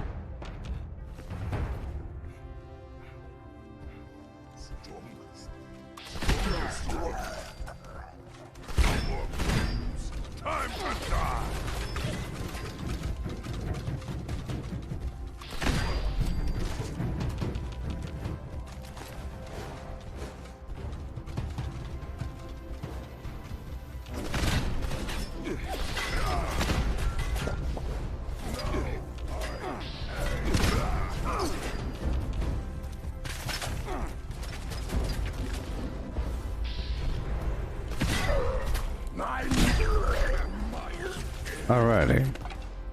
Yes, Barba Papa, I watched that. I was trying to avoid directly talking about that. It's kind of controversial. But I do want to talk about that a little bit. I watched it, and if you follow me on Twitter, you can see what I thought about it. And I posted a bunch of little clips. Heyo. I posted a bunch of little clips. I was watching it. I watched it, and I took a bunch of clips of it, and I put it on Twitter. So check that out, okay? Check it out. Well, you watched it. Well, there you go. Yeah. Now, I saw the thing with clear and open eyes, and I know what's going on. It's amazing. Seeing these things evolve. I know what's going on with my clear and open, non-brainwashed eyes. My eyes are so darn clear, people. I'll let you know exactly what I think. I think Christopher Wallace needs a new job, as he is a really bad moderator. Okay. Mr. Christopher Wallace needs to go find himself a new job. Perhaps in the future we should have 2 moderators. If you want to pick sides, you know, you should say, I'm the moderator for the red team. I'm the moderator for the blue team. And then each could ask each other questions. You don't get to have this 2v1 debate flim flam. Who? And who? And who? And who?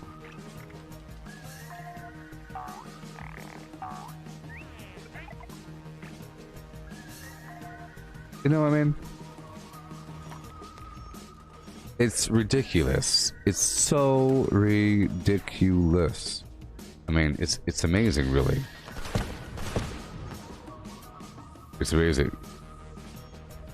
I mean, it's almost like, you know how in the press room when they ask questions and they go deeper and the question is sort of like not really a question, it's more like an accusation, and then they go deeper. That's what was happening with the moderator, but he was only doing that to one side versus the other side. One side he would say, statement. Why would you ever do that horrible thing? I accuse you of. Oh, wait, but I just accused you of this statement. So will you address that, please? No. Let's address the statement I just made. What, you're not going to address the statement? Okay, all right, well, okay. Now you, other person. Records show that you saved 85,000 puppies. Some people think it was just to save your own face. Why did you save the puppies? Well, I saved the puppies because, unlike my evil blood-sucking opponent... Oh, he's not responding yet? Okay. Unlike my evil...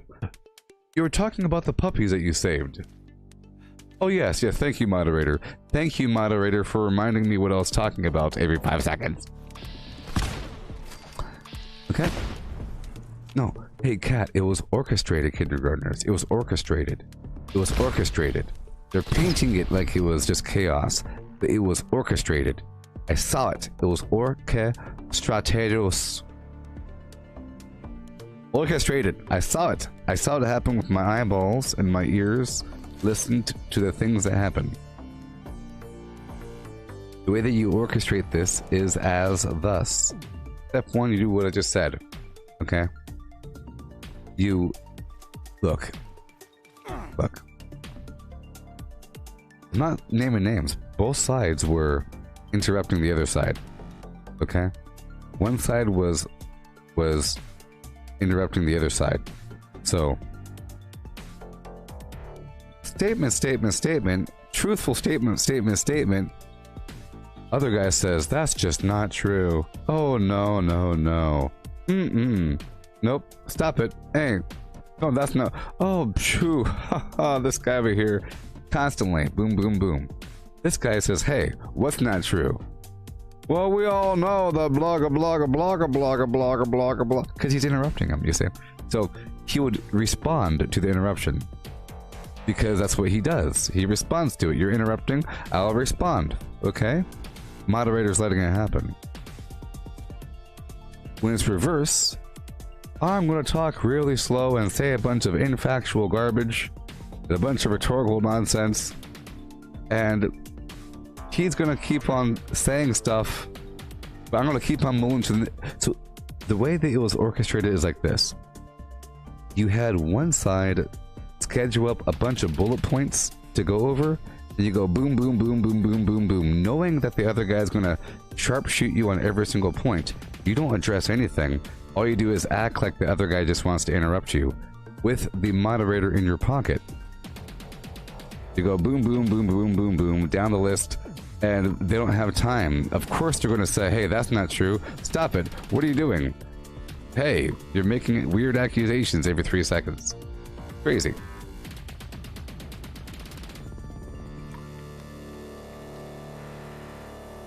So, I think it was orchestrated. It was so clear. So you know how one person is known for saying this?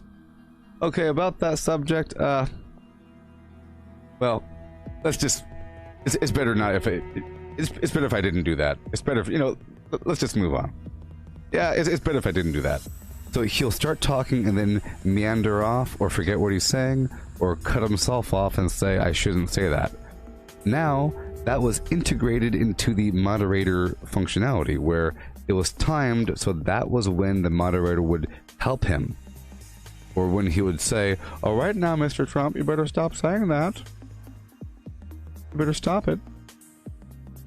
Come on now, I'm gonna scold just you.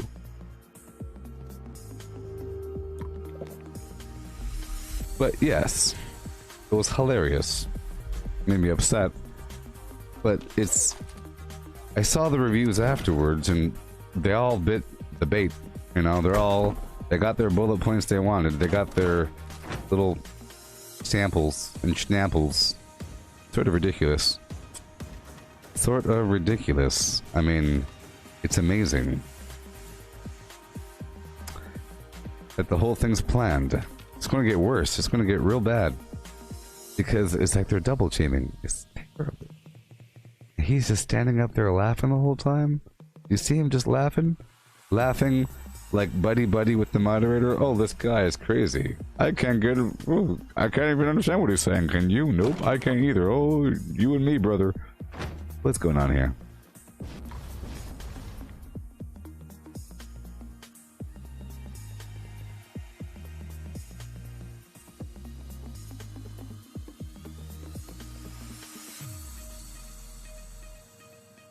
Oh, mod. You are denied.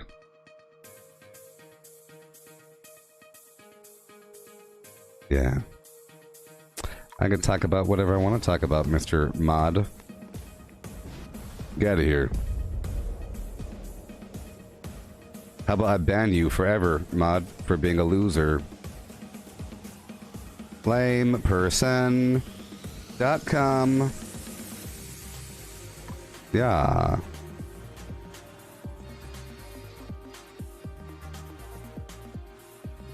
Hey, Mr. Bed Zeppelin, don't be against the rich people. That's brainwashing. And don't be against the skin color that they have. That's also brainwashing. You saying 3 rich Caucasian men yucking it up, that's pretty classist and racist. And no one ever calls people on it, but I'm calling people on it. It's okay to make fun of rich people. It's the trend these days to make fun of rich people. People don't know how taxes work.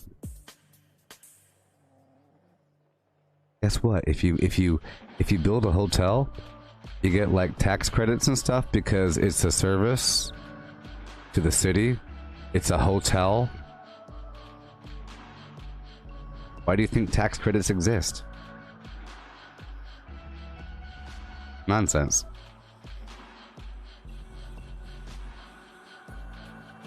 The moderator was asking follow-up questions like it's the darn Senate. Give me a yes or no. Yes or no.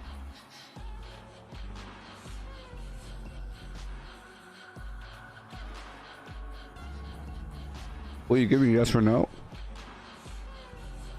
Yes, besides that crazy long answer you gave. Yes or no? I could frame this. It's a warning sign when people want yes or no answers. Big time. Okay, so let's go check out how we're faring. Oh my sweet flim. Challenges. Oh, cool. The weekly challenges rotate around. I didn't even realize. No wonder I've been getting all kinds of rank back to back. It's been happening.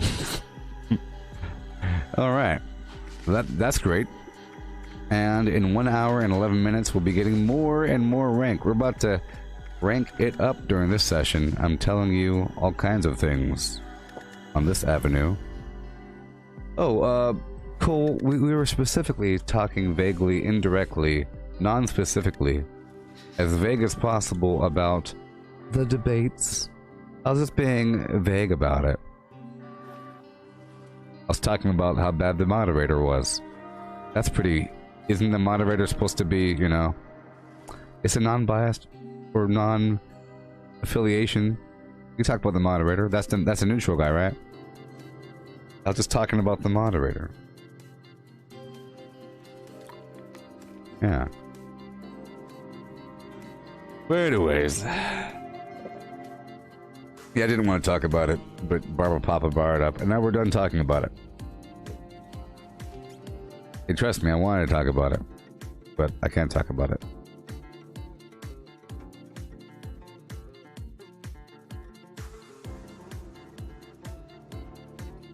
Yeah. Pumpkin spice lattes and apple cider? Well, that's a good question. You'll see, well, apple cider, I think, is really cool in concept, but once you start drinking it, it's kind of weird. You're like, oh, yeah. Yeah. You know, apple, it's sort of like eggnog. Eggnog's cool, but you do drink it every night, all night long. It's cool for like that one night with some cinnamon in there, and you go to town. It's not something that you do. I think apple cider's like that. I mean, it's good, but well, I think if you have a ranch, then it's okay. If you own a ranch, then you should probably go for the apple cider. If you don't own a ranch, and you don't live up in the country, then you shouldn't be drinking apple cider, okay? It's pumpkin spice lattes for the normies, and people that live out in the country, they all get their apple cider. I think it's a sign of, you know, being away from the network of society.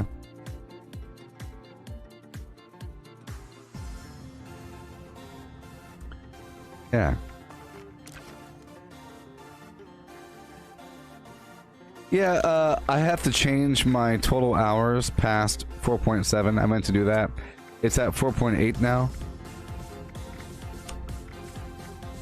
Yeah, it's at 4,852. Definitely 4,852. Yeah.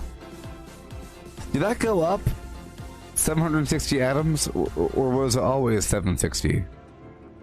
I think it should be 7,600. What do you say? Or even 76,000? Well, how about just make it the darn same? Just make it the same. 7,600. Come on now. All right. Never gonna happen. See. I don't leave the game online when I walk away.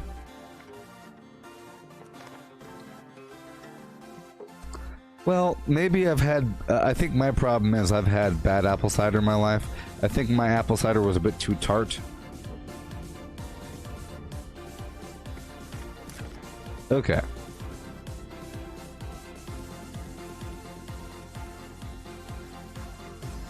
When I come back, we're no longer talking about anything related to anything. Okay? If we talk about something, it better be nothing, baby.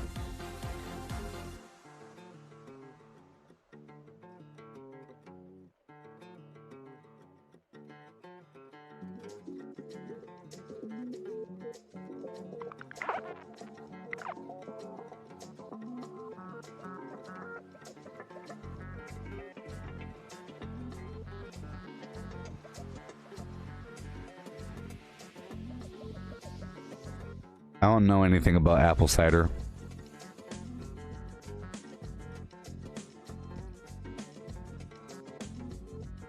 I don't know anything about anything. About anything. So, I have this Amazon show device and it shows pictures. Most of the pictures are of some cliff or some erosion sort of situation. Or it might flash to like the wildfire. And I think it's all actual propaganda to get me thinking about, you know, rising sea levels, blah, blah, blah. And if so, isn't that kind of weird that they will just give me this slideshow of images to make me think something? Isn't that kind of weird? Huh? Multiply in a drop of water with infinite... Huh? War of the Worlds by H.G. Wells, narrated by a deep-fake voice clone. Chapter 1, The Eve of the War. No one would have believed in the last years of the 19th century that this world was being watched keenly and closely by intelligences greater than man's and yet as mortal as his own.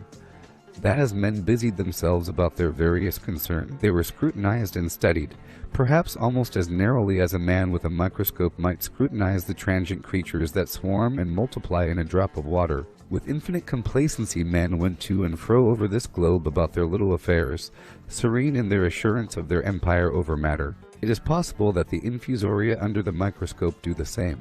No one gave a thought to the older worlds of space as sources of human danger, or thought of them only to dismiss the idea of life upon them as impossible or improbable. It is curious to recall some of the mental habits of those departed days, and most terrestrial men fancied there might be other men upon Mars, perhaps inferior to themselves and ready to welcome a missionary enterprise. Yet across the gulf of space, minds that are to our minds as ours are to those of the beasts that perish, intellects vast and cool and unsympathetic, regarded this earth with envious eyes, and slowly and surely drew their plans against us. And early in the 20th century came the Great Disillusionment. The planet Mars, I scarcely need remind the reader, revolves about the Sun at a mean distance of 140 million miles.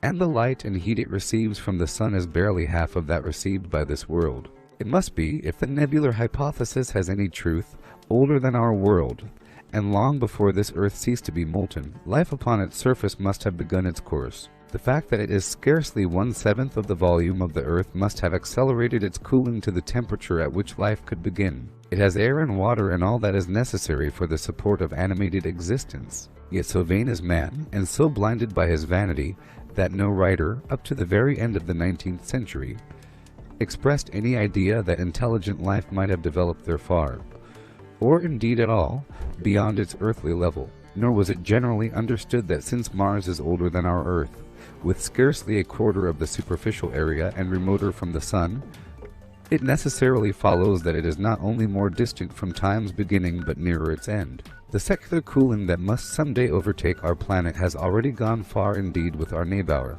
Its physical condition is still largely a mystery, but we know now that even in its equatorial region the midday temperature barely approaches that of our coldest winter. Its air is much more attenuated than ours. Its oceans have shrunk until they cover but a third of its surface. And as its slow seasons change, huge snowcaps gather and melt about either pole and periodically inundate its temperate zones. That last stage of exhaustion, which to us is still incredibly remote, has become a present-day problem for the inhabitants of Mars. The immediate pressure of necessity has brightened their intellects, enlarged their powers, and hardened their hearts. And looking across space with instruments and intelligences such as we have scarcely dreamed of, they see, at its nearest distance only 35 million of miles sunward of them, a morning star of hope, our own warmer planet, green with vegetation, gray with water, with a cloudy atmosphere eloquent of fertility, with glimpses through its drifting cloud wisps of broad stretches of populous country and narrow, navy-crowded seas. And we men, the creatures who inhabit this earth, must be to them at least as alien and lowly as are the monkeys and lemurs to us. The intellectual side of man already admits that life is an incessant struggle for existence, and it would seem that this too is the belief of the minds upon Mars. Their world is far gone in its cooling, and this world is still crowded with life, but crowded only with what they regard as inferior animals. To carry warfare sunward is, indeed, their only escape from the destruction that, generation after generation, creeps upon them. And before we judge of them too harshly, we must remember what ruthless and utter destruction our own species has wrought, not only upon animals, such as the vanished bison and the dodo, but upon its inferior races. The Tasmanians, in spite of their human likeness, were entirely swept out of existence in a war of extermination waged by European immigrants. In the space of 50 years, are we such apostles of mercy as to complain if the Martians warred in the same spirit? The Martians seem to have calculated their descent with amazing subtlety. Their mathematical learning is evidently far in excess of ours, and to have carried out their preparations with a well-nigh perfect unanimity. Had our instruments permitted it, we might have seen the gathering trouble far back in the 19th century. Men like Schiaparelli watched the red planet. It is odd, by the by, that for countless centuries Mars has been the star of war, but failed to interpret the fluctuating appearances of the markings they mapped so well. All that time the Martians must have been getting ready. During the opposition of 1894, a great light was seen on the illuminated part of the disk, first at the Lick Observatory, then by Perrotin of Nice, and then by other observers. English readers heard of it first in the issue of Nature dated August 2nd. I am inclined to think that this blaze may have been the casting of the huge gun in the vast pit sunk into their planet, from which their shots were fired at us. Peculiar markings, as yet unexplained, were seen near the site of that outbreak during the next oppositions. The storm burst upon us 6 years ago now. As Mars approached opposition, Lavelle of Java set the wires of the astronomical exchange palpitating with the amazing intelligence of a huge outbreak of incandescent gas upon the planet.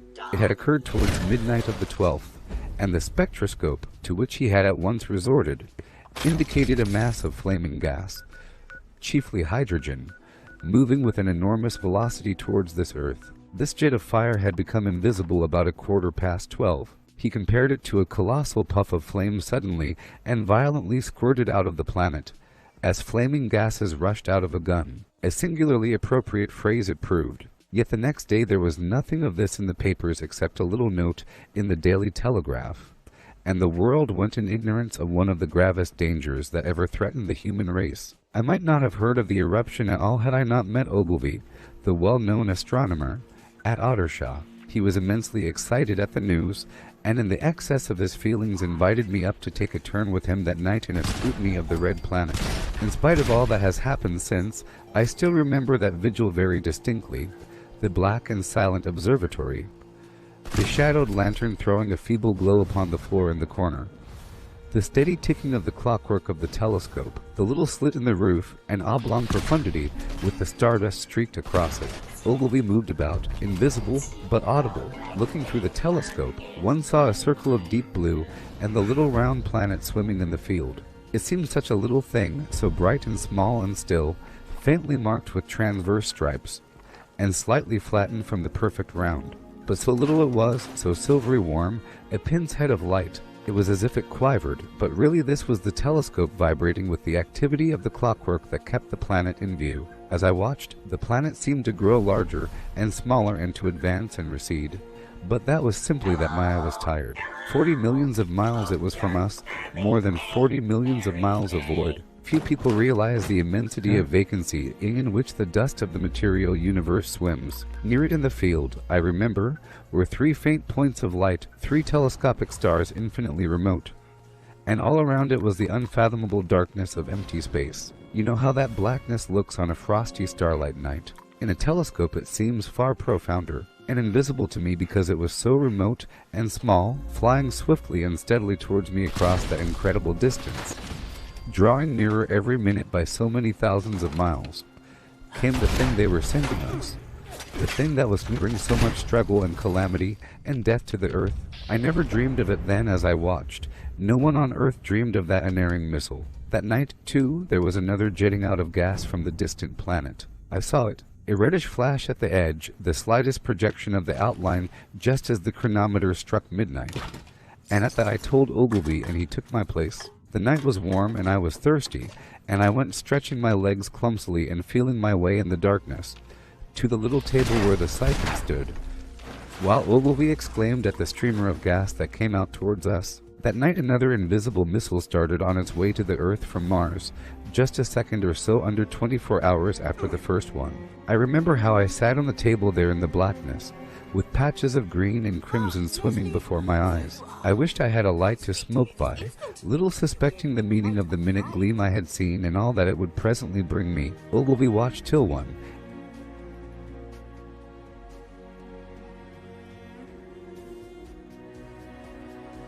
Alright. Cool. That was War of the Worlds. You know. Yeah, Steve, you're asking me what's my favorite Mel Brooks movie? Well, Spaceballs is up there.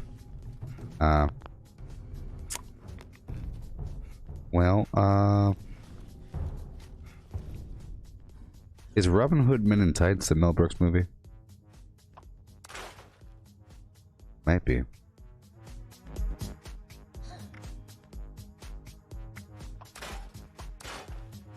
Okay. Keep on going.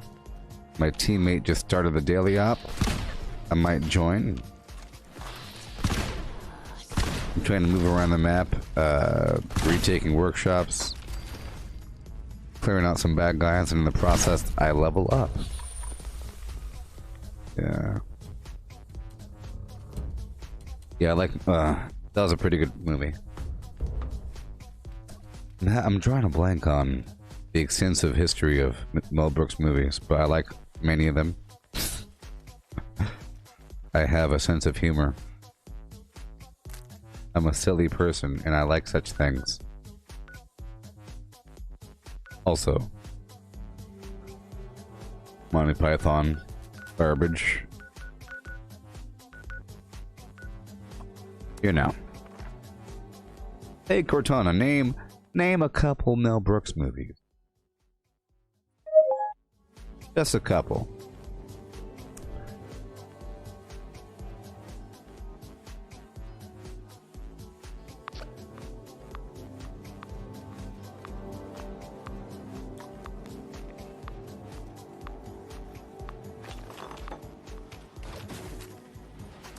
Okay. How we looking? How we looking? How we looking? Take care of these cave crickets really quickly.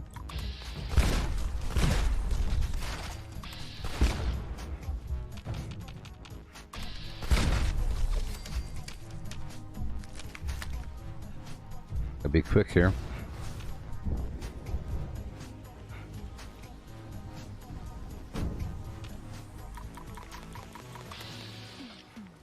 Here we go. Let's hurry up. I'm here over at Dolly Thud's campground, retaking it from the beasts.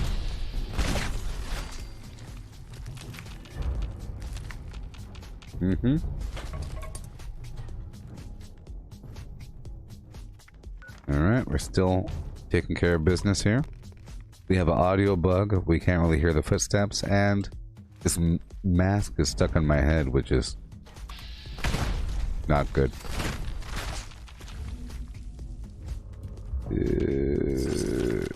There it is.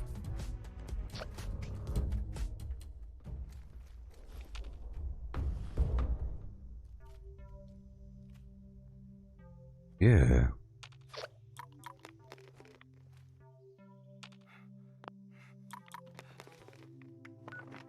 Where are you? Behind me? This way?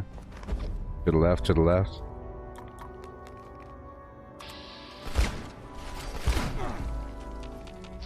Yeehaw.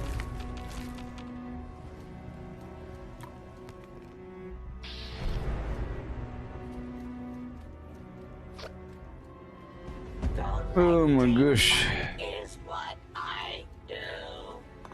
I find party supplies for you.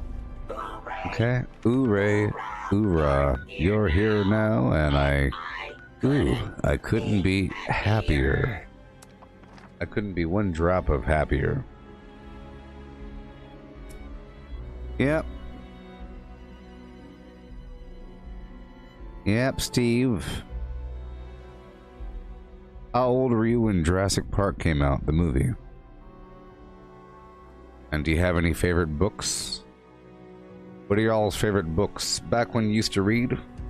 Reading used to be a thing, you know.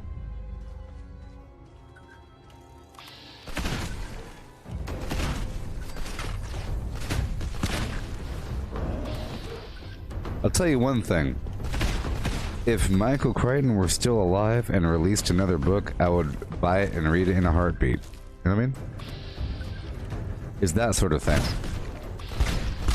Sort of like, I'm sure if you've read all the Harry Potter books, you'd be excited if... I don't know, things are kind of different now, but... sometimes... it's nice. Sometimes it's okay.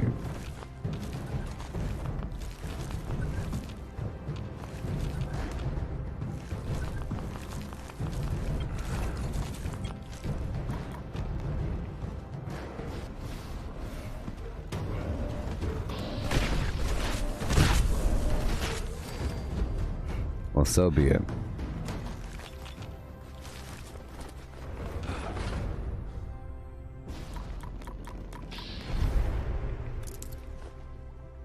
Hey, break all the garbage down. Boom, boom, boom. There we go. And carry on. To another spot, huh? Everything's handling itself just fine. Go back down to Charleston Landfill.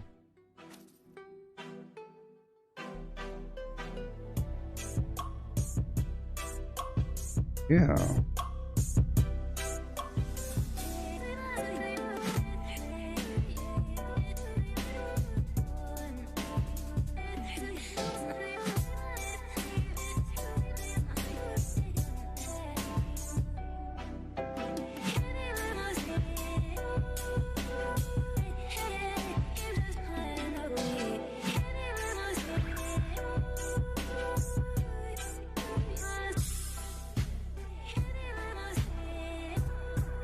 All right. Oh, you read Game of Thrones books and you enjoy the Da Vinci Code? Yeah.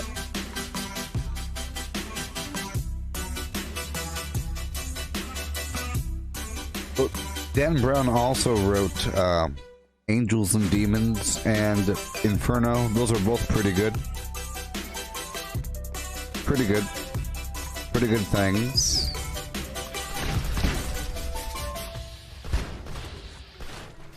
Pretty good thing.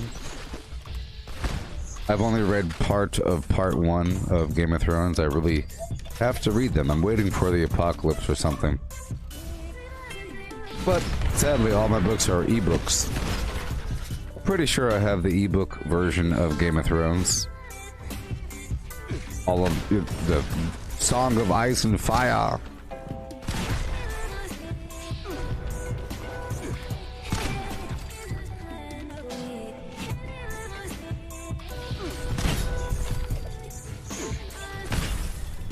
Well, I enjoy the author that wrote Jurassic Park.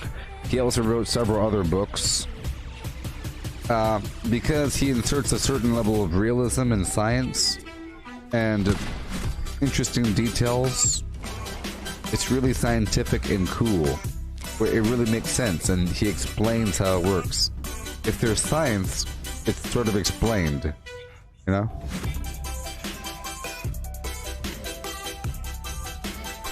That's part of what made Jurassic Park so interesting, because it's pretty realistic how you'd make a dinosaur. You find some tree sap and you get some mosquitoes, and you combine the DNA with some amphibians, and there you go. But the problems involve chaos. So the book was really about that science, plus the legality of it all, and hiding it, plus the espionage part with Dennis Nedry stealing the DNA. That was larger in the book.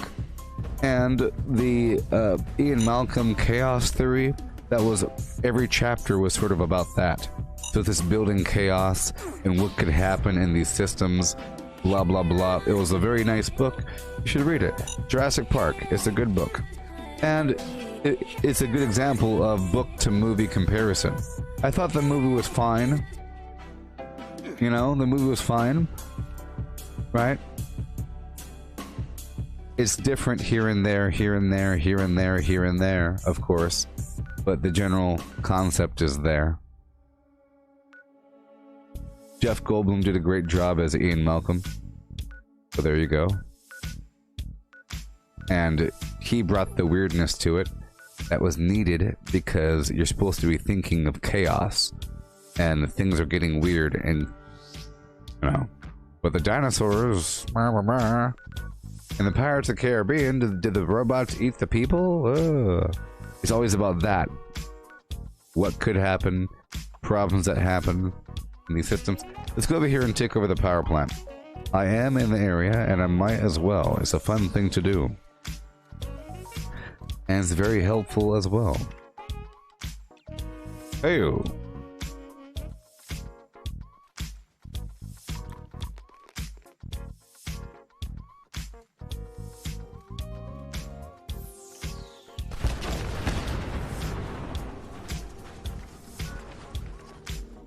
With a rinky tinky tinky too? Yeah.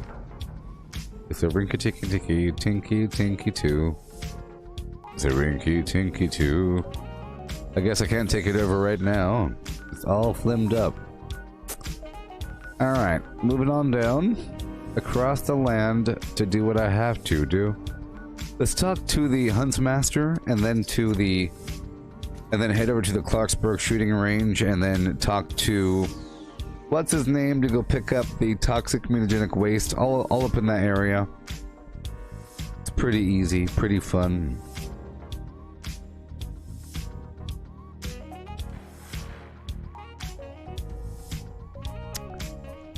Yeah.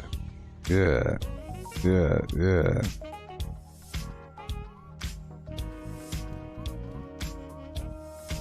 Cool, so here we are at the Huntsmaster's cabin. Whoa. Down, down, down. We are going down. Down, down, down. Right into the ground. I can't wait for the instanced camps, huh? Different sizes is what they said. Different styles, different doors. It's implied that they're underground. Maybe. Yeah. Separate budget. Exciting, people. Crazy town. I can't wait. Come on down to my hospital. I have this underground hospital. Yeah. Welcome to the Black Bear Lodge, family-friendly hunting club. I am the Huntmaster, Black Bear Lodge. Okay. You must be here to sign up for the tournament. Very well. I'm not using green thumb. Oh boy, here we go.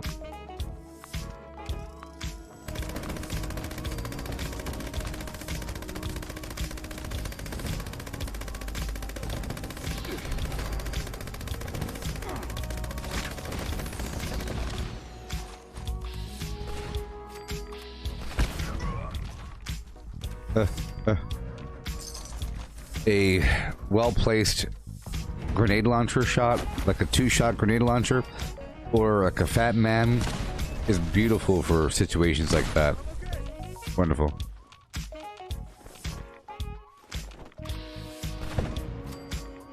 They don't go up and around.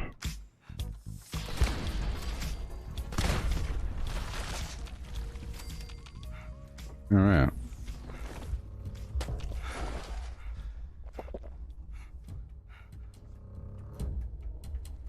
Yeah. Yes, it's sort of upsetting. You can't really showcase what you want. So that means that you can convert. So, sort of like how I have my current camp. That's sort of how your camp should look on the outside. You have a couple things, like a store. It should really be just maybe an external diner or a field hospital station with your vendors outside, and maybe all defenses. It really opens up all kinds of opportunity. You could use your whole budget on defenses. Or whatever. All kinds of stuff. That's okay. I won't change.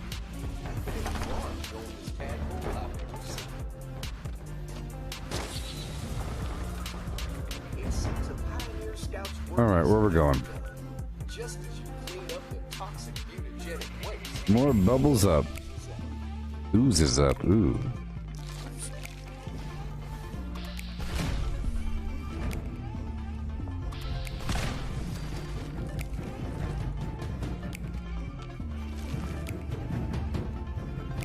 Yeah.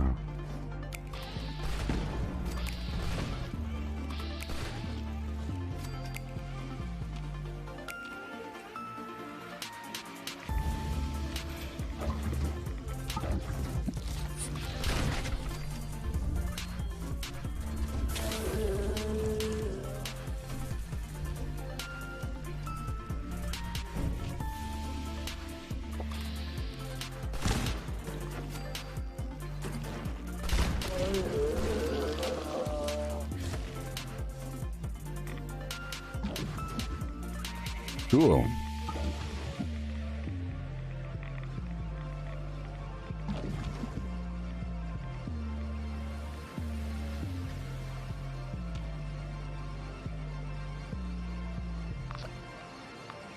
Okay, is that all the ooze?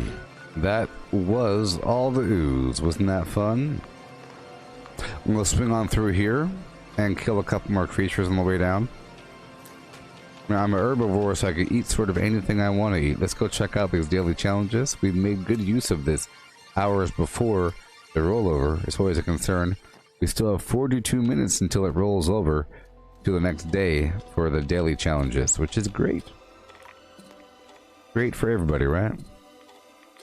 But the daily op doesn't change over until, I think, halfway through the day.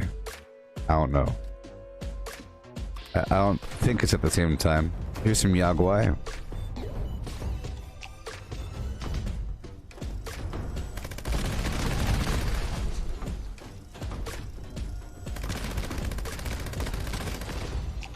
Awesome. It's a good thing I'm not a carnivore right now because the meat week garbage is over.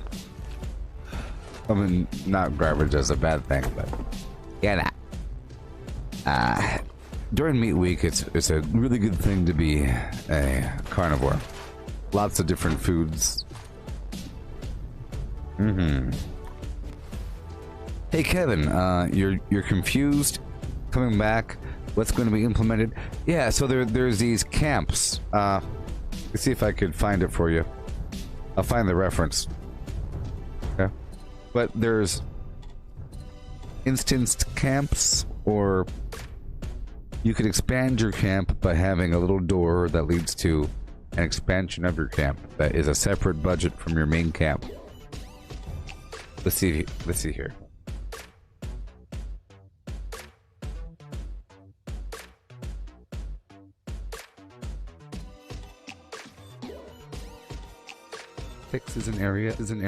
Building in Fallout 76 is an area of the game that Bethesda knows many players are passionate about. Bethesda often hears requests from the community to give players more opportunities to construct awesome creations. And camp shelters are going to do just that. Shelters will come in varying sizes, layouts, and styles, and you can have one of each type in your camp. And each will have its own budget. All you'll need to do is build the door to your shelter in your camp. You'll then gain access to an instanced underground location with a separate build budget from your main camp. Building in Fallout 76 is an area of the game that Bethesda knows many players. Yeah, isn't that cool? Yeah, I had my voice read that off the other day. There you go, Kevin. So that's coming out. It's called shelters. I forgot the term. But it says you can have one of each type. Wow! Separate budget? Whoa! Crazy town. Can't wait for that one. That's what I'm looking forward to. That and the perk loadout, all that garbage.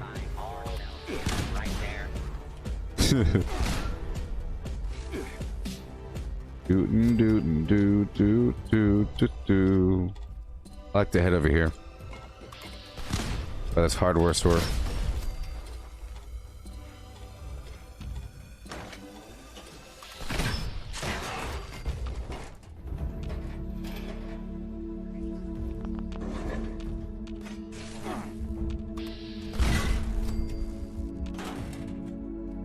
Alright.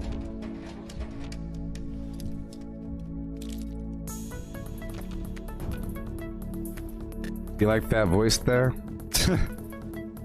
Here's another one. One more. Hotfix notes, September 29th, 2020. creature balance. Based on community feedback, Bethesda implemented some balance tuning adjustments for a variety of mid-level creatures to help smooth out the difficulty curve on the path to reaching character level 50. Weight Bench, the plus to strength bonus offered by the Weight Bench no longer stacks repeatedly, and subsequent uses of the Weight Bench correctly refresh the buff's duration. The Weight Bench has now been re-enabled, and you can once again use it to pump some iron. PvP fixed an issue that could allow players to bypass the rules of PvP to kill neutral players. Fallout 76, hotfix notes, September 29th, 2020. Yeah, it allows for nice multitasking,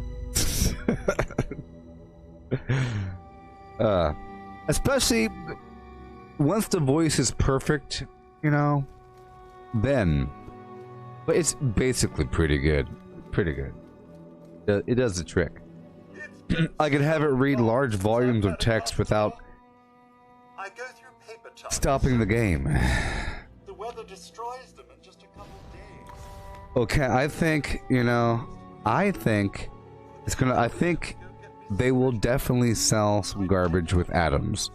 And they will probably have some shelters available through the next season, season 3. For sure. And maybe at least one. Just give me one small one. Give me a little small one. Through a quest or something. Maybe I don't know. It seems like it's worth a lot of money. It's not like we got those garages or something. But shelters are so important. Then it feels like they shouldn't just be available through the Atomic Shop. There has to be another way of getting them, if they're that darn important. If they expand your build limit and so forth. But whatever. Whatever, people. Whatever. That's all I gotta say about that one. Alright. People are doing things all over the map. Let's go straight to Huntersville.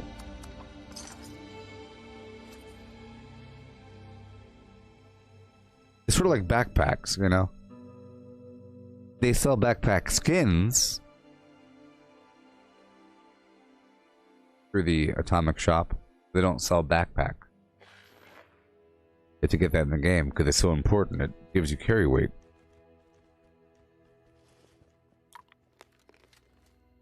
Alright. That bug is still there. I'm about to leave the server and go to a new one.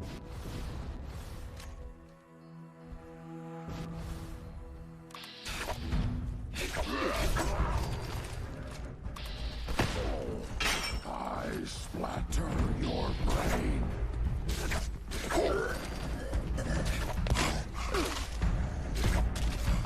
Oh, here we go. Let's get some more toxic goo. Here we go.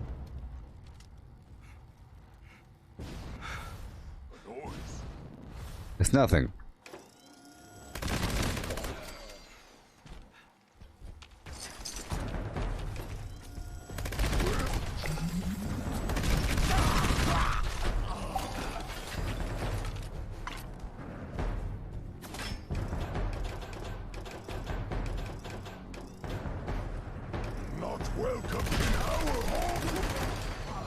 Yeah, about to level up again.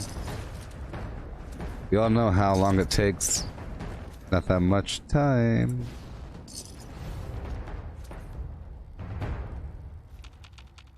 Oh boy.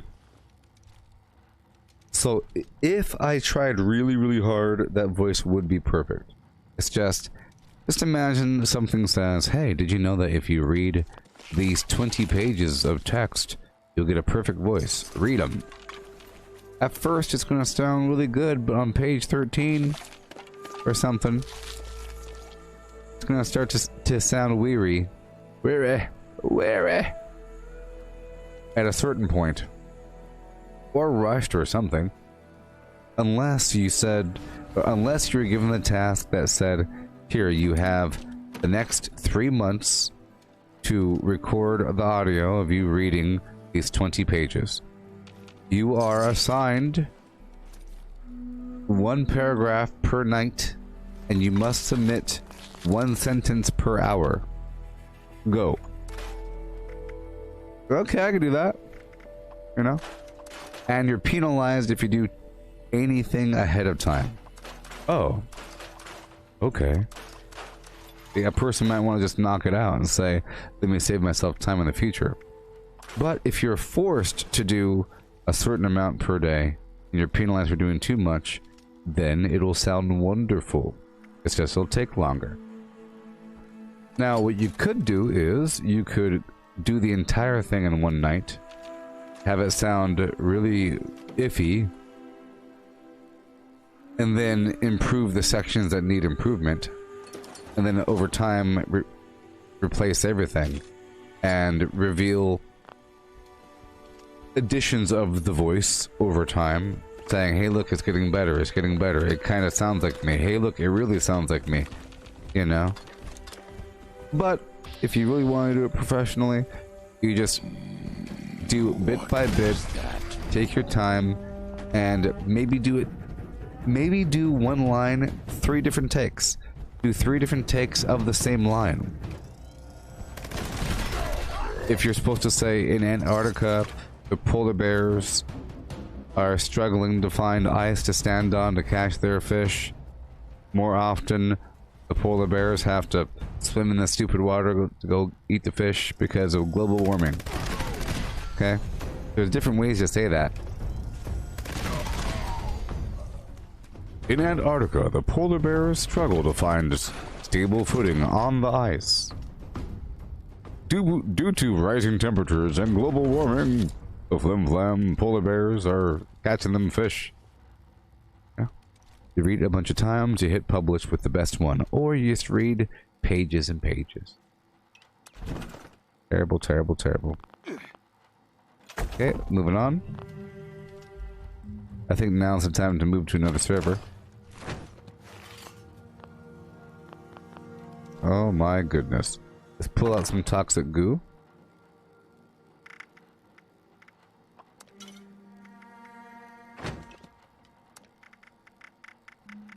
I'm about to process some of these legendaries really quick.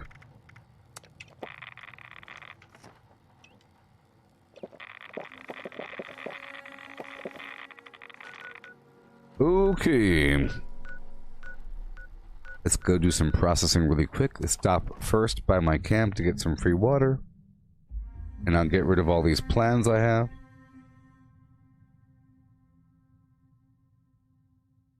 I took out this drink here and I drank my coffee instead. I felt like it would be a bad thing if I drank coffee and the rip it at the same time.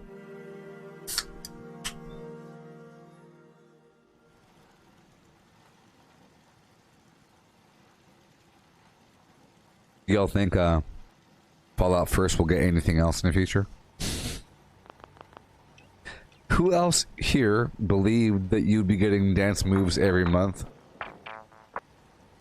Didn't you think that you would get a free dance move every month? Huh? I thought I was gonna get a dance move every month. I thought that was part of the deal.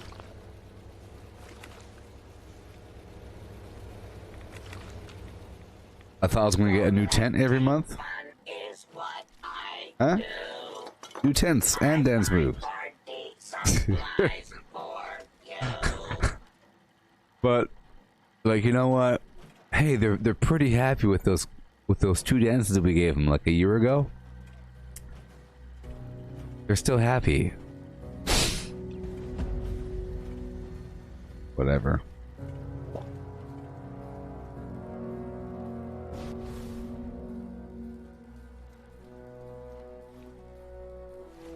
Okay, time to sell some garbage.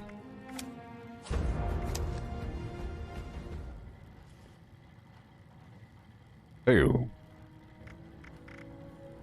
I've come to sell you grenades and random legendaries. Be happy.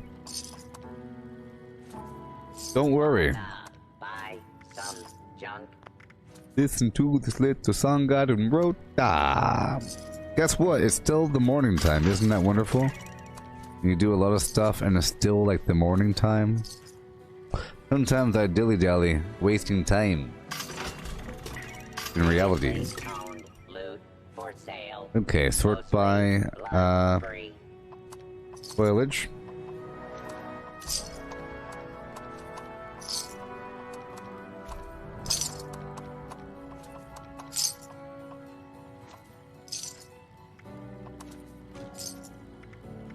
No to the gourmands. Human flesh is not. I know what to get rid of.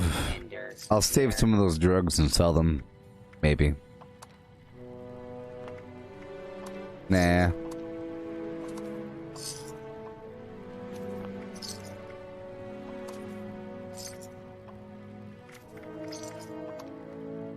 Need some ammo. Chems, You know, I realized I'm not playing as all the characters in GTA. You may I think it find lets some you here.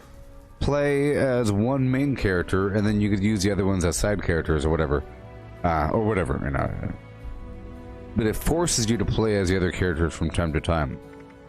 But it's optional to do a couple follow-up quests with those characters. You're not responsible In GTA for is what I'm talking about. Safety or the safety of I'll be goods playing purchased. more GTA later on today.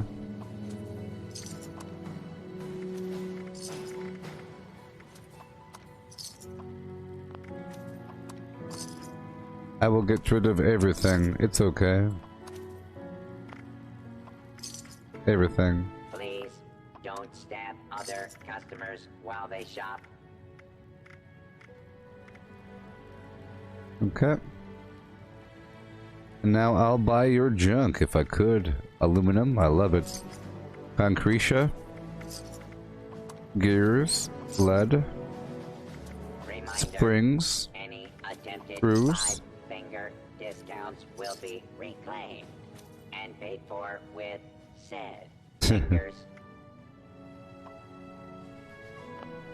We had to hire people for those first two dances. That was Mariah Carey's personal trainer that did the Mothman dance. Shania Twain's backup assistant that did the robot. Cost a lot of money. In stock, goods acquired through questionable means. Alright. I'll sell you more if you're ready for it. Here we go.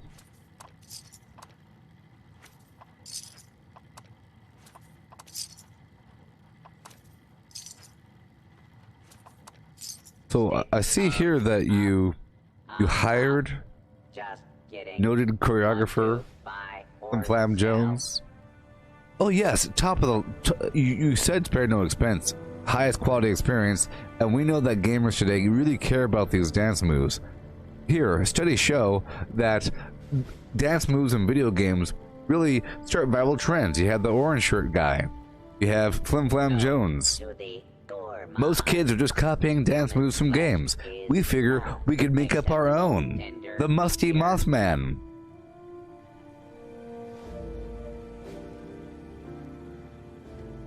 Ridiculous. They hired somebody. Like $30,000, $100,000 for 5 minutes. Get your It doesn't matter. rating. What is money? Supplies here Nothing matters. or Right. don't. I don't care.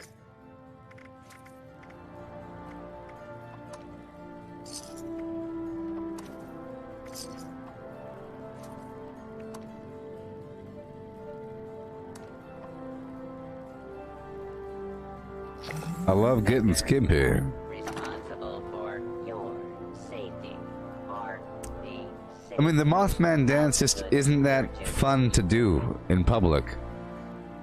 All the Fortnite dances are meant like a mockery or like a touchdown dance. The robot dance is just a robot dance, so it's not unique. All the Fortnite dances, they're all sort of unique. Sort of. And they're really recognizable, and they're done to like make fun of somebody, sort of. A little bit.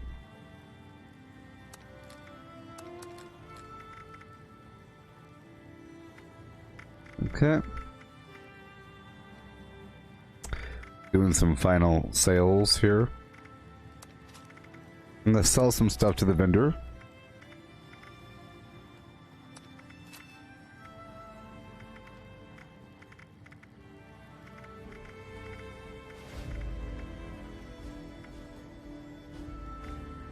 Alright. Couple legendaries, you know. Alright, here we go.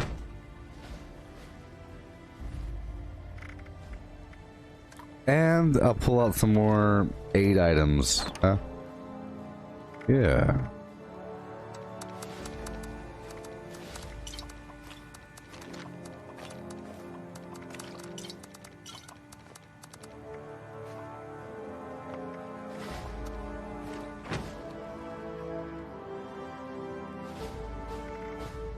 Alright, here we go.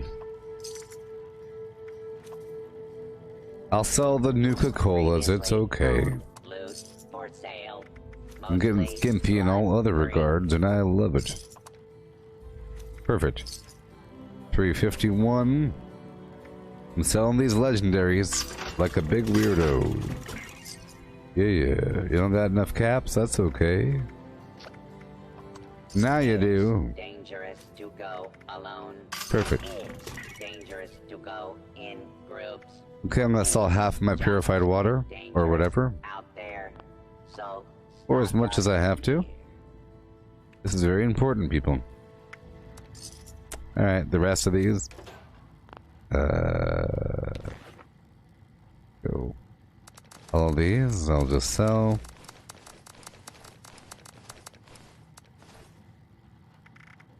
Grenade rounds I'll put away. Missiles I'll put away. Everything else I will sell, and I'll repair my weapon.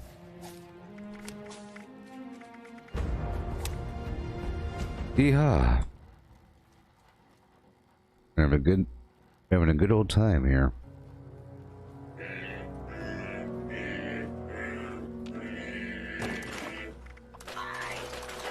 Put away all this junk before I get shot.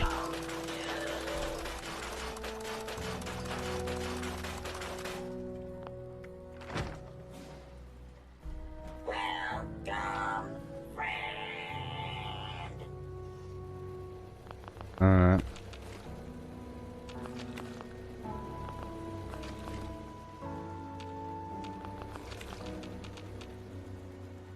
Okay. Awesome. And repair the weapon. Don't you love this garbage? So much going on, but that's okay. A hoody ho.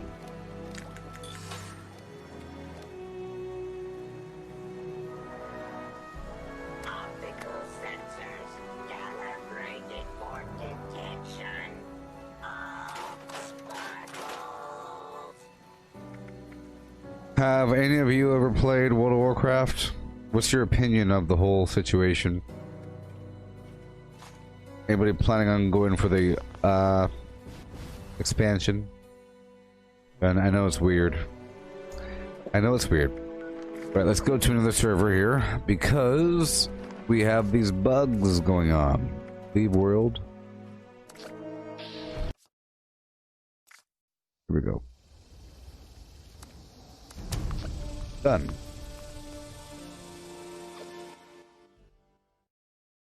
Peter Dinklage, Peter Dinklage, Peter Dinklage, Peter Dinklage, Peter Dinklage, ooh,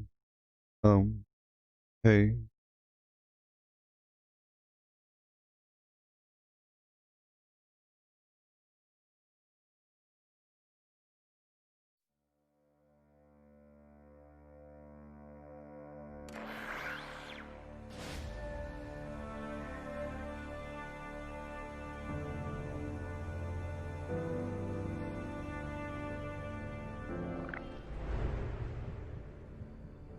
Alright. Stay on this world. Find another world, please.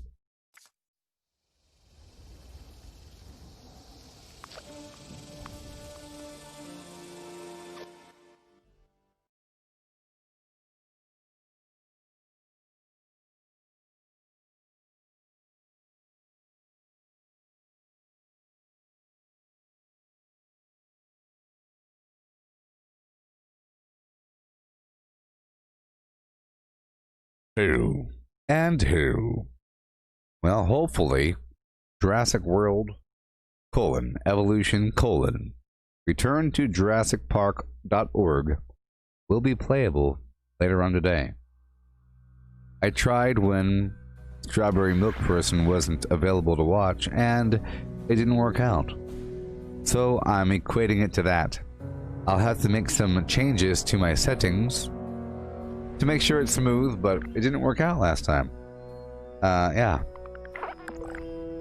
So there. I'll have to do it again.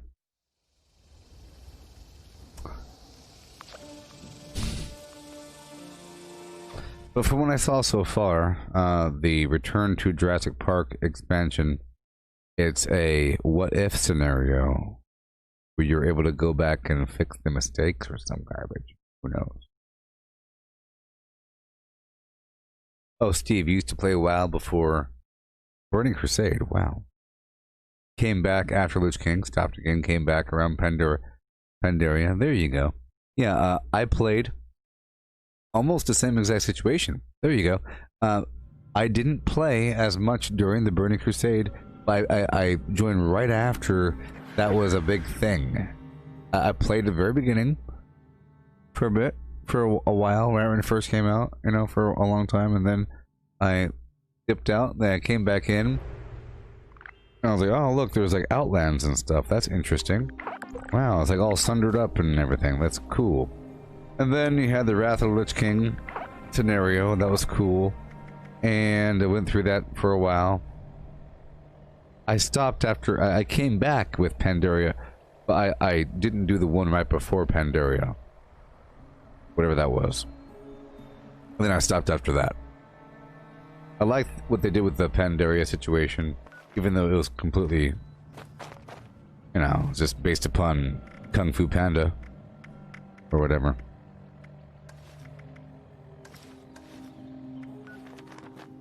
Oh, Sarah, I didn't play at all.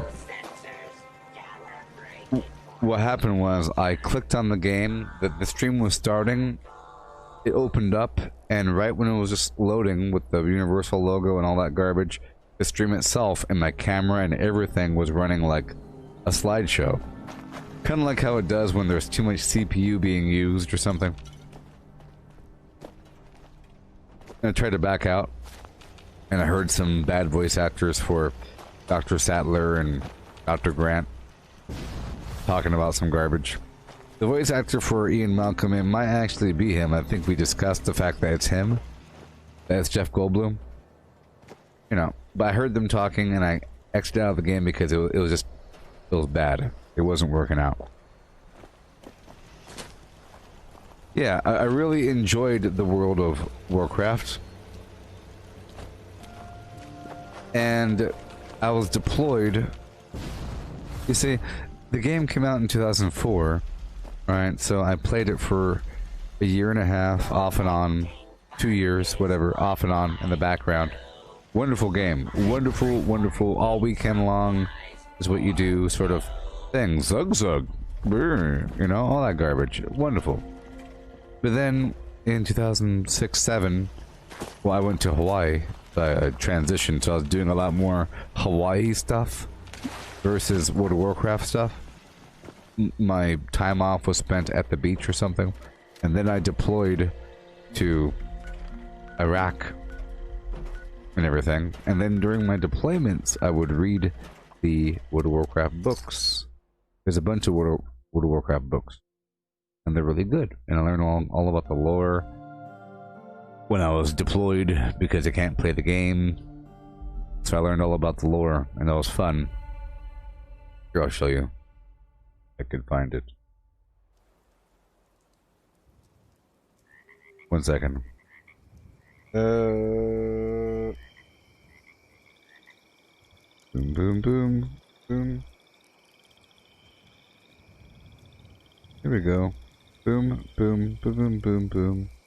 Come on. Digital content. Manage my content. Here we go. Here we go. Oh my gosh. Let's type in Warcraft. Warcraft. These are my audiobooks. Oh my gosh. War.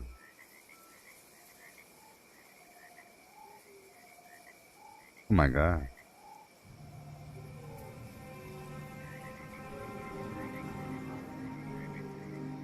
And we're searching. Okay, so we have... Yep. Man, this is a terrible, terrible list. Yeah, there's a bunch of books. There's the Jaina Proudmoore Tides of War, the Tides of War series, the Vol'jin Shadows of the Horde, the Dawn of the Aspects Part 1, 2, and 3, the Shattering, the Storm Rage series, the Tides of Darkness, of Blood and Honor, the Dark Portal, the Arthas Rise of the Lich King, the War of the Ancients 1, 2, and 3, like I said there. Daily Dragon, Lord of the Clans, Last Guardian. Some of these are very important in the lore of the world.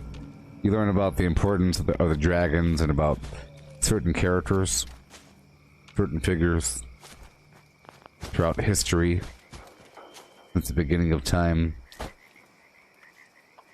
And more is explained outside of the games than in the games. It's just in the game it'll reference some stuff that happened in the books.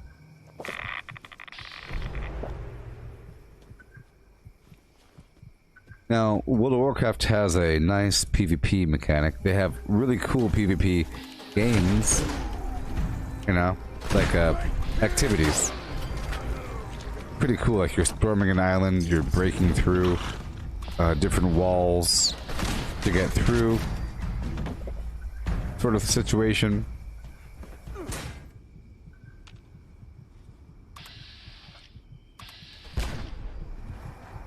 Yeah, and if you're in a contested territory, you could be killed by another player, but I don't think anything happens. But they can kill you, and I've done it before. I used to go, you know, just hang out and harass people.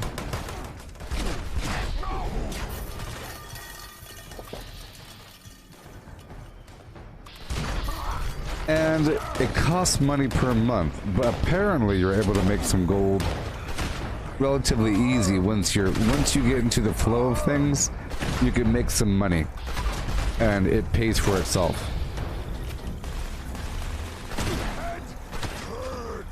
What's going on here? Why am I weak? Oh. You see,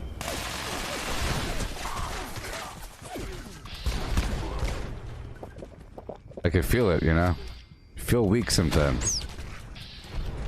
Feeling really weak.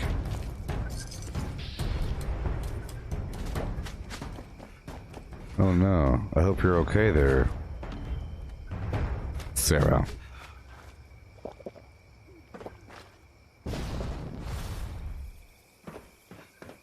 Remember, just don't act too sick.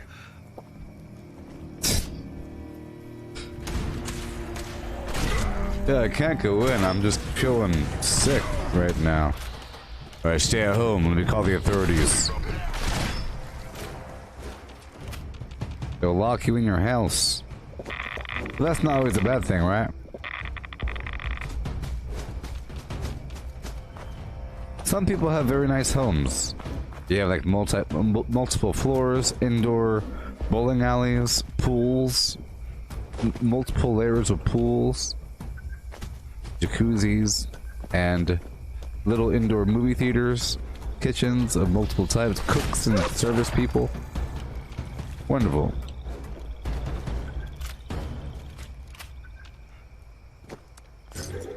Yeah.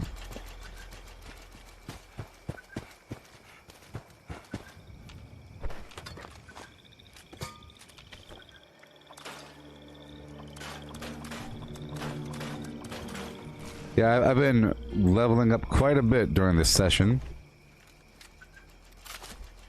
Yeah.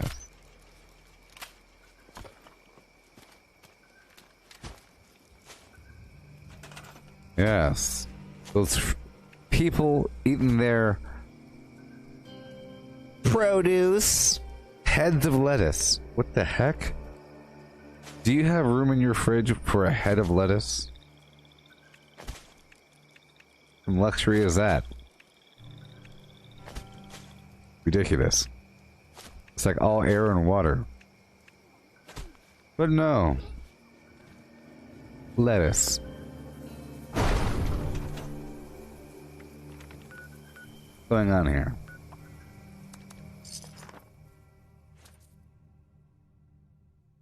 Oh. You cleaned your bathroom and room at the same time.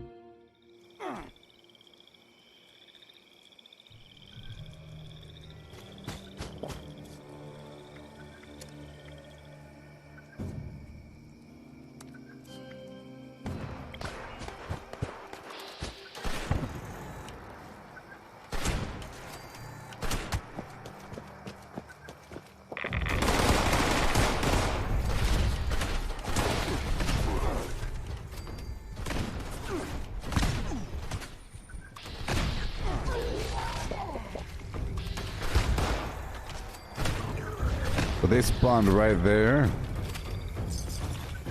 Yeah. Ouchie!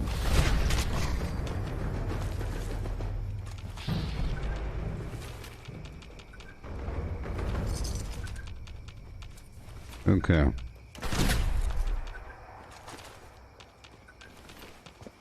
People with their... You see, those people are gonna get hit the hardest. It's kind of hard to get fresh fruit during the apocalypse. But then again, we might go full cycle where the only thing to eat is fresh fruit. Because all we have left are fruit trees. Bunch of fruit trees.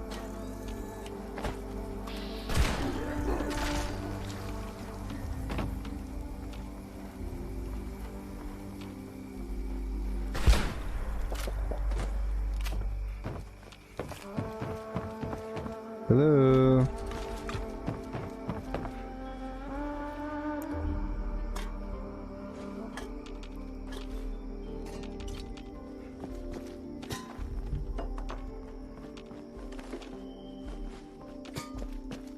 All right.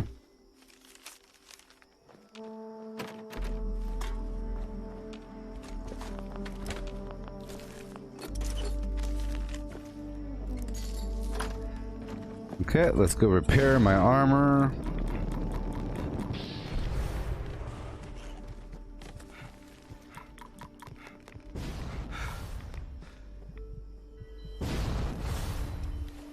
Repair my armor.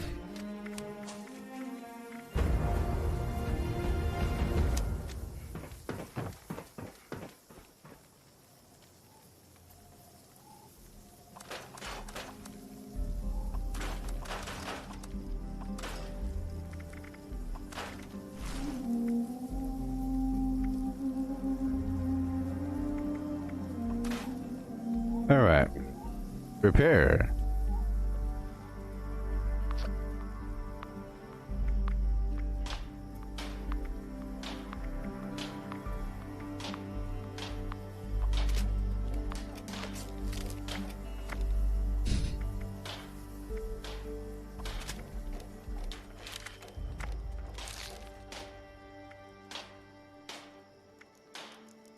Okay.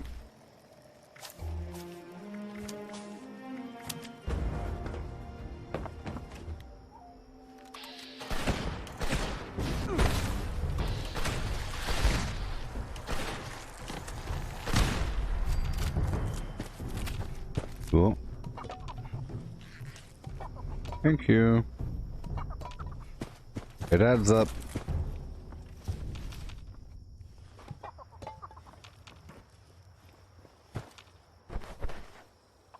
Thank you. Let's go get the Scorch Beast right over here. I like going this way. It's cool.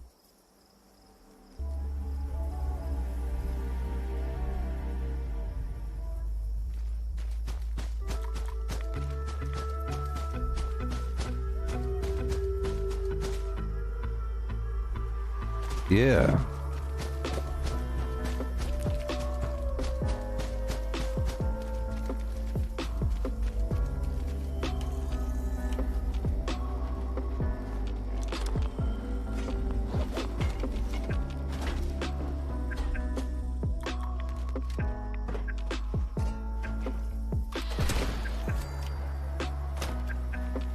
Awesome. Let me repeat it. If you don't know, hi-ho. Yeah. Go get the Scorched Beast around the corner.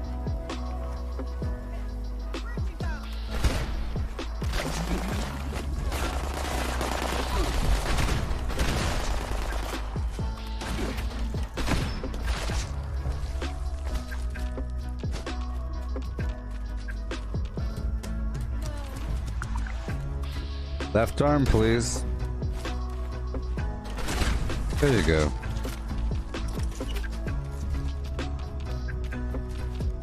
Boom and doom with a boom a doom boom ba bum boom boom. Hi ho. Here we go. Here we go. Faster. I have to take down this beast. I have to ground it.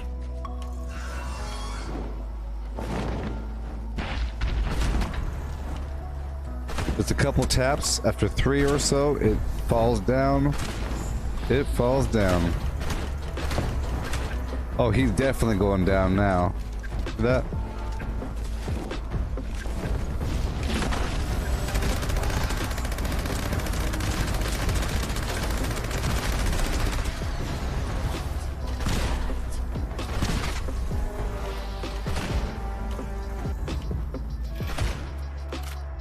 Oh yeah, see that? Awesome. And I had to go turn in the DNA of that Scorched Beast down there at the Vault Tech University.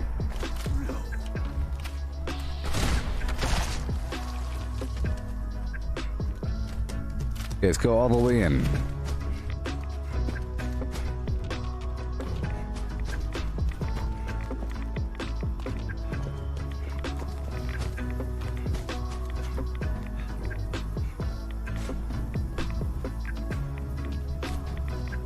Okay. Right over here. And I'll loot this Moonshiner Shack in the process. It's a pretty good spot to loot.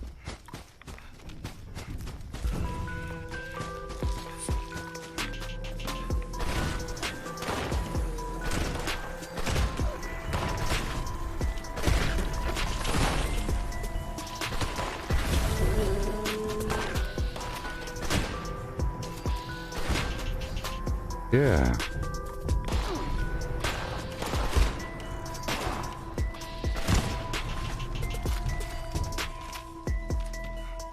Cool.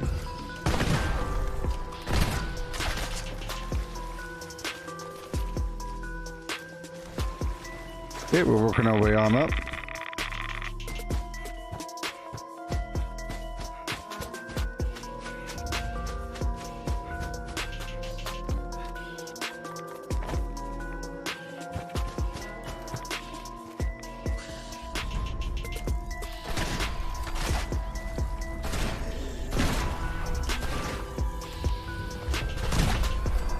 Okay.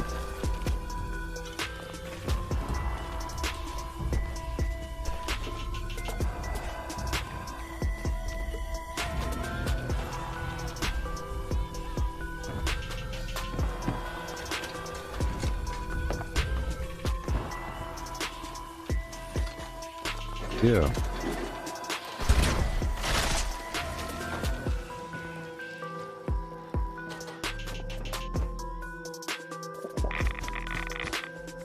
Okay. Let's go turn in that DNA. Right away.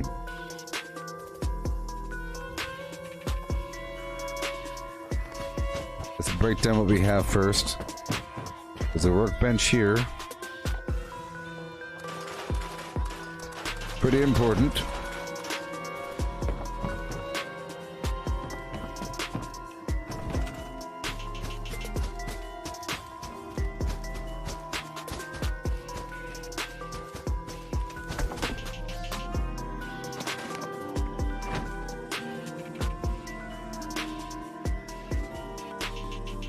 Alright, let's go do it. Turn the DNA in.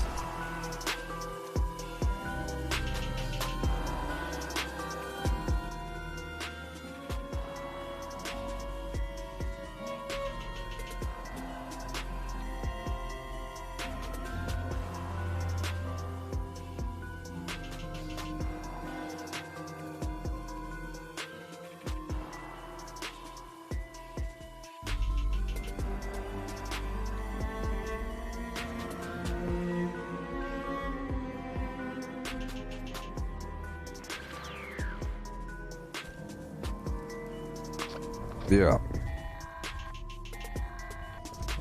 Calling all responders. Sanjay here, letting you know that Steelheart is fully charged and ready for action. If you're in Morgantown, go ahead and activate him so we can check the alarms on the stash rooms. Yay. I'm glad you all are here. I'll try again with the other flim flams. With the Jurassic World, it was unfortunate, but hey, it's meant to be.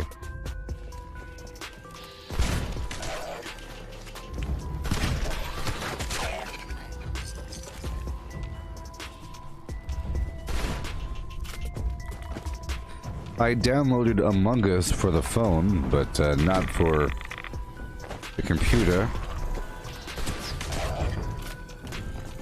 I don't know anything about it.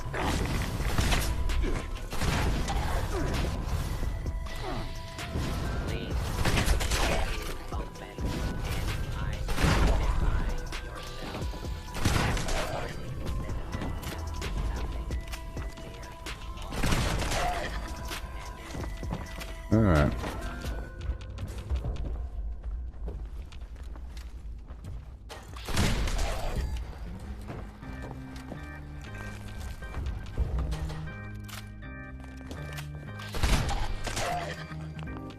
Yep.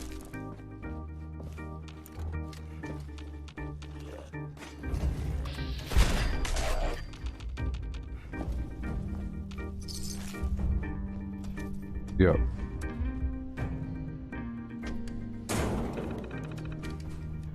There you go. Execute and done. Moving on. Let's go get these targets to go put on the Clarksburg shooting range. These sort of actions I can do back to back, you know. They'll give me little chunks of XP. And it's lovely. Once I'm done with that, I'll help my teammate out in that daily op, you know.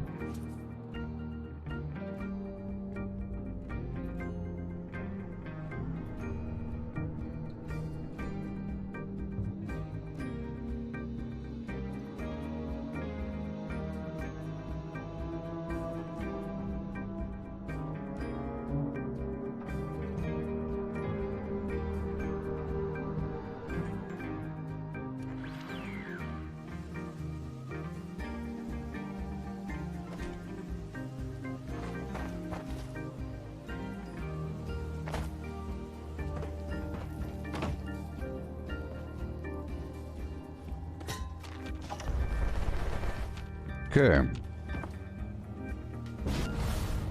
I got my targets. Let's go turn them in. After stopping by Colonel Kelly Monument, and I'll purchase 3 more lunch boxes from the crater.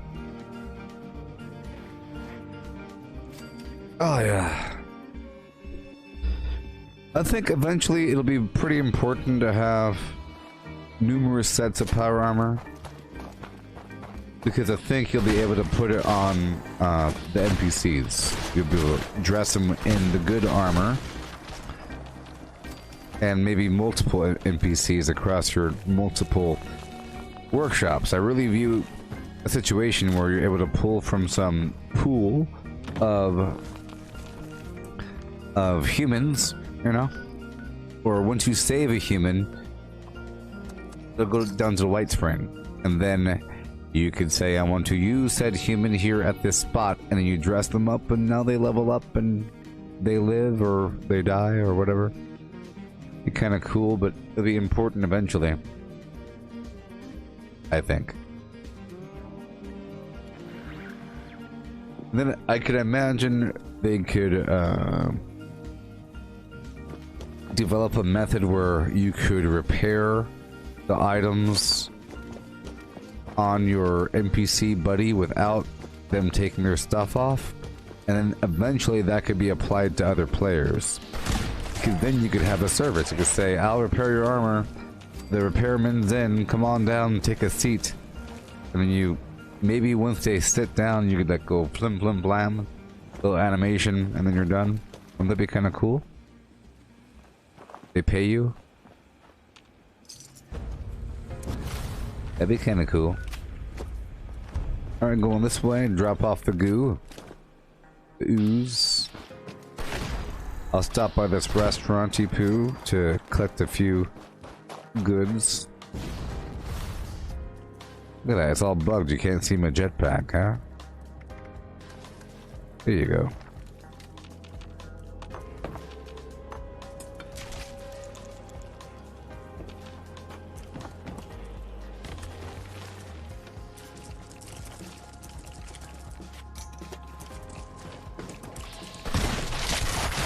Yeah.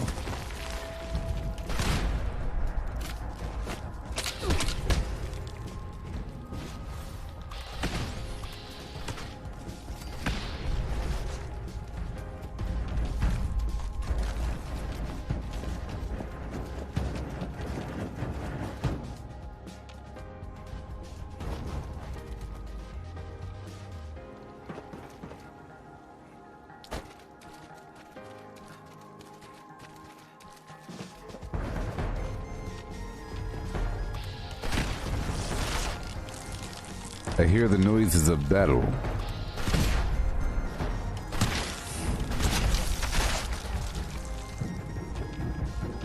Awesome. And done. Break it all down.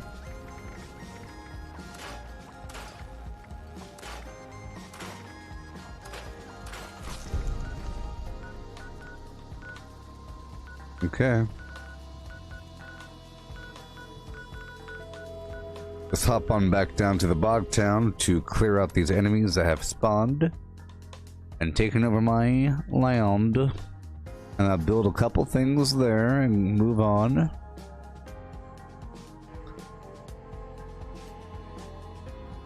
Yeah.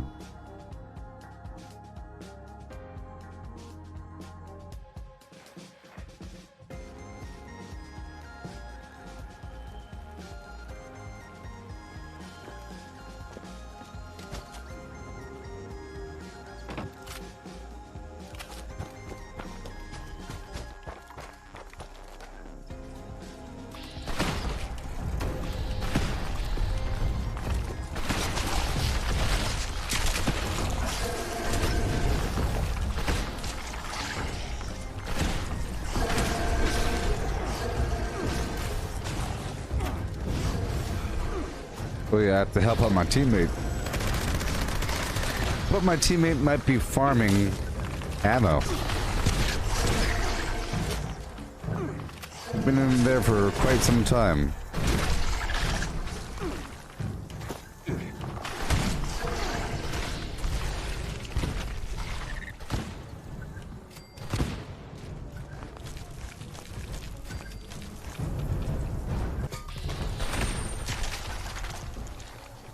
Okay.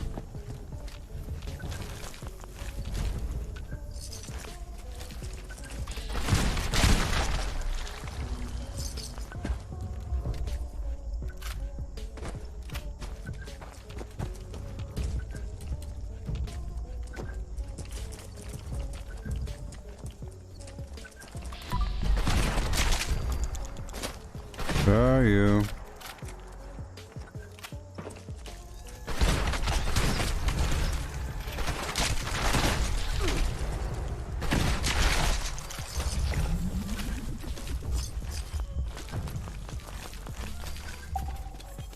Alright, I got some new melee weapon.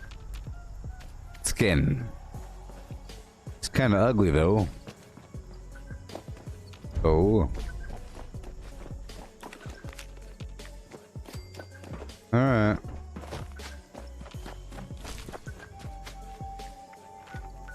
try to join my teammate and see what's up. I don't know what's happening.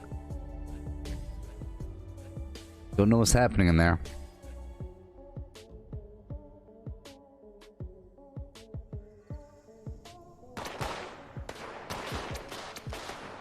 Oh wow, this person's just going very slow, that's all.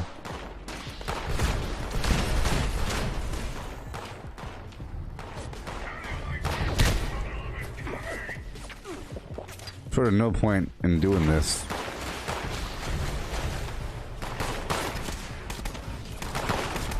Alright, I got a connection from both uplinks. Good going.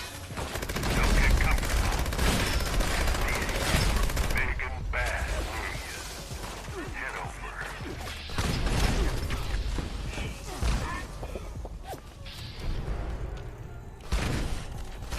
I'm not wearing my bolstering stuff. I'm about to hop out of here.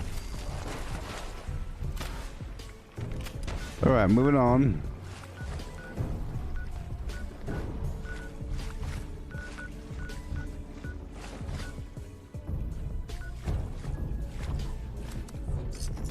Goodbye.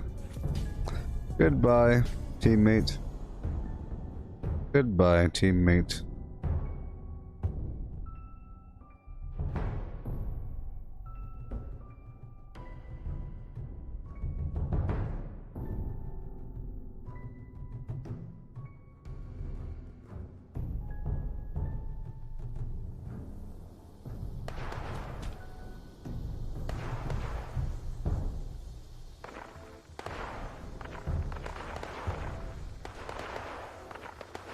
All right.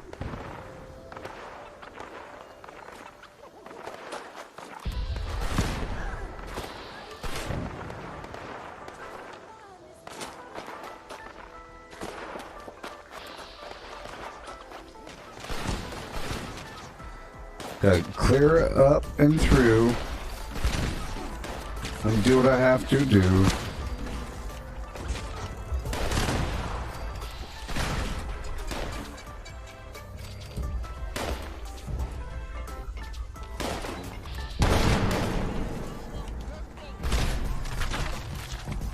About to level up again.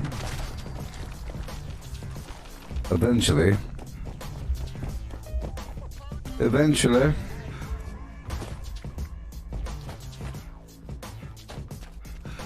Take over this workshop. There's sometimes a group of enemies over there. Over there.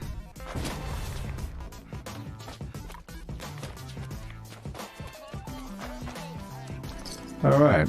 Hail, Aaron. Hey, Aaron.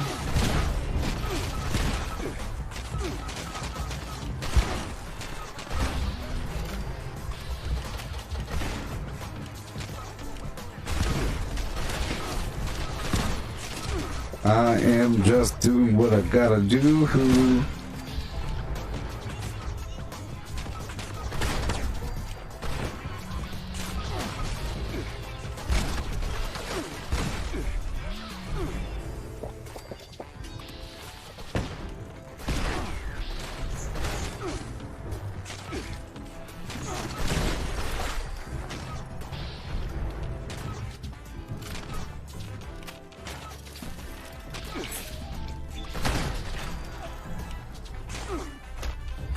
Okay.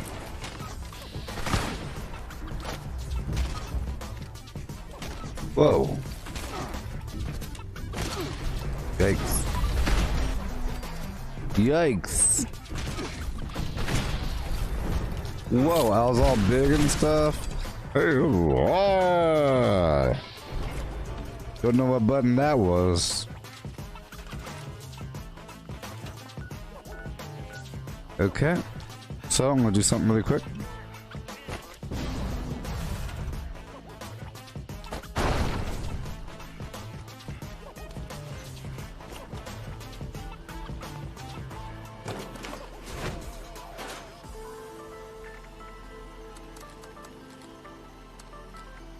Okay, get my bow out. Get some arrows. 100 arrows. Okay. I'm going right now. Yeah. Fantastic.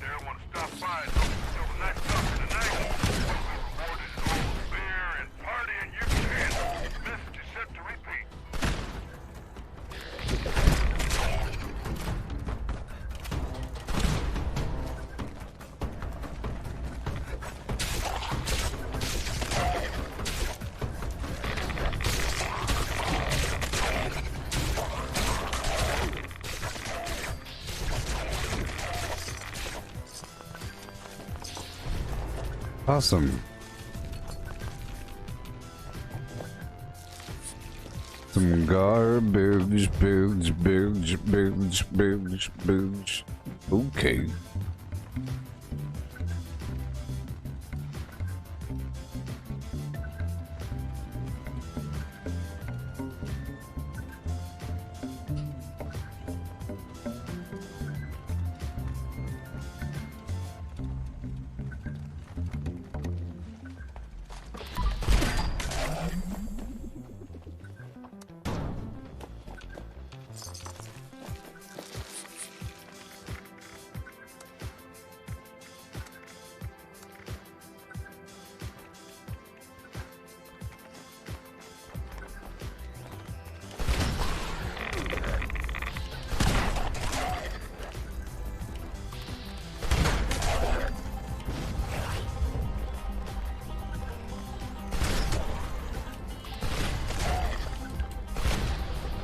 Okay.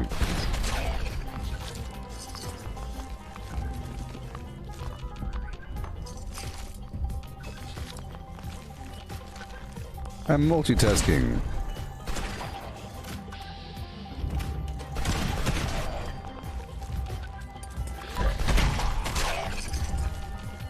Point blank.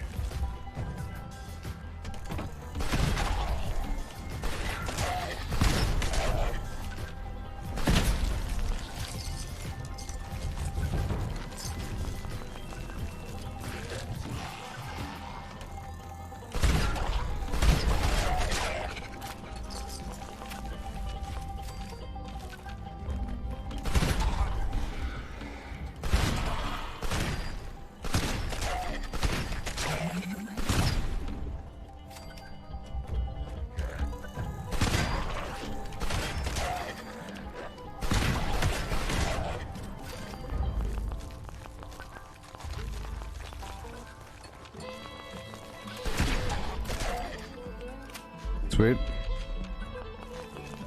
Alright, play some music when I have to. I'll play some drums.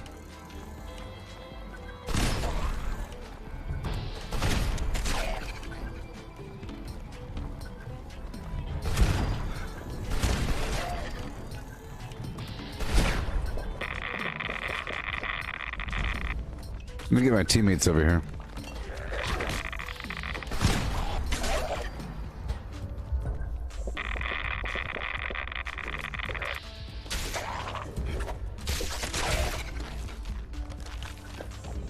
Okay, fix it. Activate.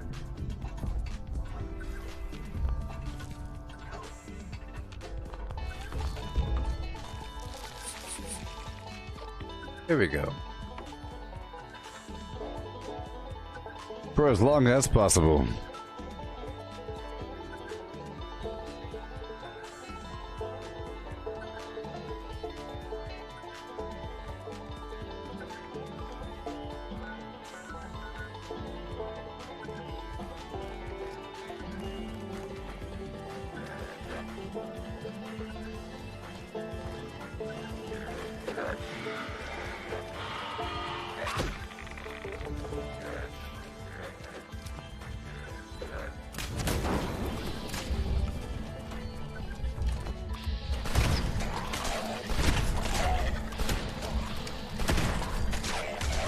Wonderful.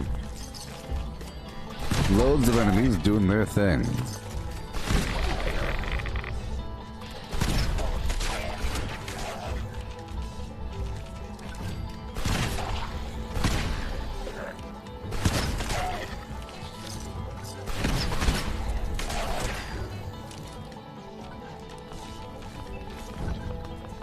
Yay.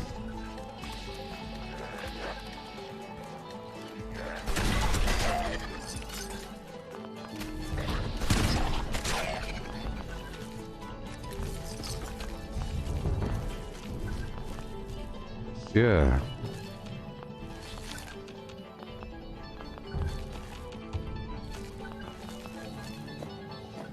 I'll play something else. Steel guitar. Hurry up. Oh no. Oh, for a second. It stalled out. Yeah.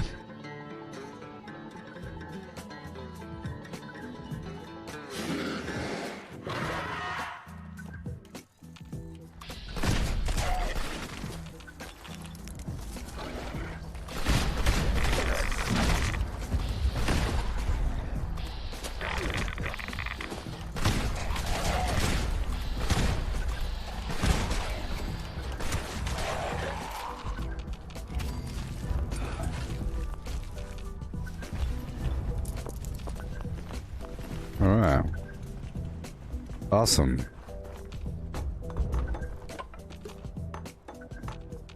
Get this loot here. All these bobbleheads galore. So much junk in my life.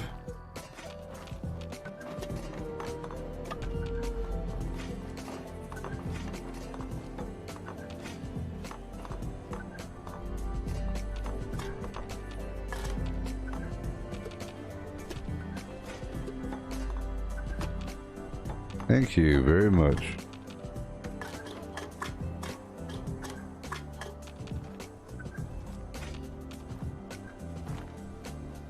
Cool.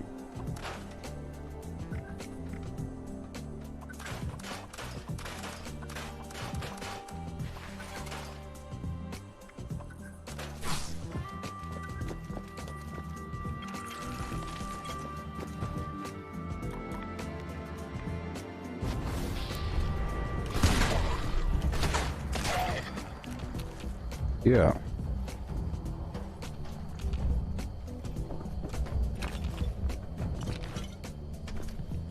Yeehaw.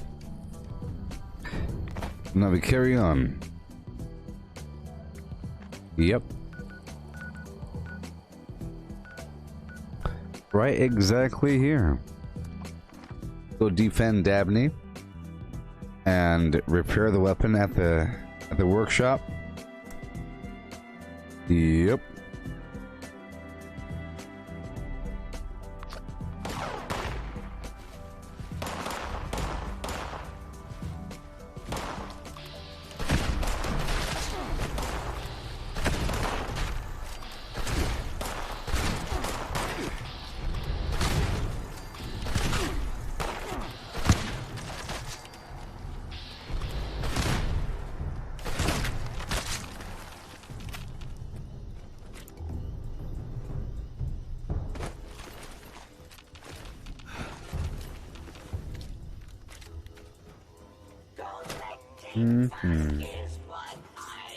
Sweet.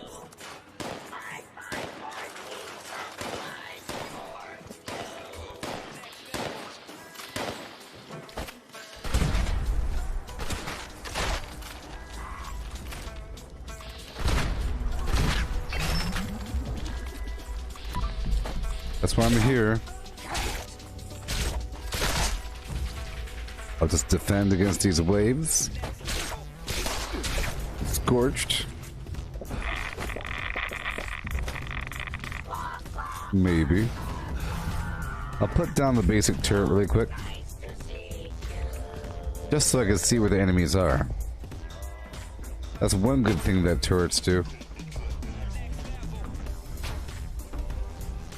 They show you where the enemies are.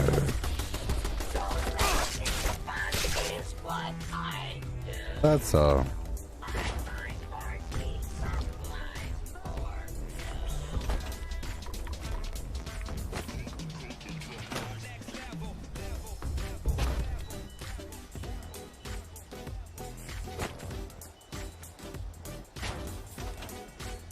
All right. Check the map, check the map. Way out here, huh?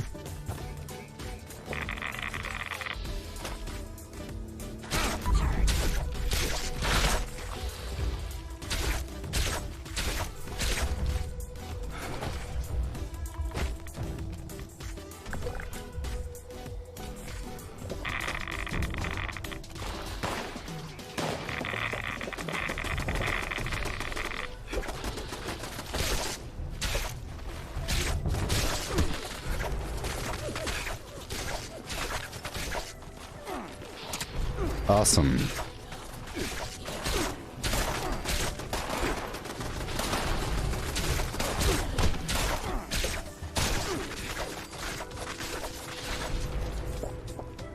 Oh, the XP.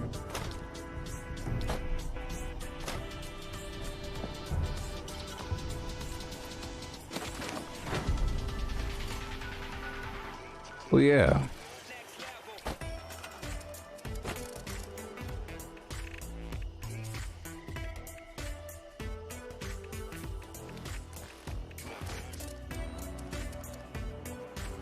It's under appliances.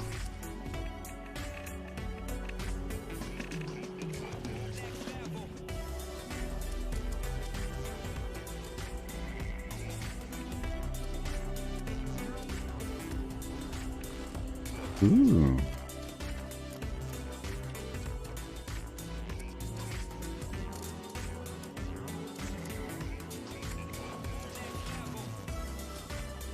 All right, moving on. Okay. Not there just yet. I'll attend the play date at the Haven Church and then go back through Berkeley Springs to go talk to the robot once more. Yeah.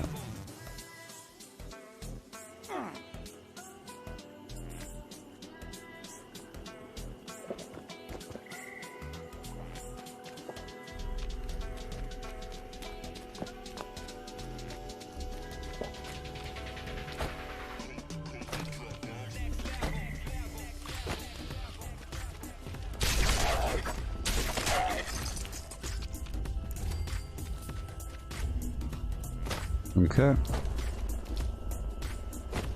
To hurry up.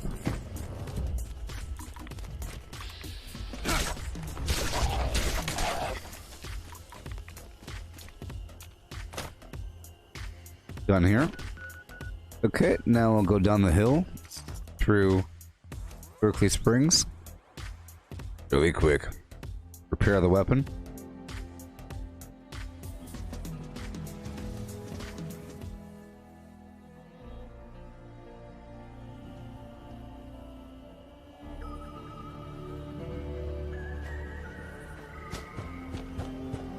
Alright, they're dead.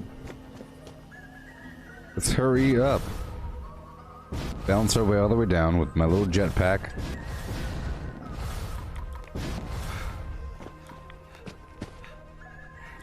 Yeah.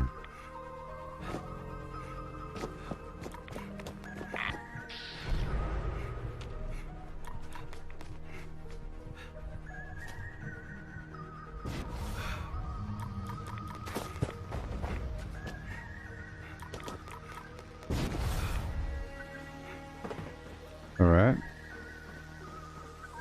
Oh.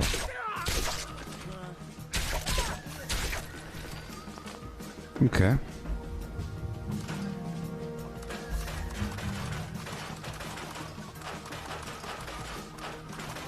If I could, I'll take it over. I can. Now I'll repair.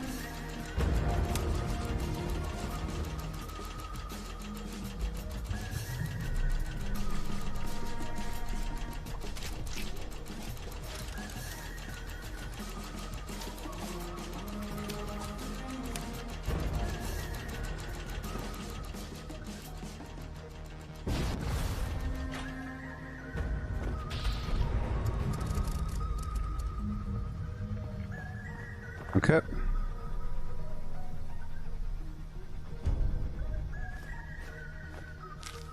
Come on. Hello. Okay, here we go. Down the hill to go talk to the robot lady.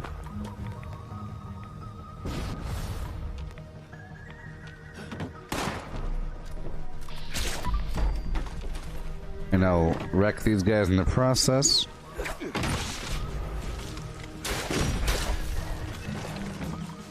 Right on through. Free XP, you know.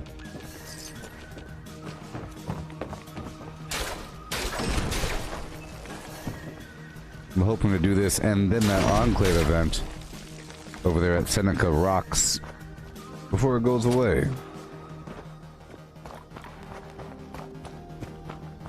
Oh, we're down so soon. Right. I mean, It's gone. it's so good to see you again, Leslie. Mm-hmm. Now, why don't you go to your room to play? Sure. Some peace and quiet. Perhaps a nap would be best. No, run along.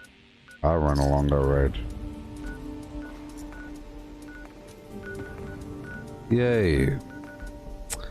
Okay, let's go check this floor here for a bunch of junk. This, I'm using Mole Miner Gauntlet, Gauss Shotgun, and Gauss Minigun right now. John.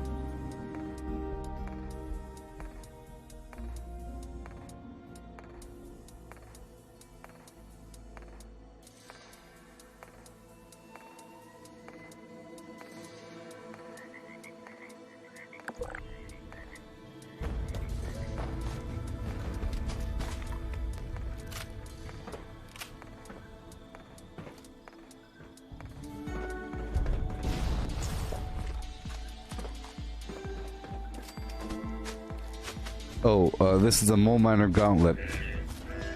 Extra fast, bloodied. With the candy claw skin from Christmas. Ooh. Mole Miner Gauntlet. It's considered a fist weapon. Get some junk here really quick.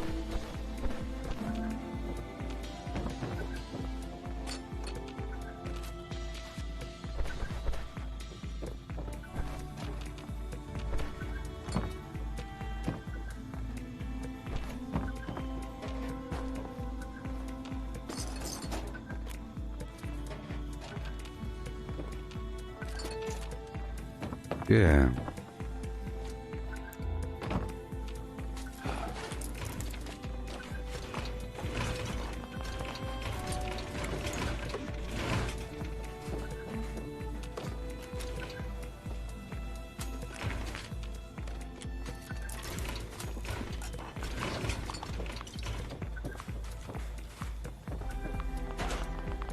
Yeah.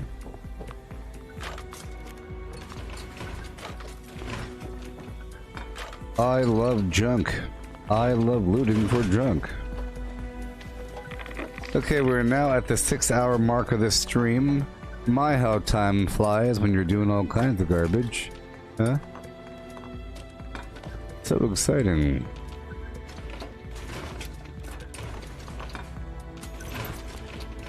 I love this loot floor. Okay, let's get out of here. I gotta do this floor every time I stop on by.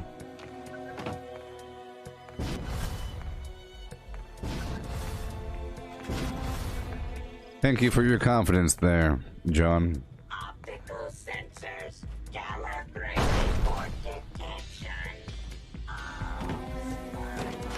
Break it all down. Super awesome. Super cool. Super and cool. Let's go take over Dolly Sods while we're in this general part of the map. Really quick. It only takes a second. My goodness gracious.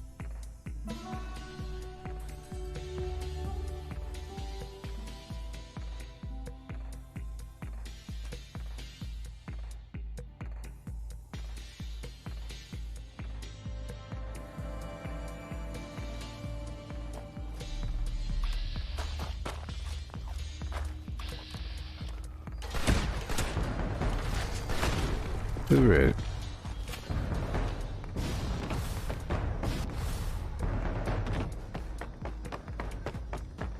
Okay.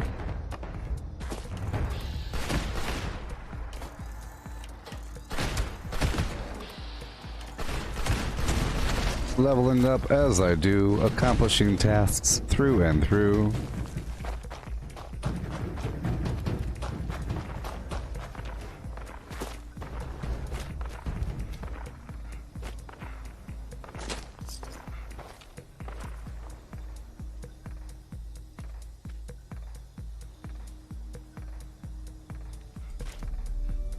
All right. Cool.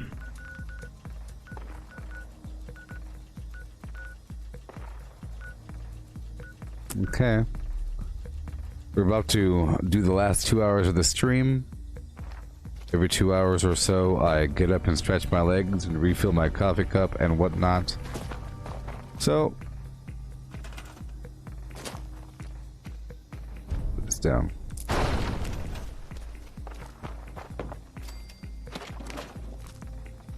Cool. Let's go back to my camp. I'll cleanse my diseases and get some water. Gotta recap our strength boost and our, XP boost from sleeping and the AP boost from playing some music.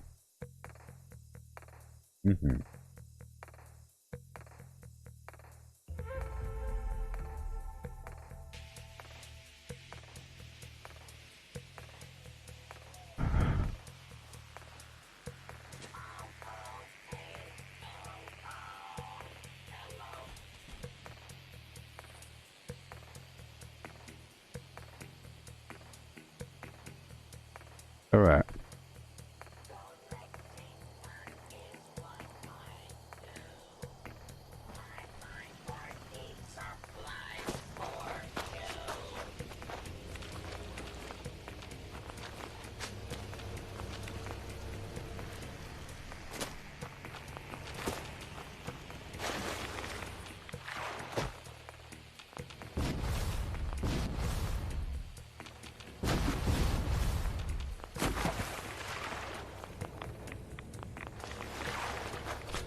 There we go. Transfer all. Check out my weapons. I'm fine. Everything's just great. Ew. Let me restock my ammo. Every so often, that's what I have to do.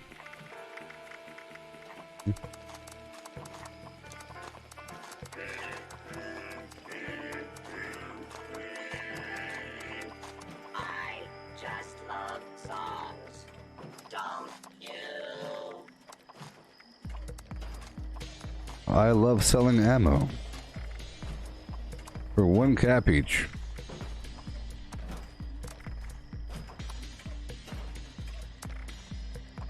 Sometimes I sell it for default. Sometimes I don't.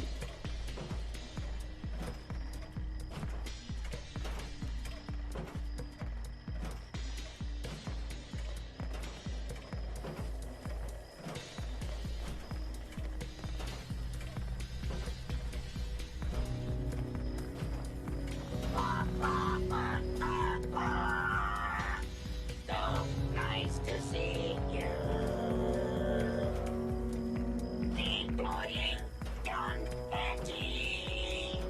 Warning. Confetti supply. No.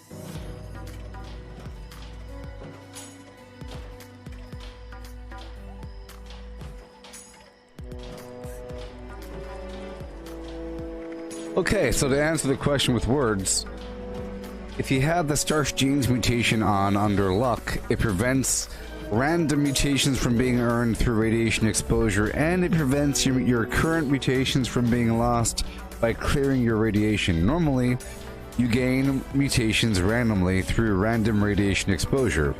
And normally, whenever you cleanse your radiation, you randomly cleanse your mutations. But with that perk, Starch Genes, level 2, it prevents that from happening. Now, when you ingest a mutation, for an hour, it suppresses the negative effects. So if there's like a timer, that's just the extra power, and you get extra. So you get extra positive effects, and it suppresses the negative effects. So you could essentially take a whole lot like a drug and just keep that extra bonus active. You don't run any faster, but I think everything else is more effective. Herd mentality, everything else, I think, gets a bonus for a little bit. Maybe. Collecting fun is what I do. Yeah. I find party supply for you. And to suppress the negative effects of mutations, you want to use the Class Freak perk under luck as well. And sometimes you want that. If you have a bunch of mutations, you're going to want both the Class Freak perk level 3 and the Starch Genes perk level 2, so that's 5 points reserved under luck. What you need. There's a bunch of perks that are really good. Adrenal Reaction gives you a free, permanent bloody effect on every weapon, which stacks with bloody, more damage at lower life. That's Adrenal Reaction. Of course, Bird Bones, Marsupial, jump higher, float down slower, blah blah blah. Those are important. Twisted Muscles, Talons for melee, Eagle Eyes for a bit extra critical damage, bunch of stuff. 65 each for these fusion cores.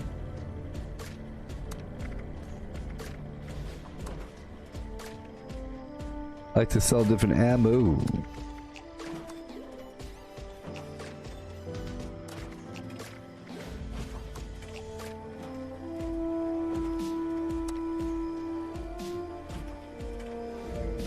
And a bunch of garbage mods.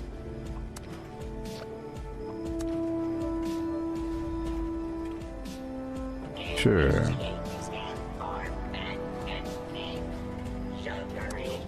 And some cheap plans.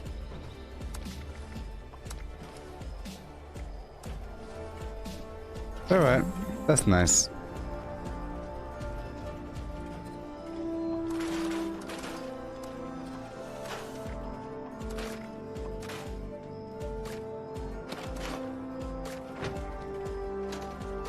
Okay.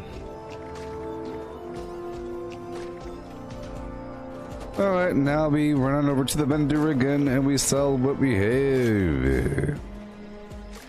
Collecting fun I have to do this all the time. It's really awesome. I love it. Sometimes I do this once every couple days, but now I'm really doing it whenever I need to do it.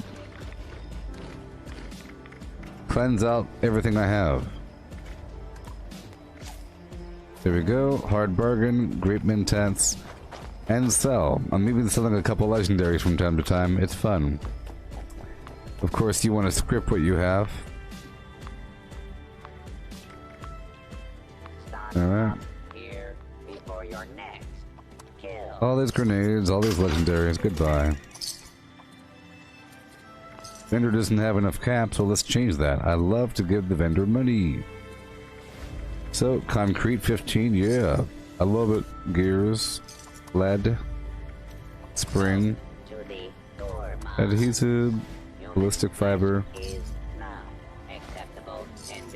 I need to buy lunch boxes from the crater as well. So, I'll be doing that right after this. Spoilage.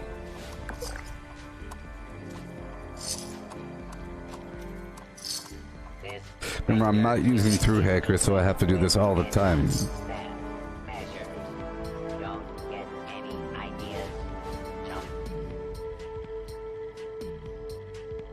Yeah.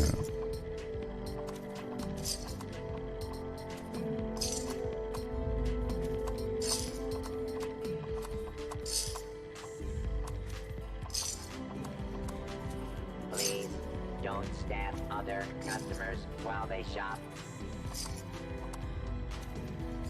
I love doing this.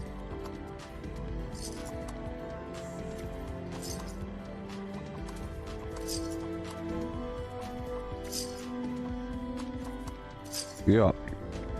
Reminder, any attempted 5-finger discounts will be reclaimed and paid for with said fingers. Wonderful. Check one more time for anything extra. Nah.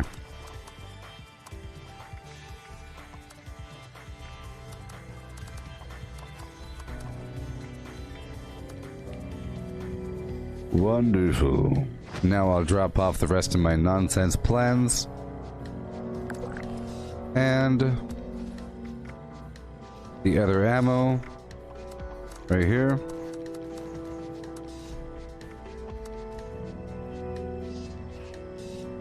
Yeah.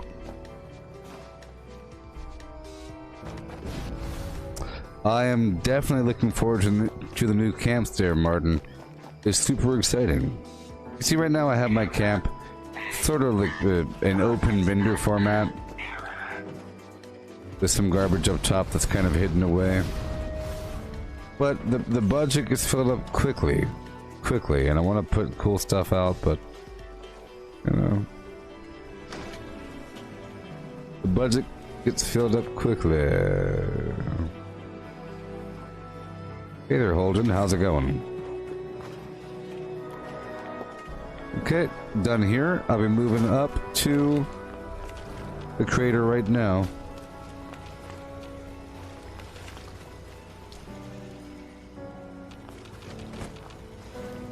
I love that free water.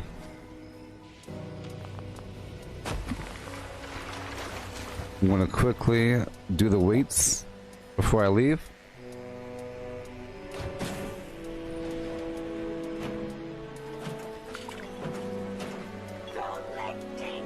Yeah, I don't try the PCS. I know that they're about to release the camps and everything.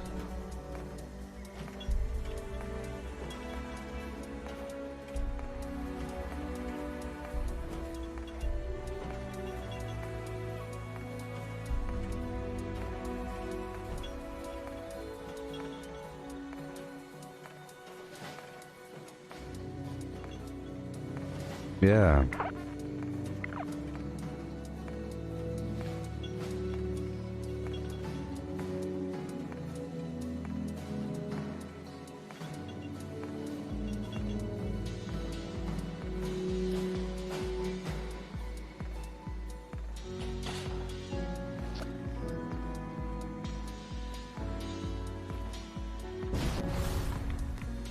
Okay. So we're hopping on down to. Hey Martin, yeah, if you take these perks off over here, you don't lose the mutations.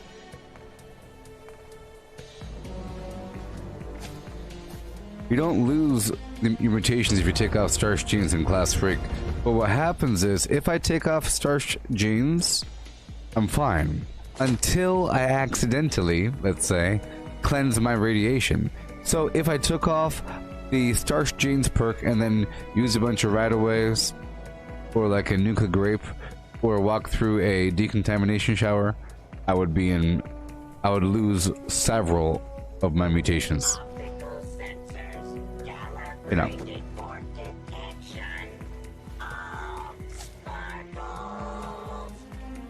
Alright.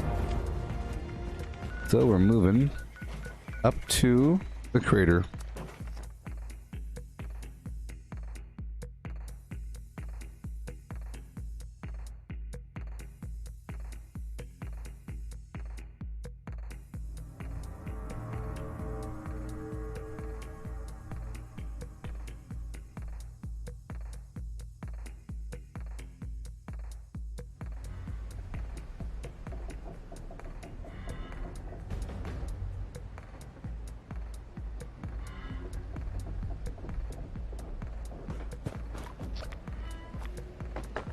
Oh yeah.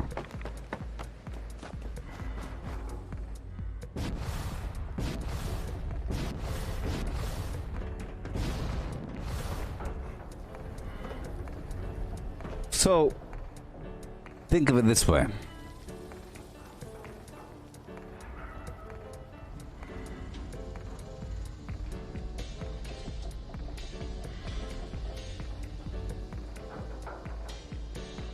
If you want to give yourself a new mutation, you have to take Starch Genes off, like for free, and then go walk over to some radiation and ingest a bunch of radiation through drinking or standing in it. And once you fill up your radiation bar, okay, you put Starch Genes on and you cleanse your radiation. And then you take Starch Genes off and you fill your radiation back up, and then you take Starch, and then you put it back on, and then you cleanse the radiation, you take it off, you do it again, and you keep on doing that, boom, boom, boom, until you get all the mutations you want. And that's how you do it for free. It's pretty easy, I guess, with like, but toxic goo, but you end up getting a bunch of stuff you might not want.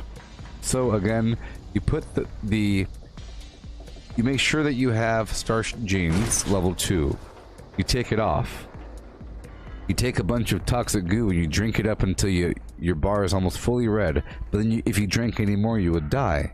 So you have to stop what you're doing, put the perk on if you already have any mutations, and then you use a bunch of. So let's say that you have marsupial and you want to grind for a free speed demon or bird bones. So, and you don't want to lose marsupial. But the problem is, whenever your radiation fills up, you have to cleanse your radiation, otherwise you die.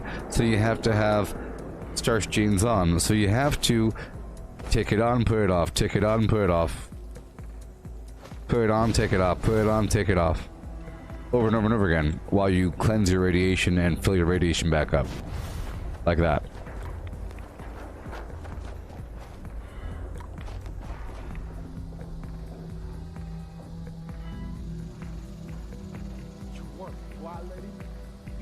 Yes, Martin, players sell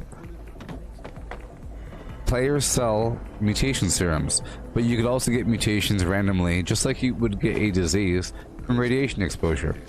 And you can grind for it. And the way that you get the recipe for a mutation serum is through the Enclave. The Enclave. Once you're in the Enclave, you go down there into the aid area, and you can do what you gotta do. You go to the aid area and they sell mutations of every kind, all of the recipes, and it's the most expensive thing in the game. It costs like 20,000 without any modifiers. It's very expensive, very, very expensive. And then it costs flux to craft, so it's even more expensive. So if you see a player selling it, they might be selling it for a lot of money, but they're not necessarily ripping you off. It's just they're sort of expensive things. Yay, lunchboxes.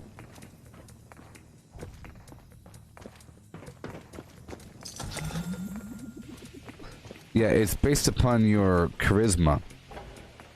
It's based upon your charisma, but you could lower down the price with the hard bargain perk and great mentats and high charisma, so you wear like full unyielding armor.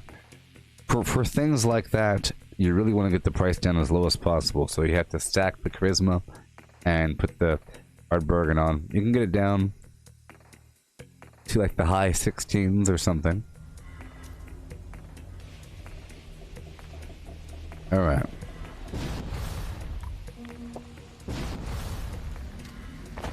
So here we are, we're good to go. I'll play the music. Well, let's take a nap first, then I'll play the music. These people are taking daytime naps. What's up with that?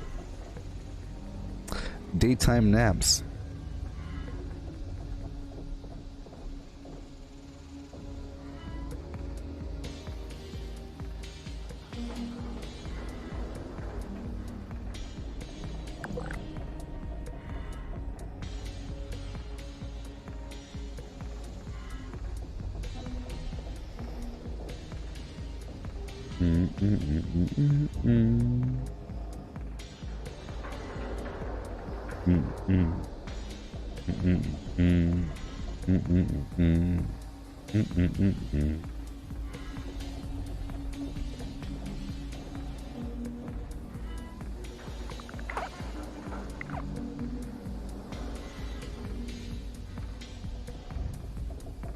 Oh, the new app is out? Thank you. Let's go check it out.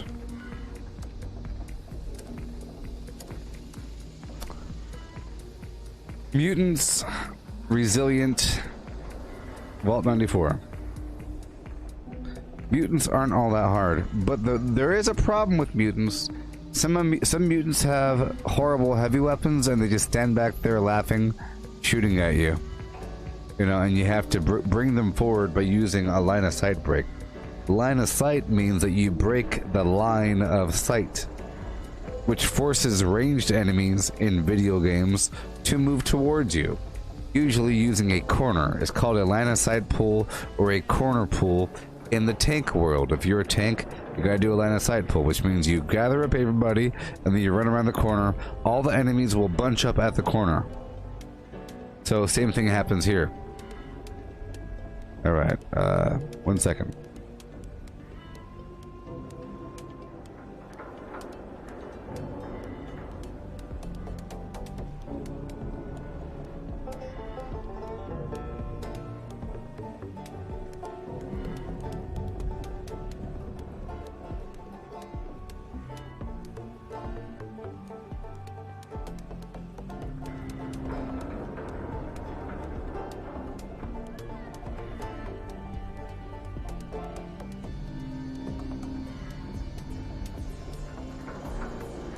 Alright. Boom. Okay. Let's go. I'll take a nap.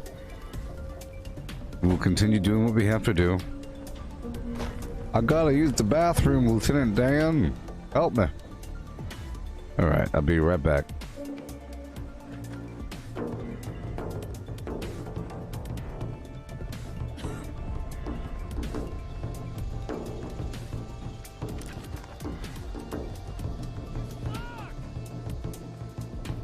While I'm gone, you could listen to,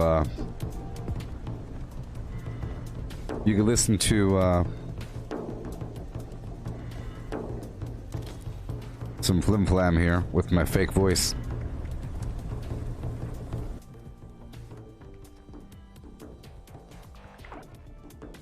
I'll be right back.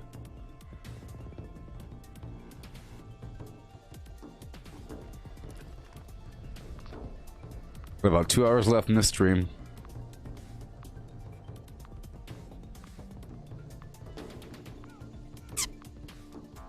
War of the Worlds by H.G. Wells, narrated by a deepfake voice clone. Chapter 1, The Eve of the War. No one would have believed in the last years of the 19th century that this world was being watched keenly and closely by intelligences greater than man's and yet as mortal as his own. That as men busied themselves about their various concerns, they were scrutinized and studied, perhaps almost as narrowly as a man with a microscope might scrutinize the transient creatures that swarm and multiply in a drop of water. With infinite complacency men went to and fro over this globe about their little affairs, serene in their assurance of their empire over matter. It is possible that the infusoria under the microscope do the same. No one gave a thought to the older worlds of space as sources of human danger, or thought of them only to dismiss the idea of life upon them as impossible or improbable. It is curious to recall some of the mental habits of those departed days, and most terrestrial men fancied there might be other men upon Mars, perhaps inferior to themselves and ready to welcome a missionary enterprise. Yet across the gulf of space, minds that are to our minds as ours are to those of the beasts that perish, intellects vast and cool and unsympathetic, regarded this earth with envious eyes, and slowly and surely drew their plans against us. And early in the 20th century came the great disillusionment. The planet Mars, I scarcely need remind the reader, revolves about the sun at a mean distance of 140 million miles, and the light and heat it receives from the sun is barely half of that received by this world. It must be, if the nebular hypothesis has any truth, older than our world, and long before this earth ceased to be molten. Life upon its surface must have begun its course.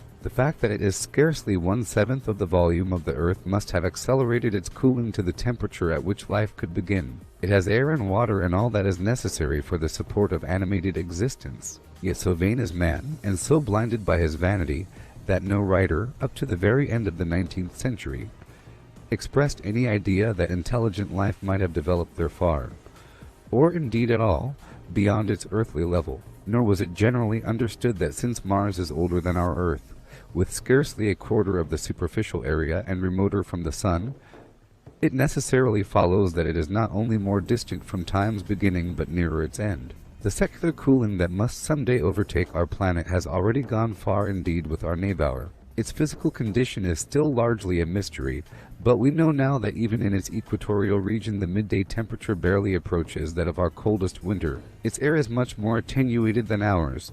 Its oceans have shrunk until they cover but a third of its surface, and as its slow seasons change, huge snowcaps gather and melt about either pole and periodically inundate its temperate zones. That last stage of exhaustion, which to us is still incredibly remote, has become a present-day problem for the inhabitants of Mars. The immediate pressure of necessity has brightened their intellects, enlarged their powers, and hardened their hearts, and looking across space with instruments and intelligences such as we have scarcely dreamed of, they see, at its nearest distance only 35 million of miles sunward of them, a morning star of hope, our own warmer planet, green with vegetation, gray with water, with a cloudy atmosphere eloquent of fertility, with glimpses through its drifting cloud wisps of broad stretches of populous country and narrow, navy-crowded seas. And we men, the creatures who inhabit this earth, must be to them at least as alien and lowly as are the monkeys and lemurs to us. The intellectual side of man already admits that life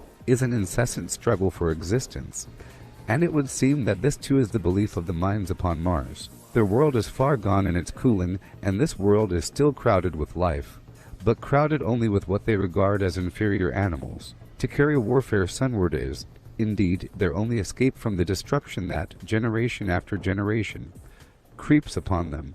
And before we judge of them too harshly, we must remember what ruthless and utter destruction our own species has wrought, not only upon animals, such as the vanished bison and the dodo, but upon its inferior races. The Tasmanians, in spite of their human likeness, were entirely swept out of existence in a war of extermination waged by European immigrants. In the space of 50 years, are we such apostles of mercy as to complain if the Martians warred in the same spirit? The Martians seem to have calculated their descent with amazing subtlety. Their mathematical learning is evidently far in excess of ours, and to have carried out their preparations with a well-nigh perfect unanimity. Had our instruments permitted it, we might have seen the gathering trouble far back in the 19th century. Men like Schiaparelli watched the red planet. It is odd, by the by, that for countless centuries Mars has been the star of war. but failed to interpret the fluctuating appearances of the markings they mapped so well. All that time the Martians must have been getting ready. During the opposition of 1894, a great light was seen on the illuminated part of the disk, first at the Lick Observatory, then by Perrotin of Nice, and then by other observers. English readers heard of it first in the issue of Nature dated August 2nd. I am inclined to think that this blaze may have been the casting of the huge gun in the vast pit sunk into their planet, from which their shots were fired at us. Peculiar markings, as yet unexplained, were seen near the site of that outbreak during the next oppositions. The storm burst upon us 6 years ago now. As Mars approached opposition, Lavelle of Java set the wires of the astronomical exchange palpitating with the amazing intelligence of a huge outbreak of incandescent gas upon the planet. It had occurred towards midnight of the 12th, and the spectroscope, to which he had at once resorted, indicated a mass of flaming gas, chiefly hydrogen, moving with an enormous velocity towards this Earth. This jet of fire had become invisible about 12:15. He compared it to a colossal puff of flame suddenly and violently squirted out of the planet, as flaming gases rushed out of a gun. A singularly appropriate phrase it proved. Yet the next day there was nothing of this in the papers except a little note in the Daily Telegraph, and the world went in ignorance of one of the gravest dangers that ever threatened the human race. I might not have heard of the eruption at all had I not met Ogilvy, the well-known astronomer, at Ottershaw. He was immensely excited at the news, and in the excess of his feelings invited me up to take a turn with him that night in a scrutiny of the red planet. In spite of all that has happened since, I still remember that vigil very distinctly, the black and silent observatory, the shadowed lantern throwing a feeble glow upon the floor in the corner, the steady ticking of the clockwork of the telescope, the little slit in the roof, and oblong profundity with the stardust streaked across it. Ogilvy moved about, invisible but audible. Looking through the telescope, one saw a circle of deep blue and the little round planet swimming in the field. It seemed such a little thing, so bright and small and still, faintly marked with transverse stripes, and slightly flattened from the perfect round. But so little it was, so silvery warm, a pin's head of light. It was as if it quivered, but really this was the telescope vibrating with the activity of the clockwork that kept the planet in view. As I watched, the planet seemed to grow larger and smaller and to advance and recede. But that was simply that my eye was tired. 40 millions of miles it was from us, more than 40 millions of miles of void. Few people realize the immensity of vacancy in which the dust of the material universe swims. Near it in the field, I remember, were 3 faint points of light, 3 telescopic stars infinitely remote. And all around it was the unfathomable darkness of empty space. You know how that blackness looks on a frosty starlight night. In a telescope it seems far profounder, and invisible to me because it was so remote and small, flying swiftly and steadily towards me across that incredible distance. Drawing nearer every minute by so many thousands of miles, came the thing they were sending us, the thing that was to bring so much struggle and calamity and death to the Earth. I never dreamed of it then as I watched. No one on Earth dreamed of that unerring missile. That night, too, there was another jetting out of gas from the distant planet. I saw it. A reddish flash at the edge, the slightest projection of the outline just as the chronometer struck midnight. And at that I told Ogilvy, and he took my place. The night was warm, and I was thirsty, and I went stretching my legs clumsily and feeling my way in the darkness, to the little table where the siphon stood, while Ogilvy exclaimed at the streamer of gas that came out towards us. That night another invisible missile started on its way to the Earth from Mars, just a second or so under 24 hours after the first one. I remember how I sat on the table there in the blackness, with patches of green and crimson swimming before my eyes. I wished I had a light to smoke by, little suspecting the meaning of the minute gleam I had seen and all that it would presently bring me. Ogilvy watched till one, and then gave it up, and we lit the lantern and walked over to his house. Down below in the darkness were Ottershaw and Chertsey and all their hundreds of people, sleeping in peace. He was full of speculation that night about the condition of Mars, and scoffed at the vulgar idea of its having inhabitants who were signaling us. His idea was that meteorites might be falling in a heavy shower upon the planet, or that a huge volcanic explosion was in progress. He pointed out to me how unlikely it was that organic evolution had taken the same direction in the 2 adjacent planets. The chances against anything man-like on Mars are 1,000,000 to 1, he said. Hundreds of observers saw the flame that night, and the night after about midnight, and again the night after. and so for 10 nights. A flame each night. Why the shot ceased after the 10th no one on Earth has attempted to explain. It may be the gases of the firing caused the Martians inconvenience. Dense clouds of smoke or dust, visible through a powerful telescope on Earth as little gray, fluctuating patches, spread through the clearness of the planet's atmosphere and obscured its more familiar features. Even the daily papers woke up to the disturbances at last, and popular notes appeared here, there, and everywhere concerning the volcanoes upon Mars. The Seriocomic periodical Punch, I remember, made a happy use of it in the political cartoon, and all unsuspected, those missiles the Martians had fired at us drew earthward, rushing now at a pace of many miles a second through the empty gulf of space, hour by hour, and day by day, nearer and nearer. It seems to me now almost incredibly wonderful that, with that swift fate hanging over us, men could go about their petty concerns as they did. I remember how jubilant Markham was at securing a new photograph of the planet for the illustrated paper he edited in those days. People in these latter times scarcely realize the abundance and enterprise of our 19th century papers. For my own part, I was much occupied in learning to ride the bicycle, and busy upon a series of papers discussing the probable developments of moral ideas as civilization progressed. One night, the first missile then could scarcely have been 10 million miles away. I went for a walk with my wife. It was starlight, and I explained the signs of the zodiac to her, and pointed out Mars, a bright dot of light creeping zenithward, towards which so many telescopes were pointed. It was a warm night. Coming home, a party of excursionists from Chertsey or Isworth passed us singing and playing music.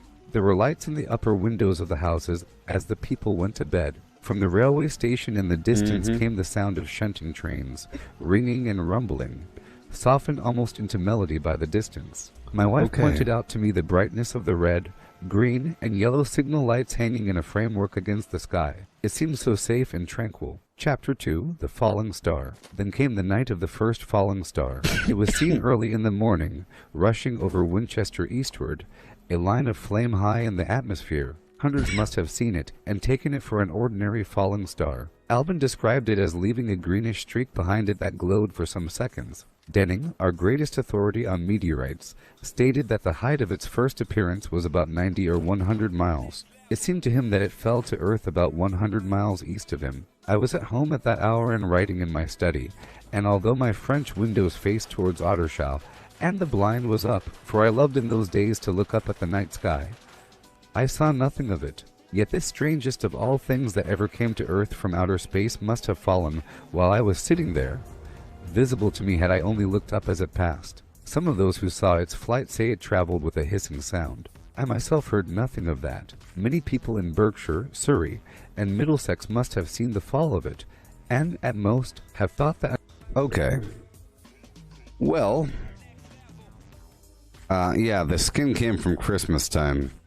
I think I bought it. I don't know. Pretty sure. Pretty sure.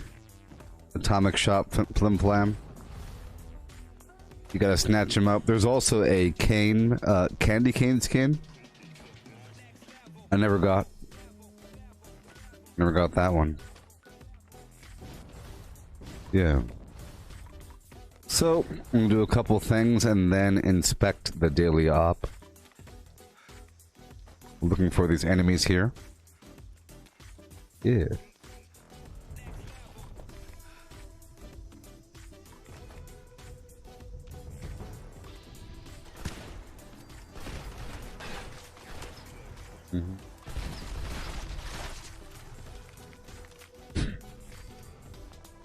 Wonderful.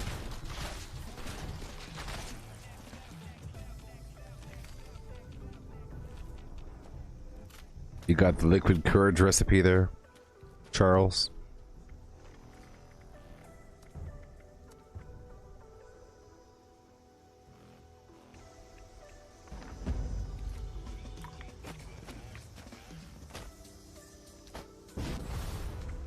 Done. Go back to the abandoned bog town. Knock that out.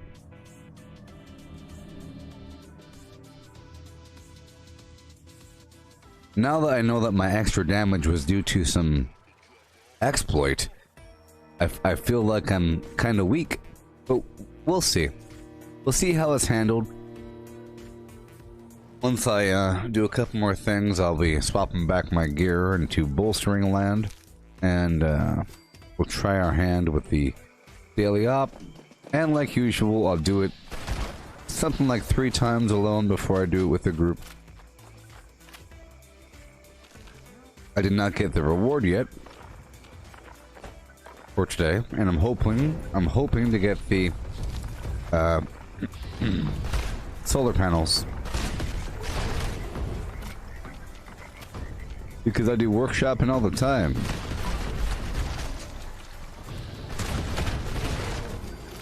Oh yeah, all the time.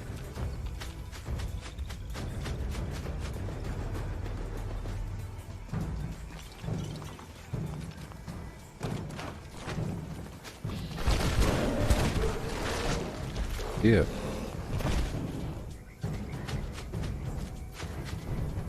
I love clearing out this area. Every so often, enemies show up.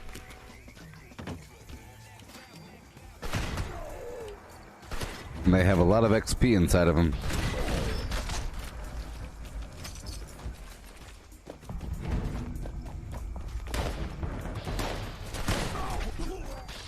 Hey, thank you, Chris. Hey, Misty, how's it going? Ooh. You got your hair did done? I'm about to go check out the new daily op. Just doing my usual sweep throughs.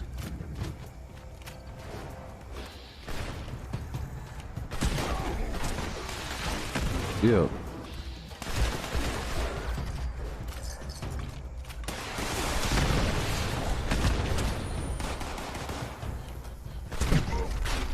Yep.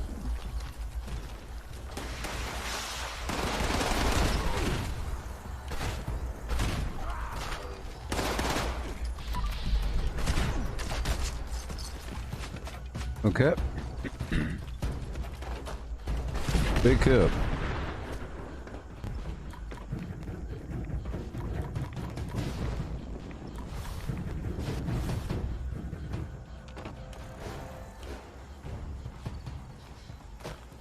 All right, cool. I'm gonna go check it out right about now.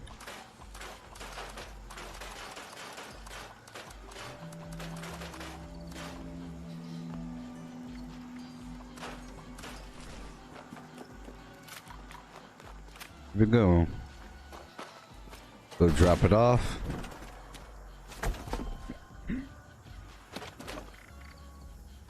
Okay. Drop it off. Drop it off.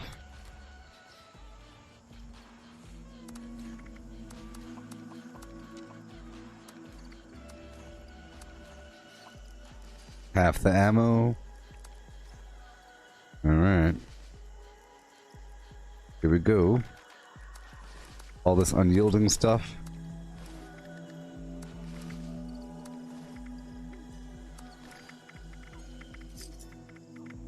Bolstering.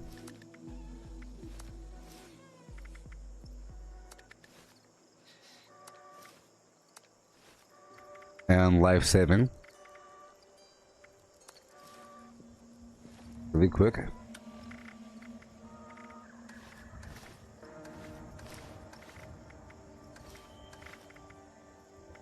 Put it back. Alrighty. And I run over here and I'll swap out this backpack mod for the armor plated mod. Like the burning mine. Yeah. Vault 94 is pretty cool. They're all pretty cool. Burning mine. Doing the daily up there really helped me appreciate the layout a whole lot more. Now, it's a pretty cool place, with pits and so forth.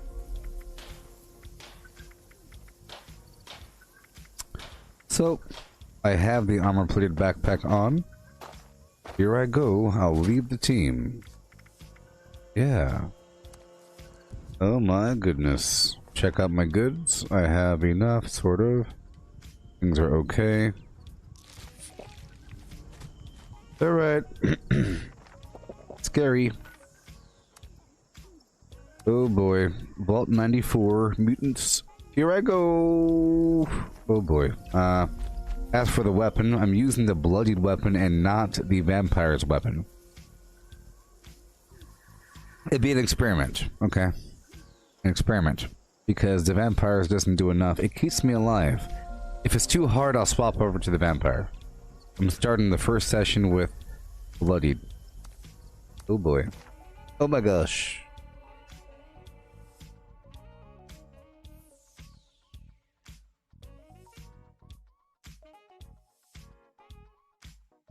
Wasn't the last daily op in the burrows? I don't know, it's been the burrows and the... It was Burning Mine twice in a row, wasn't it? I don't know. Initiate dodge, Brotherhood of Steel. Uplinks that have gone dark. The third person threw me off. Is to show 'em the light again. Here we go. First step is to repair the signal repeater. Oh gosh. Shouldn't be far. My leg was itchy. Get there now.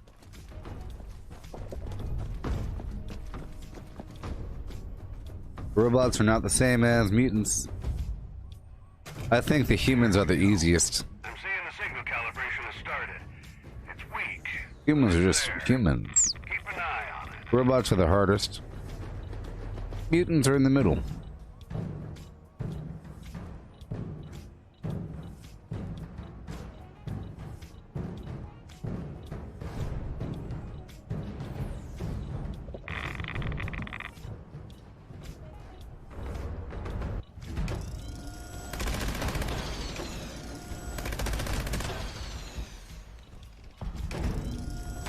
Oh yeah, they're resilient. I forgot. Oh no, that's a problem.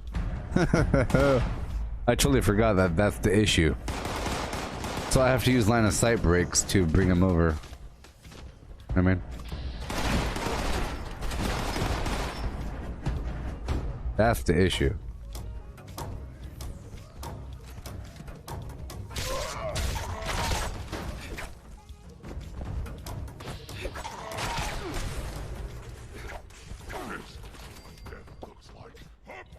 Having a vampire's melee weapon would be very nice. You know?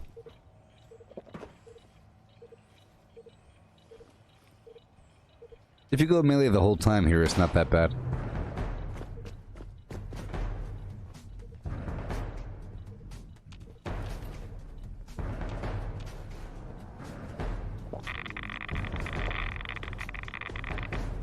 So you have to use a line of sight breaks for melee. This hallway is really good for that.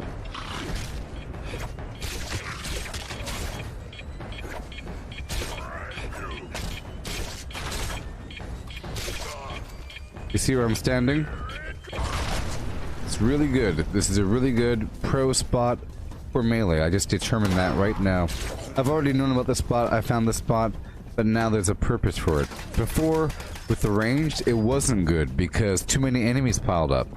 But here it's perfect.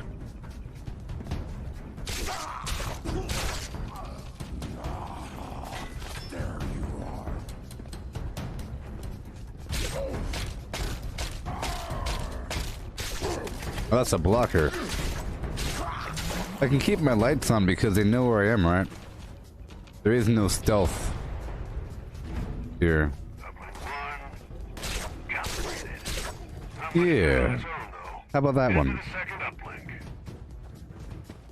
So here, because I'm not in the team, I can't jump there, so I'll jump here. Then here. Perfect.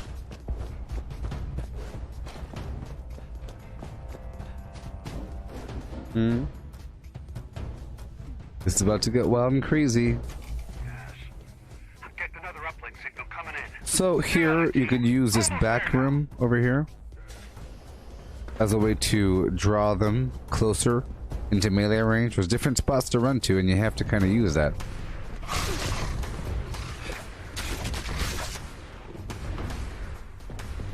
Line of sight break.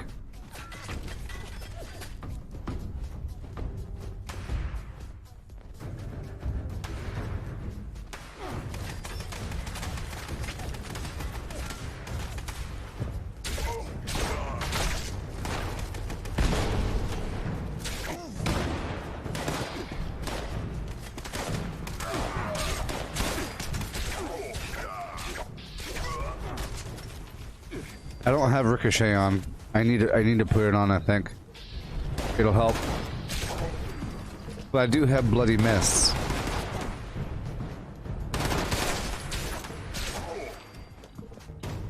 On.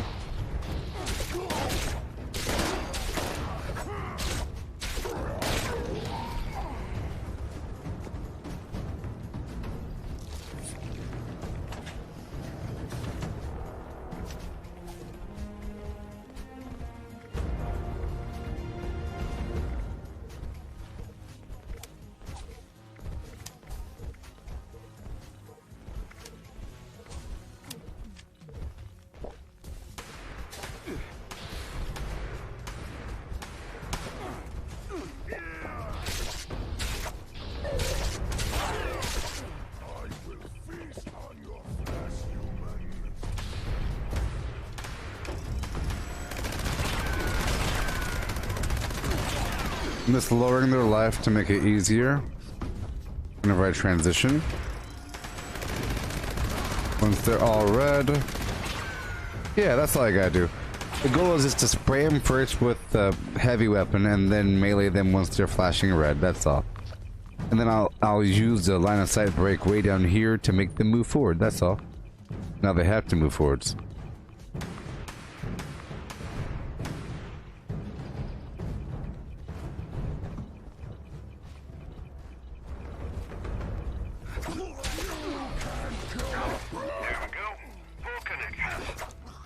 Exactly.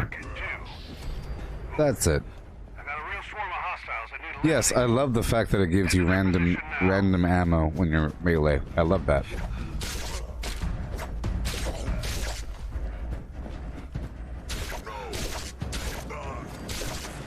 Oh boy.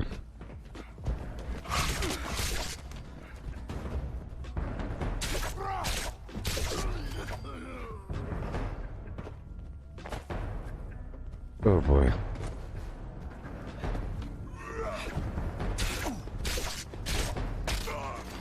Team, we got a priority target incoming. Readings off the chart. Fight well. And Victoria.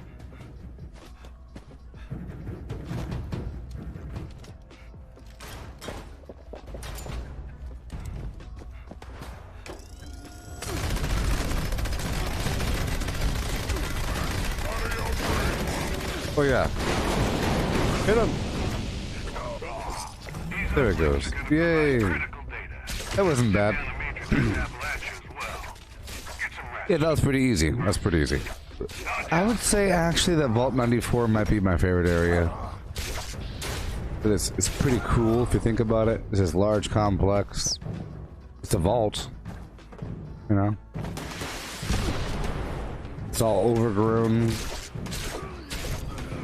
It has pretty interesting crops here and there, you see?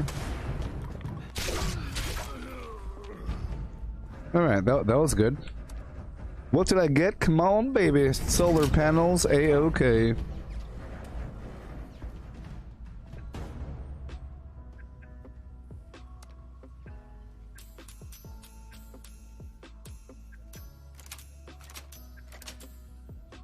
I got two things that I already had. It's the first time I got two things, people. But I already have them both. Galleria signs and the caged bulb lights. But I can sell them for 12,000 and 15,000 each. Ooh, yeah. So now I know exactly what to do. I actually like the resilient modifier. You spray them until they turn red because they don't heal. As long as they don't heal, that's fine.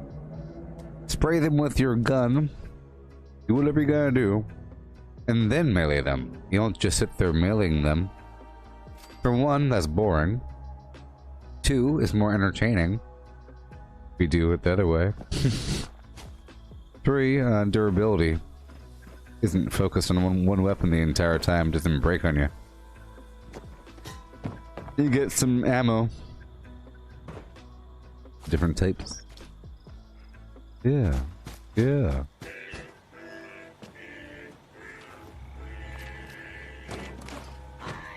Let me drop off these plans. Let's do it again.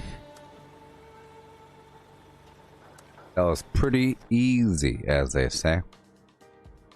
And now I'll do it better. I like to get really efficient at this garbage. I learned two things. One, I could jump up to the right and then straight across. And two, I should really just spray them all down until they all turn red.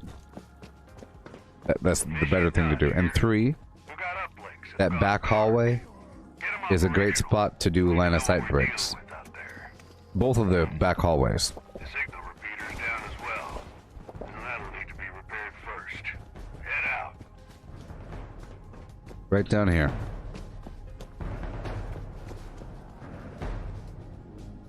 So all I gotta do is just wait over here for a bit. But it's actually better to first just weaken down everything, weaken, and then run over there to the corner. So let's weaken.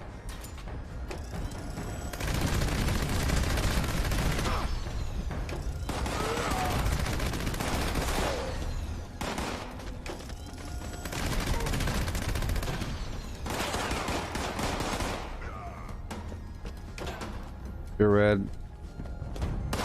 You're red.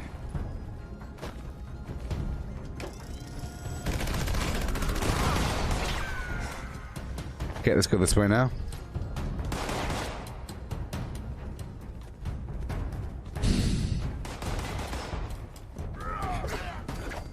Perfect.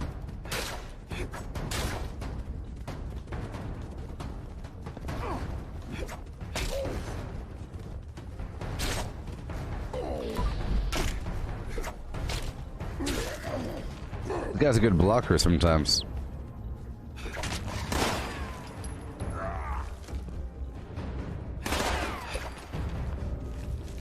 Gotta love that ricochet. Oh, it's too far. I went too far.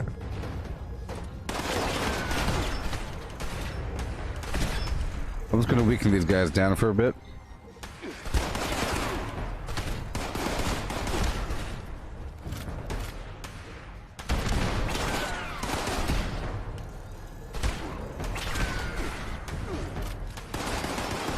Right there.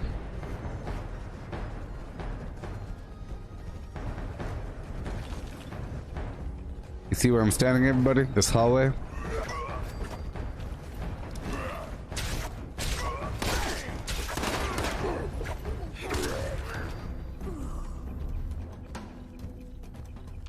Yeah, I don't think they heal, so I don't think it wears off. That's what I was sort of testing. See, those guys were still red, right? Yeah, I don't think they heal, so you just wear them down.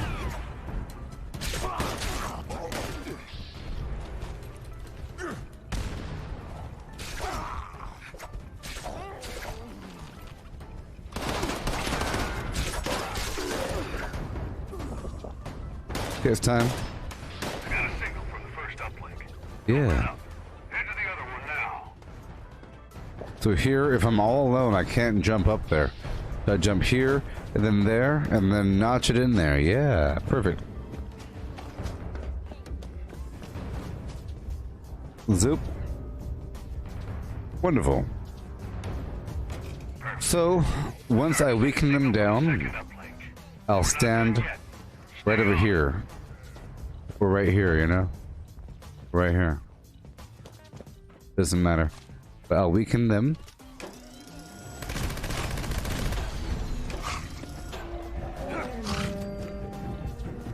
Yep. And pretty much, if they're red, they die from a weapon bash, you know? Like that. Yeah. If they're red, weapon bashing is pretty fun.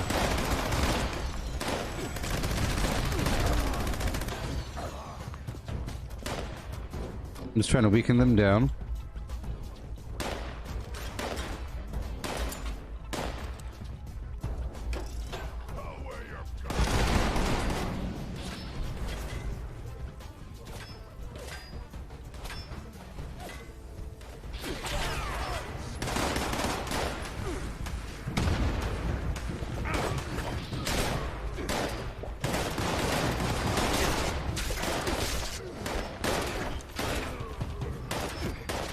Well, that guy, yeah, well, he was red, I guess.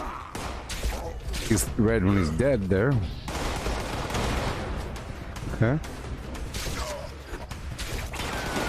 I think it's important to clear out as many enemies as possible during this phase.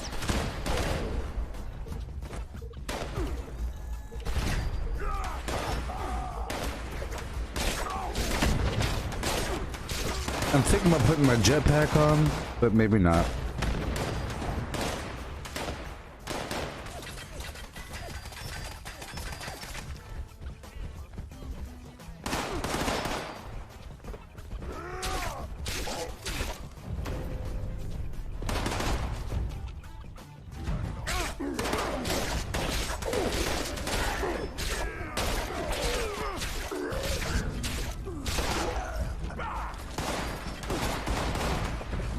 Okay, let's weaken them.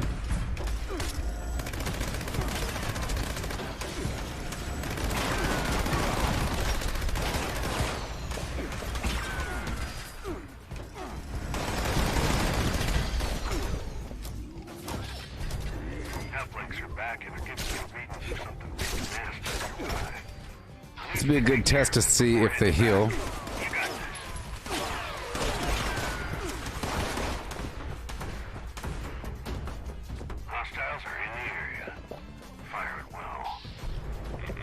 I'll lower my life down a bit.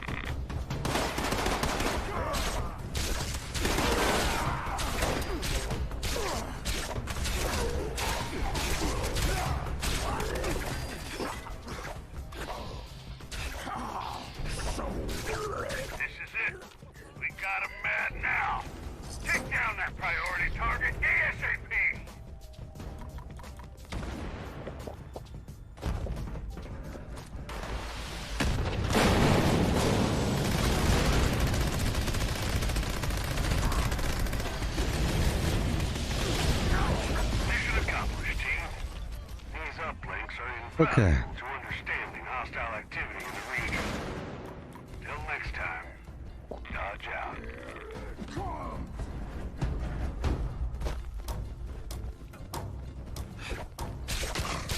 Thank you.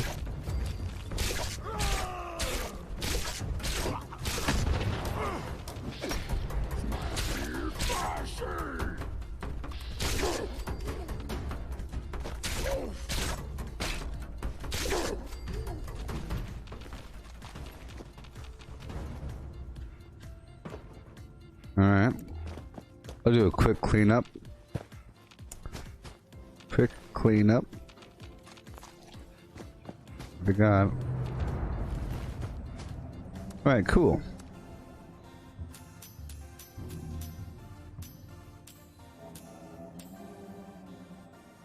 Oh, you're questioning whether or not the tomahawks would count as a melee strike? That's a good question. I want to think they wouldn't, because melee damage doesn't increase your tomahawk.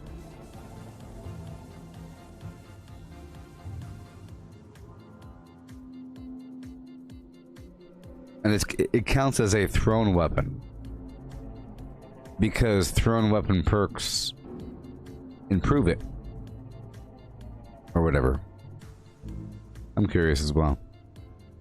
Let's just say it's a good question, because it's one of those weird things. What about this? Hey, here's a good question.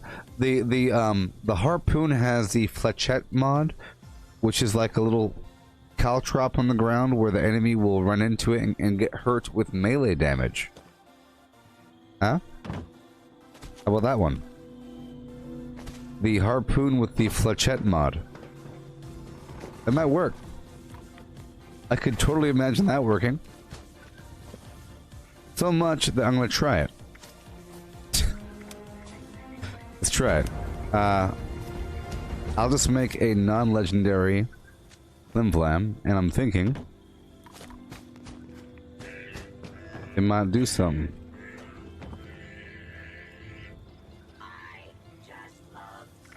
Do it. That's a harpoon gun. Yeah.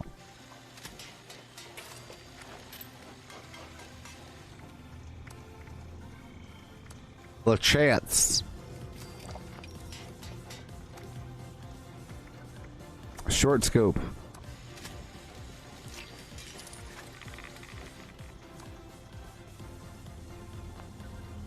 Okay.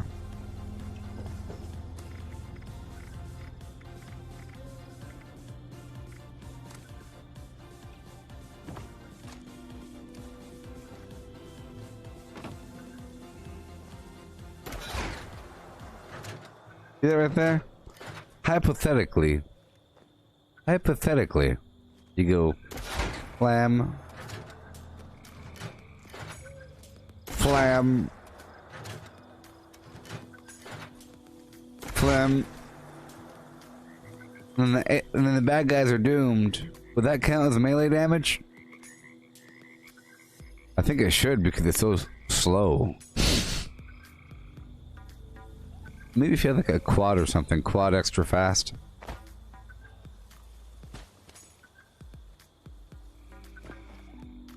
No.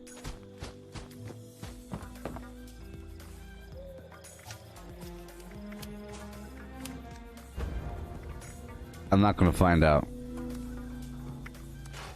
Okay, let's go one more time.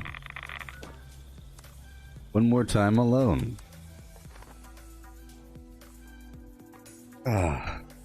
Let's go. I'm thinking that it'll work without trying. It's just too slow for it to be, you know, worthwhile. If you're in a team, sure, you could like, I got this door covered. You know, you lay down the damage.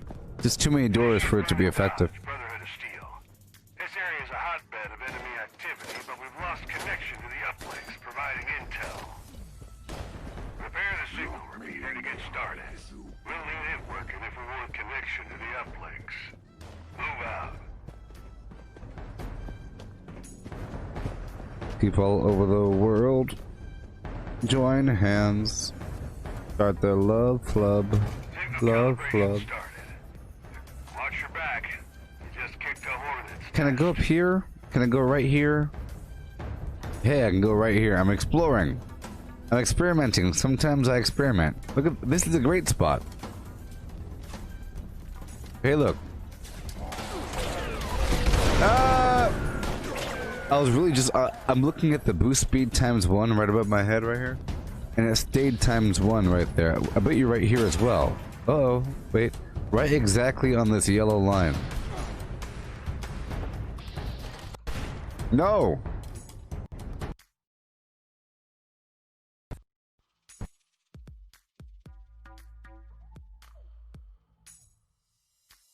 What in the flim flam? What in tarnation?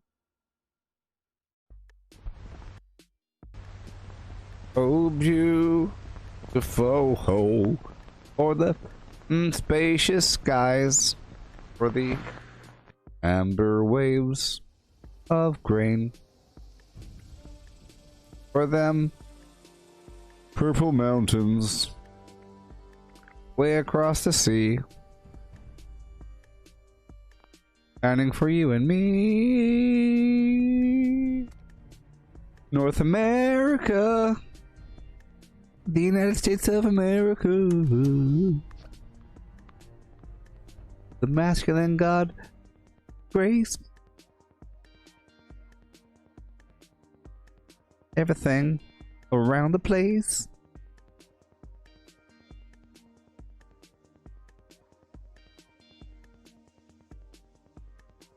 Yeah. Doing all kinds of stuff for the people. For you and for me. Ooh-ee. So after this stream I'll be doing something else. Won't that be fun? Doing something else? Look at my eyebrows and tell me. I could run over pedestrians in a video game.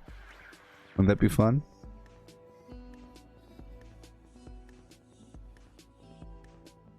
Yeah.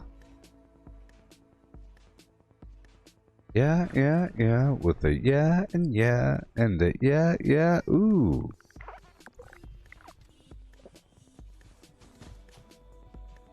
Yeah, yeah, with the yeah, and the yeah twist. Alright, here we are.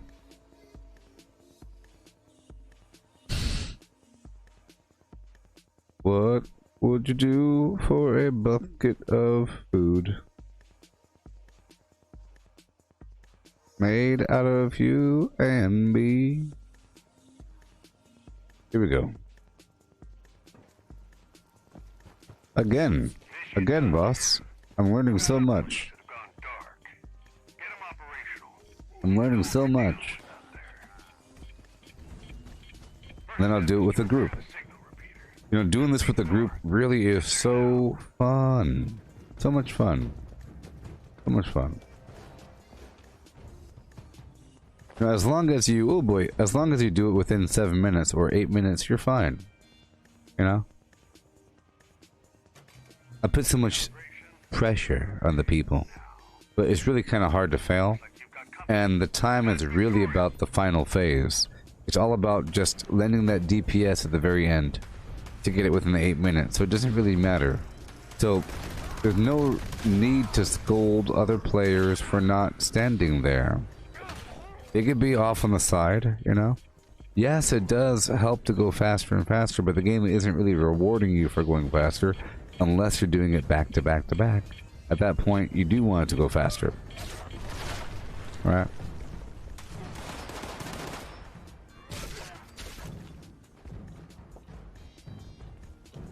Leave West Tech, you flim-flam man. So you can go all around the outer edge here. See? Even right here. I didn't know that. I need to really map it out.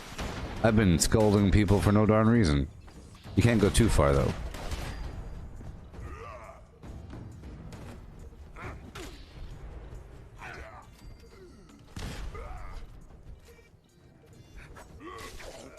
Alright. I'm about to level up again from this garbage. That's fun.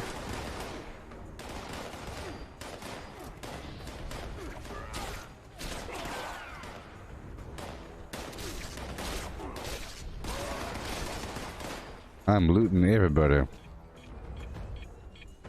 Let's head over here for a second.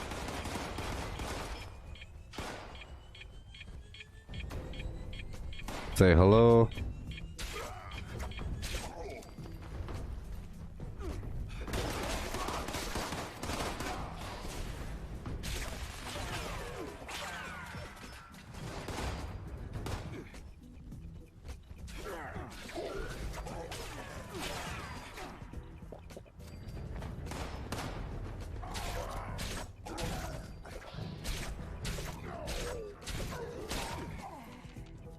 Been hard forever.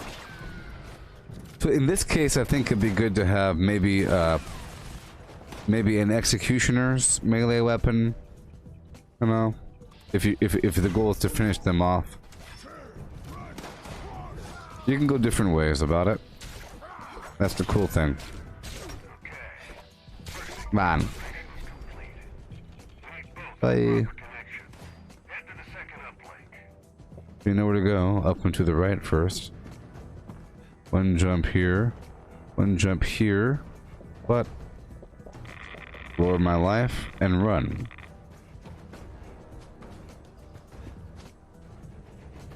Good stuff. Now I'll be using my heavy weapon. Second uplink is starting to come through now. You got this, team.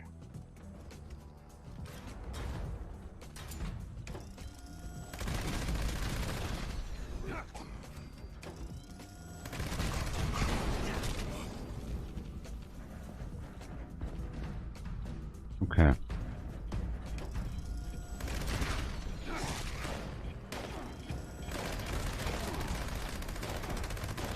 How'd that guy die? That's kind of weird, huh? Maybe he blew up? That's kind of weird.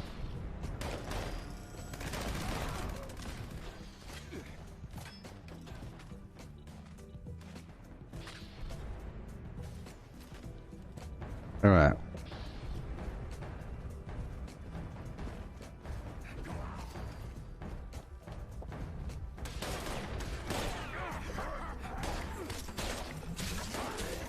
Level up. No? That's gonna happen soon. Level up. There she blows. And I got a pack of cards. 1040, good buddy. Look at all this garbage I'm unlocking. Oh, you got stiffed on the daily op? Yeah, I sort of did. I got 2 of the same things I've already had. What happened to you, Donovan? Did not give you anything? I had that happen multiple times. Well, at least we know it's part of the plan, you know, it's by design. At first I thought that I messed up and I already had it or something. Or whatever. But nope. I like this new daily up though. It's fun.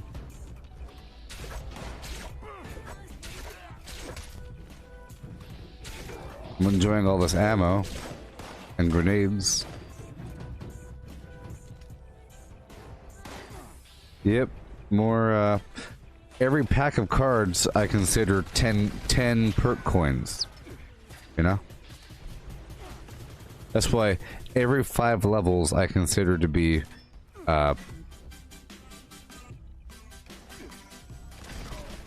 20 coins? Yeah.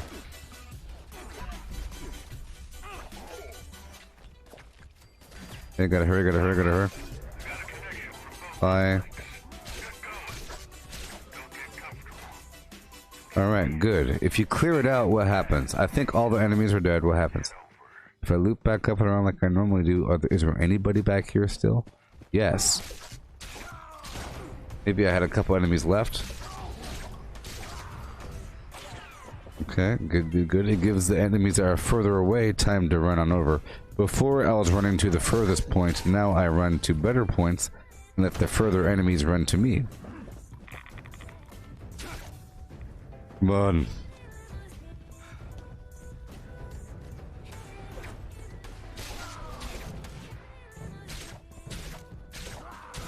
Alright, here we go. We got him mad now. Take down that priority target ASAP. ASAP. Let me over there. I'll get behind him.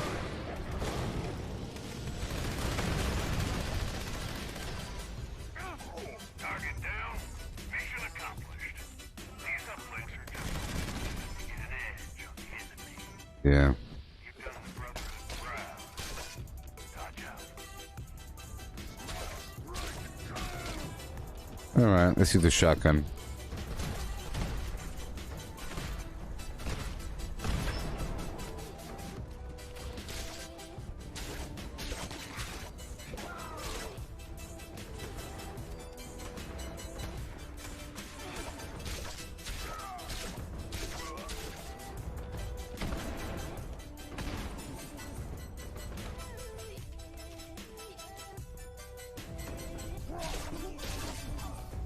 Yeah, like to sell all this ammo.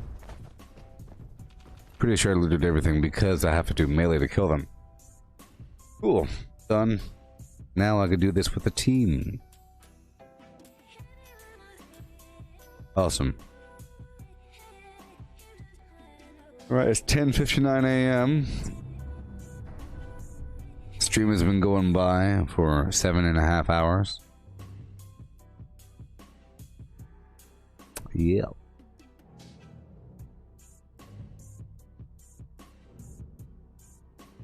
Oh, you're hoping for the symptomatic, Steve? I see. So now let's join a team.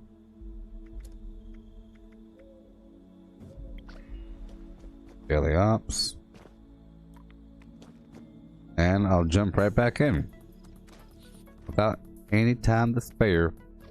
If they want to join me, so be it. People will figure it out. They'll figure it out, everybody.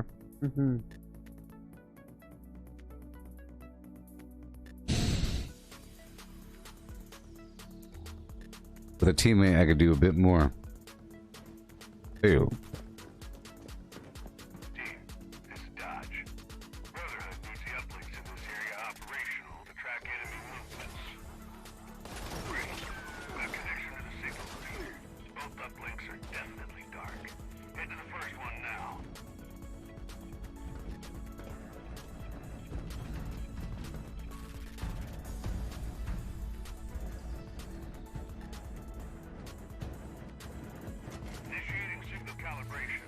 All right. Take that line down.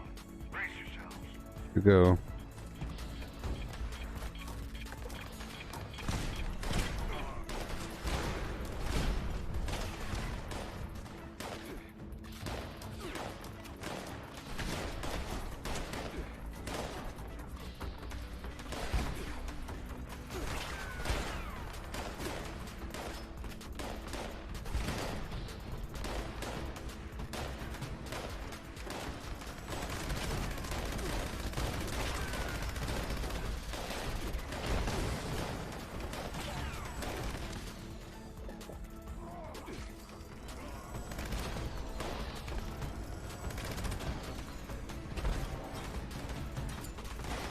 Mm-hmm.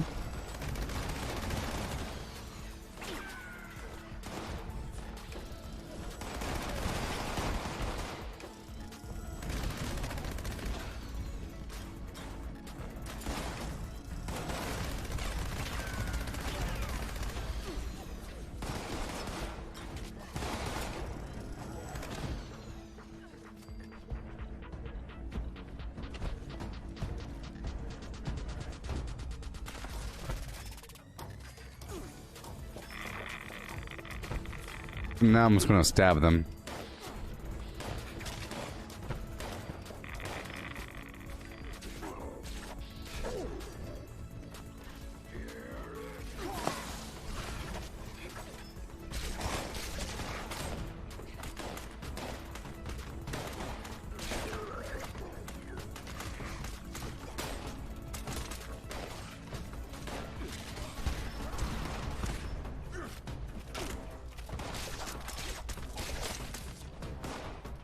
About to roll out. The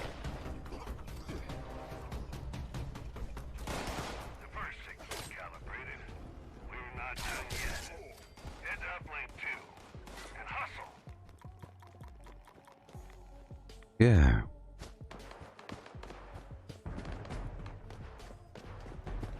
Uplink 2.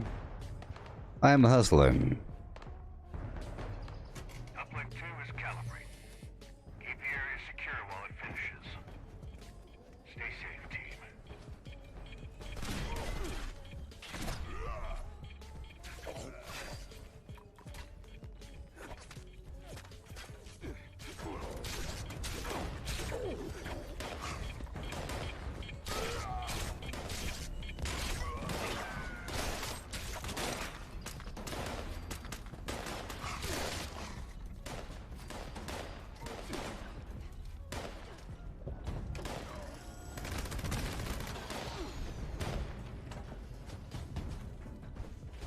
See, if you close the doors, that forces them to walk forward.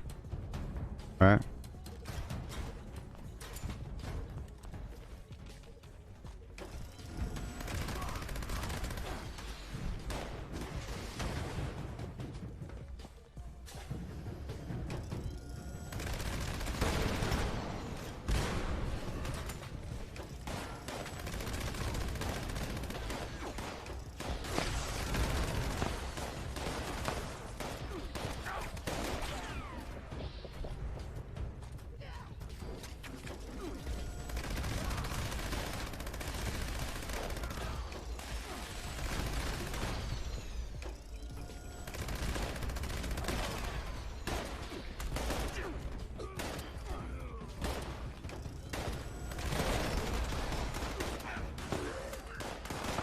Okay.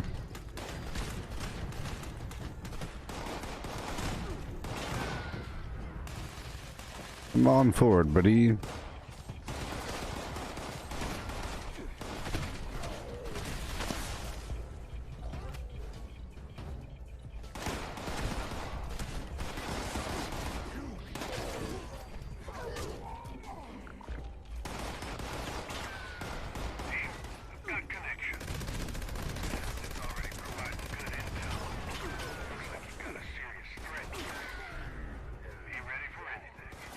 Up and around.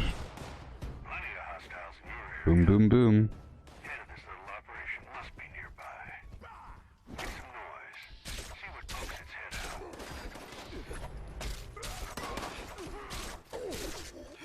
Make some noise.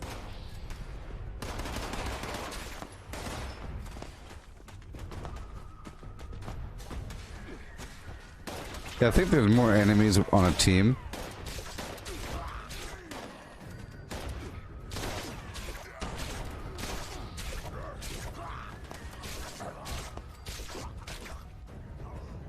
Where are the guys? Are they killing all the enemies?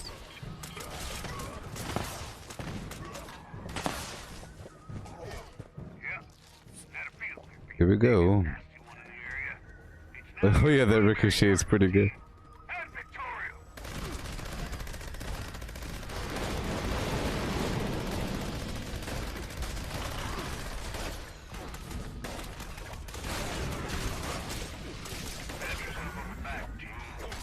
Yeah.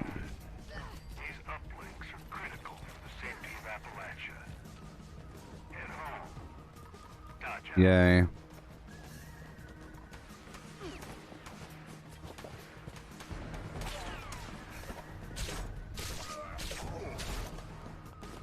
Okay, so now, well, seeing as I'm on a team, I'm gonna take off Ricochet and put on Bloody Mess.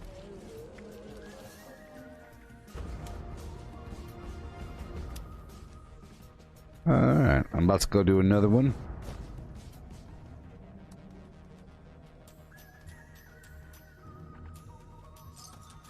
Anti-armor flamer. Yee-hoo! We're doing it, everybody!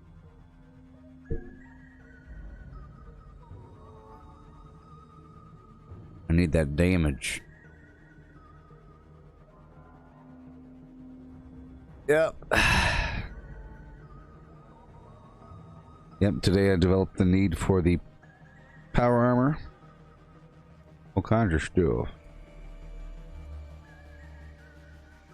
Whenever Mr. Dread leaves,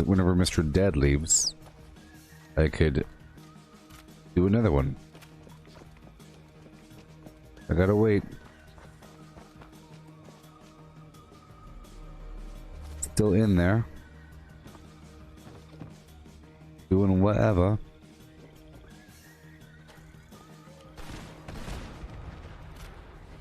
Let's go back to my camp. Get my purified water. And my foods. Get my weight bonus back up. 10 pounds carry weight, right? Plus 2 strength. Yeehaw. That's really cool. Mm-hmm.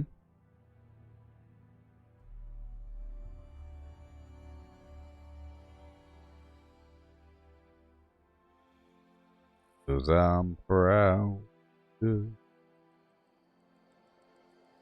do it.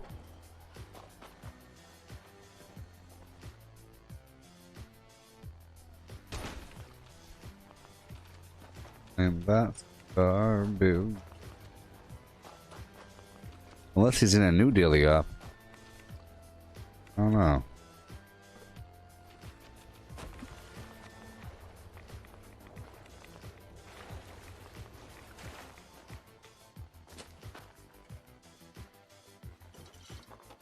Awesome.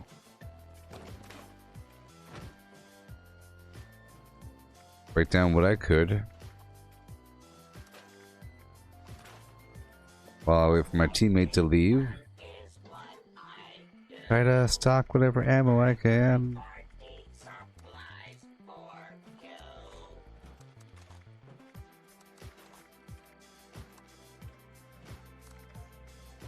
You know, it's only fair to sell the stuff for 1 cap each if I'm getting it for free. Maybe. People buy big stacks of my ammo all the time, sort of. Some of this ammo is really expensive if you wanted to craft it. But if you're not using it, you end up getting thousands over time, right? Because you're not spending it. Yo. So I'll be playing some GTA after this, and then after that, if I can get it working, some Jurassic World Evolution. I tried earlier and it was stuttering, so let's see what happens. Yeah. Okay, let's sell more of these legendaries. I like selling them. Get the vendor. Alright, about to go back in. Doesn't really matter. Hurry up. Bad hit chance, I don't care about that. Goodbye. Goodbye. And get rid of all the grenades. Yay! Isn't that fun? And I'll buy more junk. Concrete. I love it. Lead. Sure. Yep. Gears. Screws. Spring. Sting.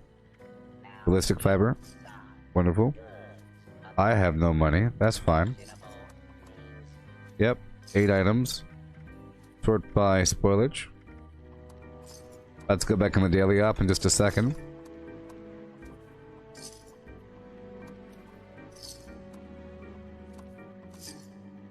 Get this cleaned up. I love getting this cleaned up, I'm telling you. I love it. Now that I'm doing this consistently, I know what I need.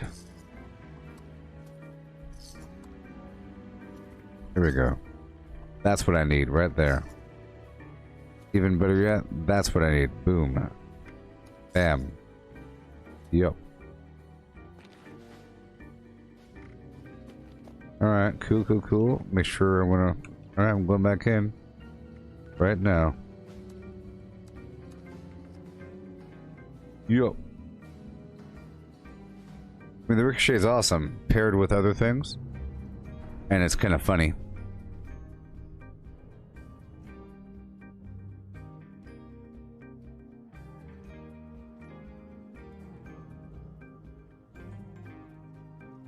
Here we go.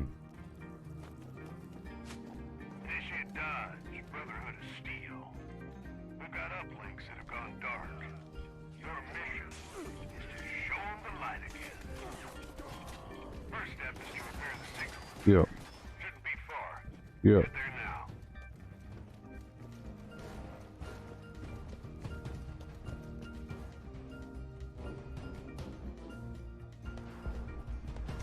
There we go.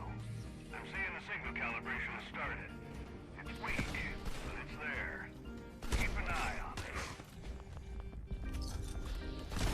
You hit like a rat roach. Come on.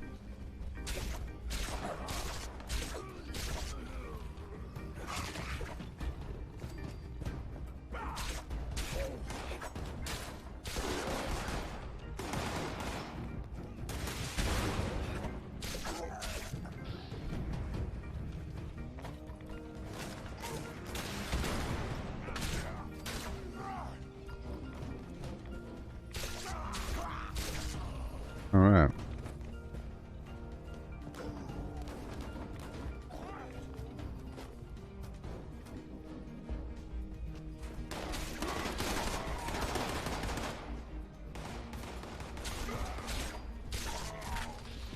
I'm back in. So I could dart out and move back in. Don't matter.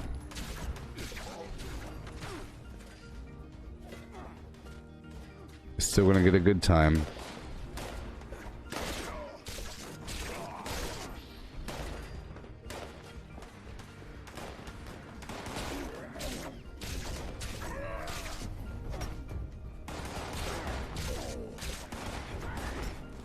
I've run out of toxic goo.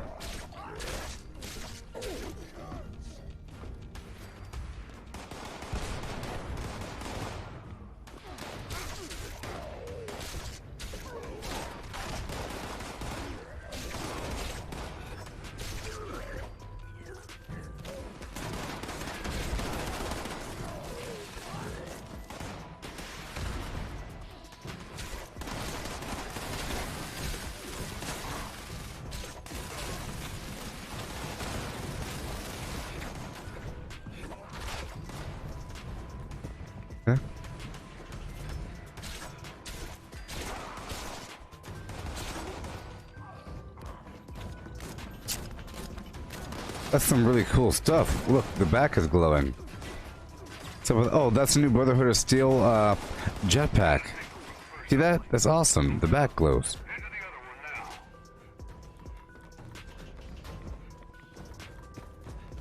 Boing. See, on a team, I could jump higher with the strange in numbers if my teammates have mutations. Bam.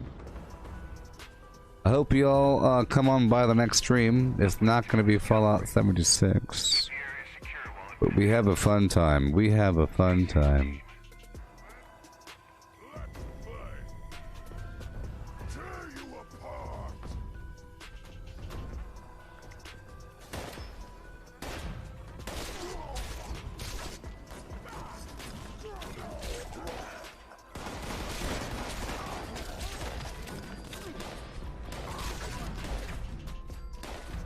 It'd be great if the ranged person worked with me and I could shoot the enemies. Or I could stab the enemies that he's shooting at. I could stab the stuff that you shoot at.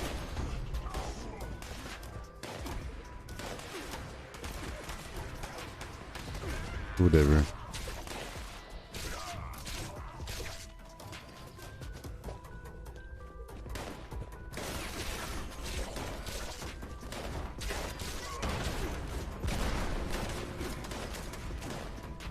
I love having more than one person because it spreads the aggro. It'll lower my life. Look at that.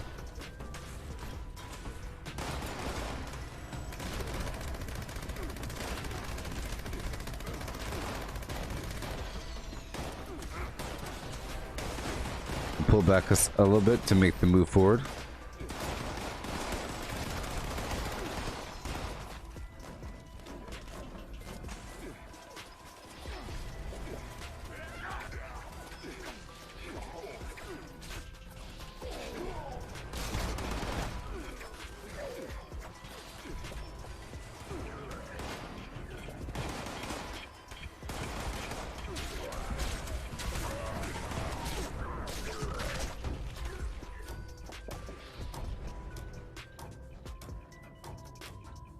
Yeah, I think it's perfectly fine to dart out, dart back in.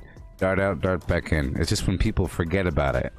That's the problem. You forget about it, you're just hanging out over there. That's not good.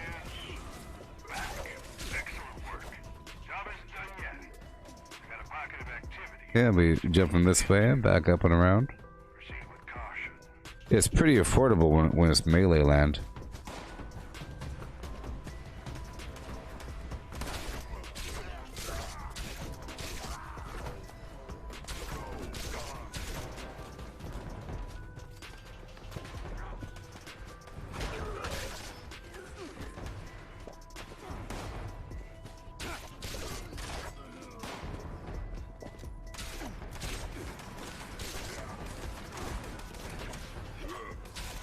In this case, I actually want my life lower because I don't have any toxic goo on me right now.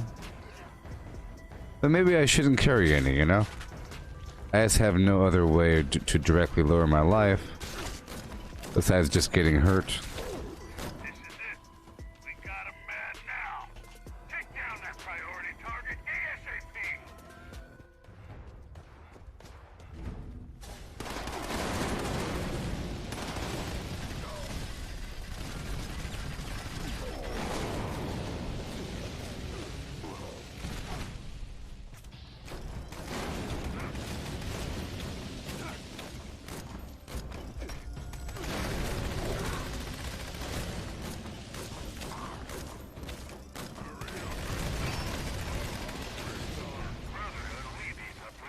Oh boy. Fun times.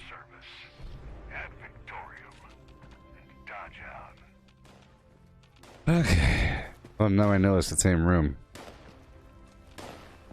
I'll do another one after repairs.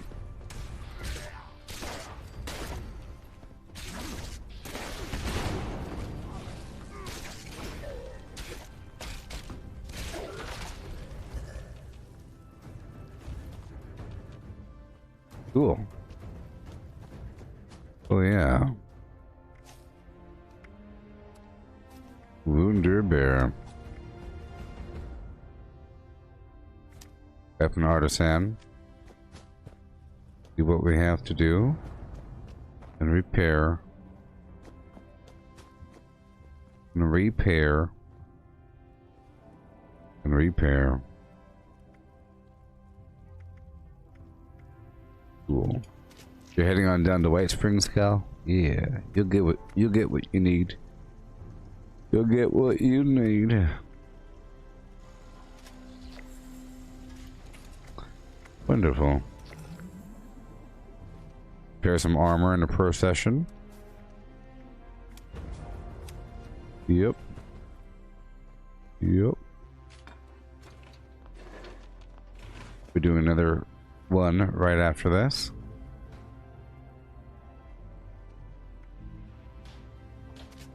That helps. I would love if all my items had weapon weight reduction. Like that one.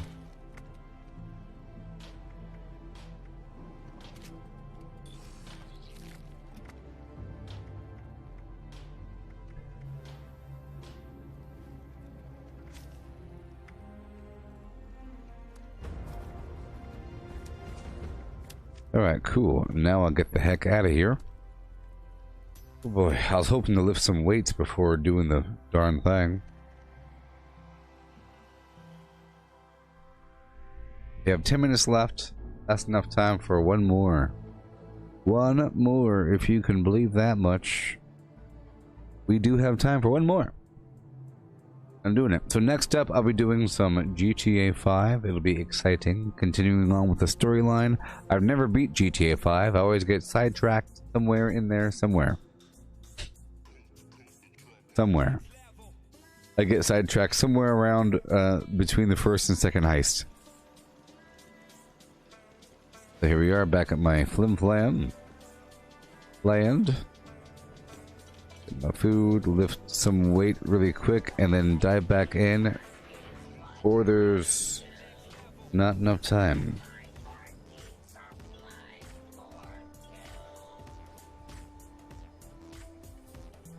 Lift with your spine.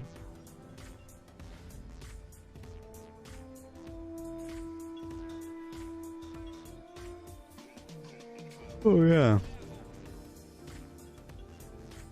Yo, hey there, Justin. Yep, thank you for watching.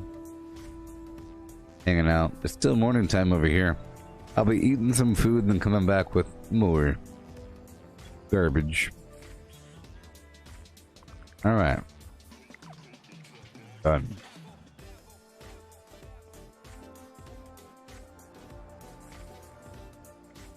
Entering now. Yeah.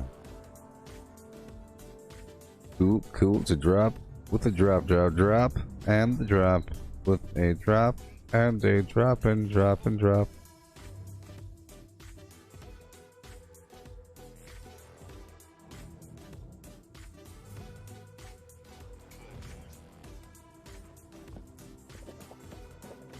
Initiate burn and dodge, Brotherhood of Steel. This area is a hotbed of enemy activity, but we've lost connection to the uplinks, providing intel. The uplinks won't work until the signal repeater's been repaired. That's priority one. Get moving. Boom.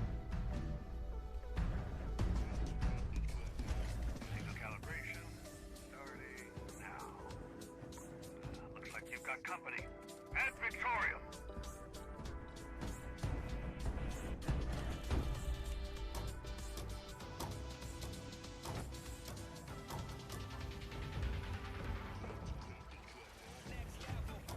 So, if I'm alone, I'll go over here in the corner and use line of sight to let the enemies pile up at the wall right here and melee them down.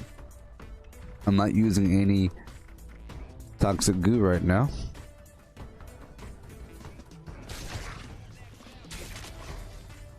But that's okay. Maybe I'll get a teammate to assist me. Maybe not.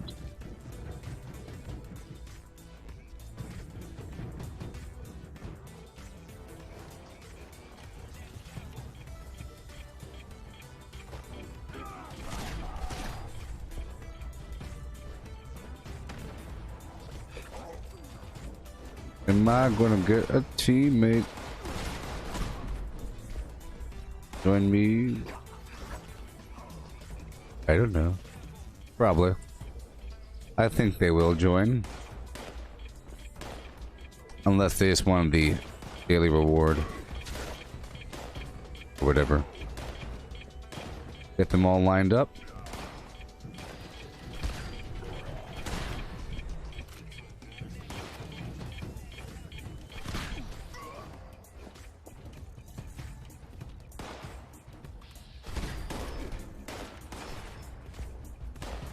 Okay, once you're all red, I will take you out. These guys are really fast when they want to be.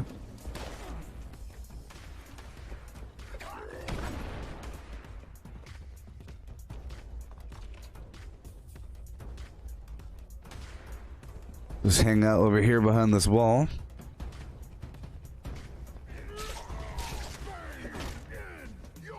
There you go. I'll try to resist healing.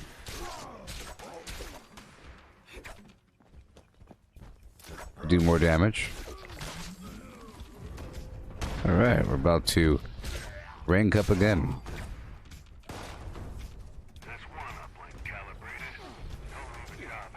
Here we go. Drive-by stabbing. I'm alone, so I'll jump up this direction. And the... Oh no, that wasn't good. It's okay.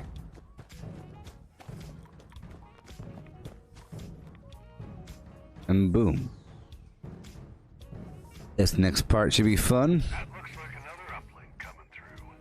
Things are gonna start heating up in there. Watch yourselves.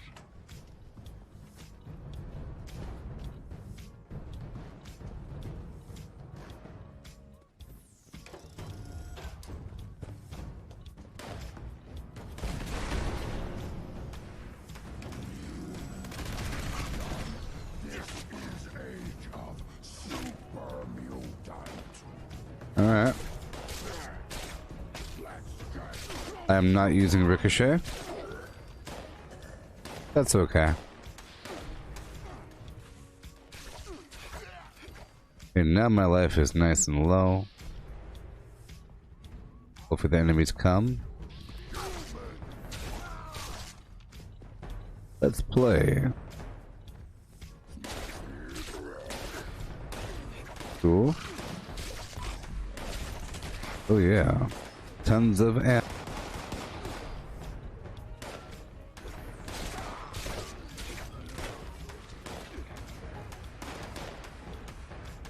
I'll keep my life low.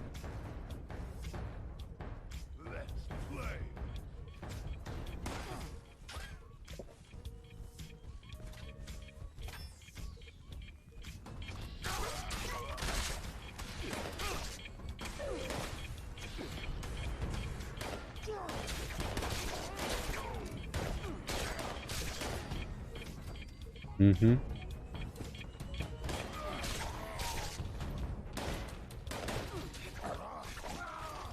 Yeah.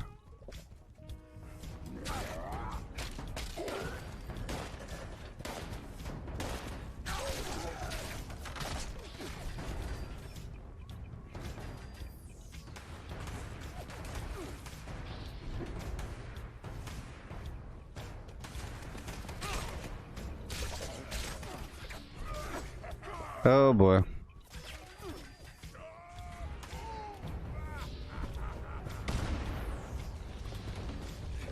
Almost done it, buddy. Oh, thank you for watching. So you got them all, Cal? Awesome. I'm happy you're able to get what you needed.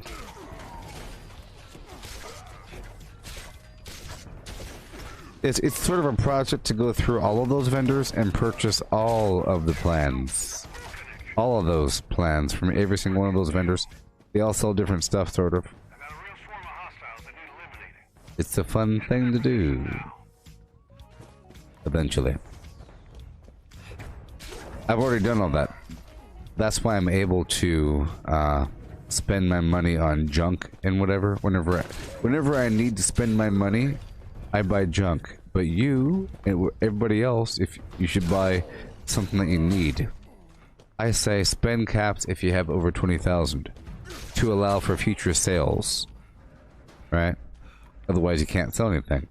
If you have like 25,000 and you have a vendor full of garbage, you don't want to go over 30,000 because that's the limit, right? So if you have over 20,000, you have to go find the best way to spend it.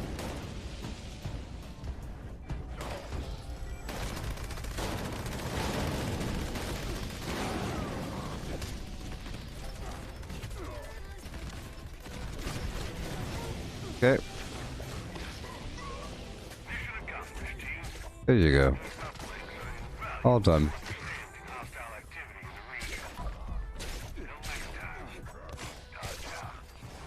Cool.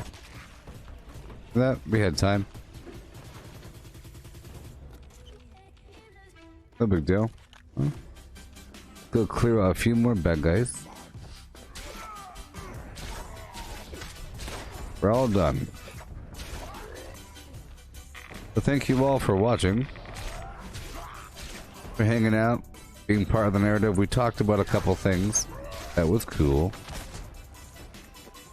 Sorry, it just ended. I'll be leaving in just a moment. Yeah, that was great.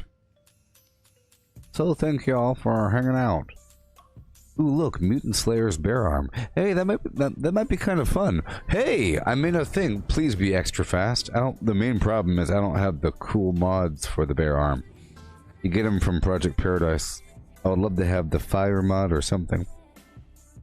The cool thing, it makes a noise. If it has extra fast, I'll totally use it. Whatever.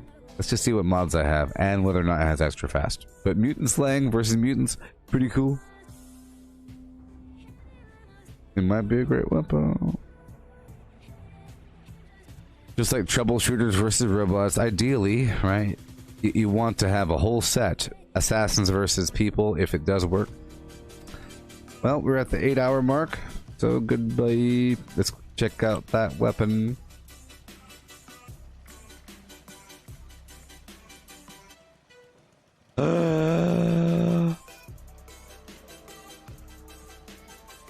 Faster swing speed. Take less damage while power attacking. That's kind of a waste, but still. Let's see what mods I have. Some weapons I just don't use. Look at that, I have no mods. Isn't that terrible? Terrible! It's not that much of a difference though, you know. It's just so embarrassing to use a weapon without. But also, another thing is, that's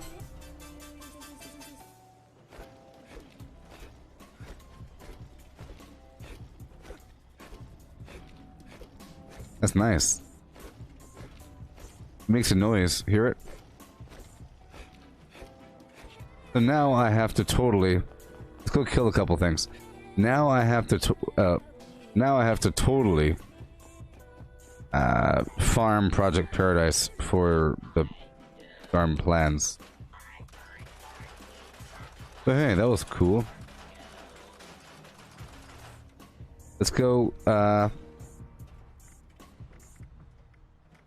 run down here for a second.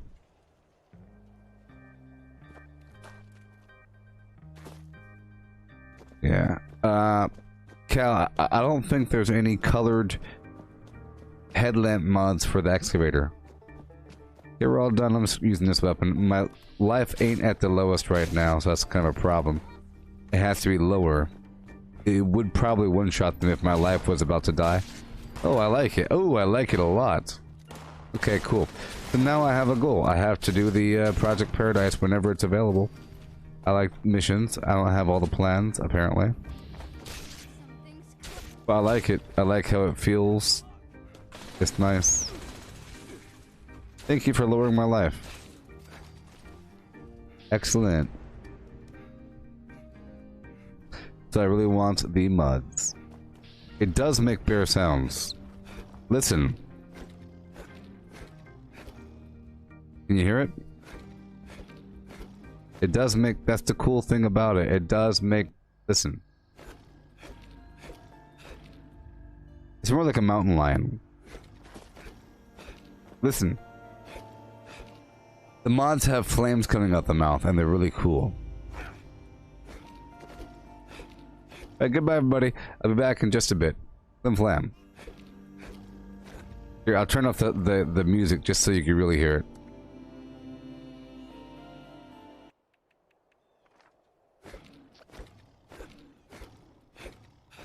Goodbye. Vortex to Vortex.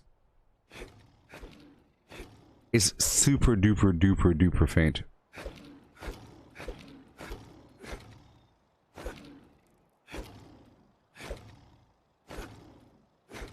Yeah? Okay. Here, I'll turn up the here.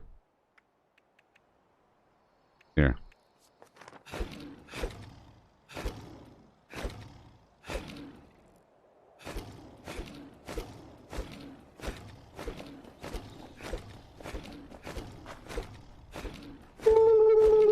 Okay, goodbye. Vortex and the Vortex and a .com. Goodbye.